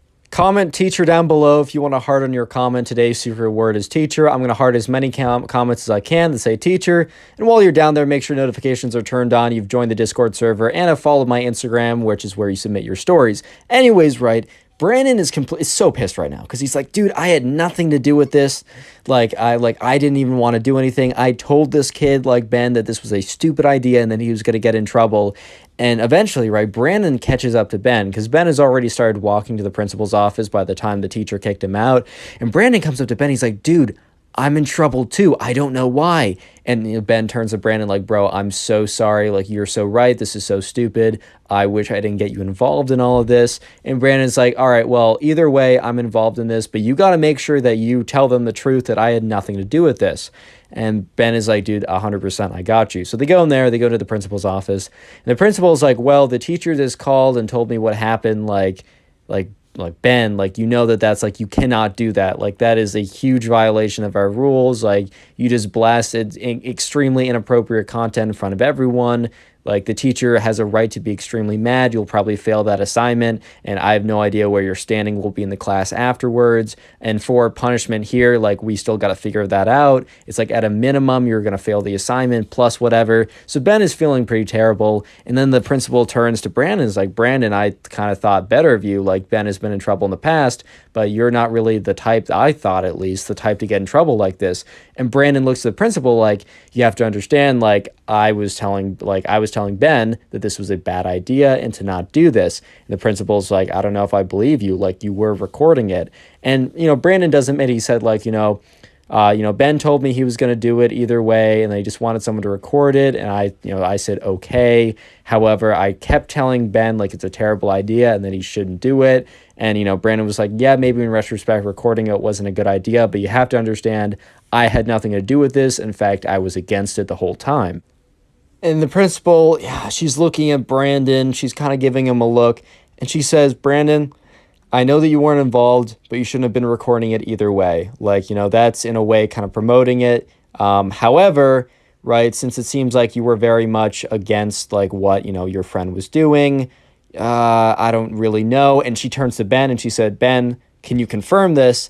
And Ben says, yes, 100%. He was telling me again and again not to do it. I basically told him I was going to do it either way. He explained why it was bad. And, like, Brandon's a good kid. Please don't get him in trouble. And the principal's like, fine, Brandon, you're good. Just don't do anything like this ever again. And if anyone is going to do something stupid, instead, just don't involve yourself in any way, or we will probably, or next time, you will get in trouble. And with that, Brandon left, and Ben got in a lot of trouble. Click on the video on screen right now. I know you'll enjoy it. Just click it. Do it. Today I got a pretty crazy story that I know you guys will enjoy, and we're going to call the subscriber who submitted this story, we're going to call him Liam. And by the way, submit stories to my Instagram, or just go ahead and follow it, even if you're not going to submit stories. It's on screen.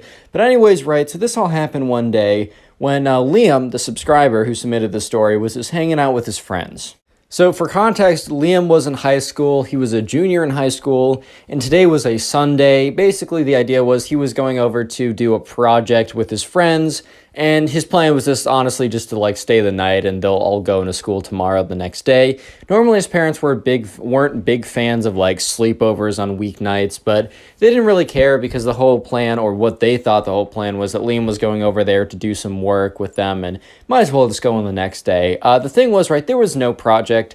Liam just wanted to hang out with the boys on Sunday as well. That's a little detail that hopefully Liam's parents will not be watching this video, because Liam has said that he has not told them yet that that was actually the case. But anyways, so for the entire Sunday, they're there, they're just chilling, playing Xbox, doing whatever they're doing. And one of Liam's friends, and we're just going to call him Ben, because that's the name I always go to, man. I don't know why. Ben comes down, and he has a plate of brownies. He's like, bro, these are the greatest brownies of all time. Dude, they are so fire. Like, I put a little secret sauce in them. Trust me, they're fantastic. And, this Ben hands them out to everyone, including Liam. And Liam was looking around. And while he didn't realize it at the moment, he now realizes in retrospect. Liam was looking around, and everyone kind of had a smirk on their face. Everyone had a little bit of a smirk. And Liam didn't know why. And he was like, all right, they're just being weird. These are the boys. It happens, right? And Liam's like, all right, well, I don't really want mine now, but I'm going to have it for breakfast tomorrow. So he gets a napkin, wraps it up, and puts in his backpack or whatever. Because he did bring his backpack over because he needed it for school the next day. And, they just kind of went about their business, played more Xbox, I don't know, did whatever else they did. And the next day rolls around and they all wake up and they're all groggy because they went to bed at like 4 in the morning because high school, man, it happens. And sure enough, when Liam wakes up, he gets down. He's like, oh, shoot, I got to go out soon. He was going to go get, I don't know, cereal, have something really good for breakfast, right? But he was running late, so he gets his stuff. All of his friends were like, come on, man, you're going to miss the bus. We got to go quickly. They all go out the door and they walk down to the bus stop. And, the bus stops there. Yeah, the school bus stops there. They get on, they sit down, and Liam sits with one of his friends. And so Liam is like, damn, like I'm kind of hungry. I wasn't able to eat anything. He's like, oh, wait, we're good. I have the brownie that I was given last night. Like, look, starting your day with sugar isn't the greatest thing ever. Like maybe a brownie, but what else was he going to eat? Like sugar cereal? I mean, it's not that much different. At least that was the justification Liam told himself. Liam, in retrospect, wished that he just wished he had no breakfast at that point, but you'll see why in a second. So anyways, right, the friend that Liam is sitting with watches as Liam takes the brownie out of his backpack, unwraps it, and like Liam actually looks over at him and says, hey, do you want any? And his friend smiles and says, nah, bro, I'm good. Like, are you sure you want to eat that? And Liam's like, yeah. And his friend's like, all right, man, like, okay, like you're going to have a fun day today. And Liam's like, in his head, he isn't getting it at this point. He isn't getting it. In his head, he's like, yeah, I'll have a fun day because I'll start the day with a great brownie. What? Like, okay, I guess. Like, that's fair enough, I guess. So anyways, right, Liam, bites into the brownie. It's a great brownie, by the way. It is fantastic. And Liam finishes it. He's like, damn, man, that was really good. You're right. I am going to have a good day. His friend is just looking at him and, like, laughing. And Liam's like, I guess we're all in a good mood today. Fair enough. So anyways, Liam gets off the bus and he goes to his first period of class. And he's sitting there in class and he's just like, he's got this like little bit of a feeling start to rush over him. It's not like a rush, but he just starts to feel it a little bit. He's just like, all right, this is a little strange. This is not a normal feeling. Like, I can tell that something's up. I don't totally know what's up, but I can tell something's up. And one of Liam's friends who was with him the night before actually walks up to him after class. Because at this point, Liam's starting to feel a little weird. And Liam is just, like, kind of looking around. He's like, okay, something's up. Maybe I ate something the last couple days that isn't sitting well with me. Because, like, I'm feeling a little weird. I don't really know how to say it. Like, my focus is a little strange. I'm just feeling a little strange, right? And one of Liam's friends, when he walks up to him, puts his hand on his shoulder, is like, hey, man, I heard you had the brownie this morning. And Liam's like, yeah, like, it's pretty good. Like, tell Ben, like, thanks for making them. And the friend's like, dude, like, that's crazy that you ate it before school. At this point, Liam still doesn't understand what's going on. And Liam's like, bro, why is everyone saying this? It's just a brownie. And Liam's friend has like the smile on his face starts to dissolve because he realizes, oh, wait, Liam doesn't know. And Liam's looking at his friend as he's starting to feel the effects of this brownie, right? He's looking at his friend and he's just like, he's starting to realize that something's up because he sees his friend's smiles slowly start to dissolve. And Liam's like, no. And his friend's like, bro, I thought you knew. And at that point, Liam realized that this was no ordinary brownie. This was a brownie with a very special plant in it. A very special plant that makes you feel very special. And there was probably a lot in it because if you don't know, if you were to ingest this special plant in food, a lot of times you can ingest a ton of it and you'll have some pretty crazy experiences. I do not recommend at all. Disclaimer, a little disclaimer for everyone watching this. Don't do what's in this video, just entertainment purposes only. But yes, at this moment, Liam realized, oh no, dude, I just ate a special brownie and I'm going to be here for the rest of the... I can't get caught. If you made it this far into the video, comment brownie down below as that's the secret word of the day. And also, if you want to help me kind of boost the channel back into the algorithm, and I know that we can do it, just binge watch a bunch of these videos. Maybe you're going to play some video games or clean your room or write something or do art or something. In the background, if you can just have my videos be playing, Let me know in the comments if you're doing that. Say like, oh, I'm binge watching number 4. Like, tell me what binge watch video you're on right now. I will try hearting it and replying and saying thank you. Because the reason why we did so well a couple months ago is because you guys were watching the videos and binge watching them, and I appreciate it. I really do. Anyways, let's get back to the story, because we got a lot more ground to cover, dude. This is crazy. Anyways, right, so Liam is starting to like feel a little panicky. And let me just say that if this is happening to you, the worst thing you can do is panic, because you will panic and you will start spiraling. It's a little different for everyone, obviously, but you will start spiraling. And Liam was a little bit aware of this, so he's like, all right, I gotta calm down. He's like, as long as no one calls it, as long as I get to my classes, I get to lunch, I get to my other classes, and I just sit down and I'm not weird, I'm gonna be fine.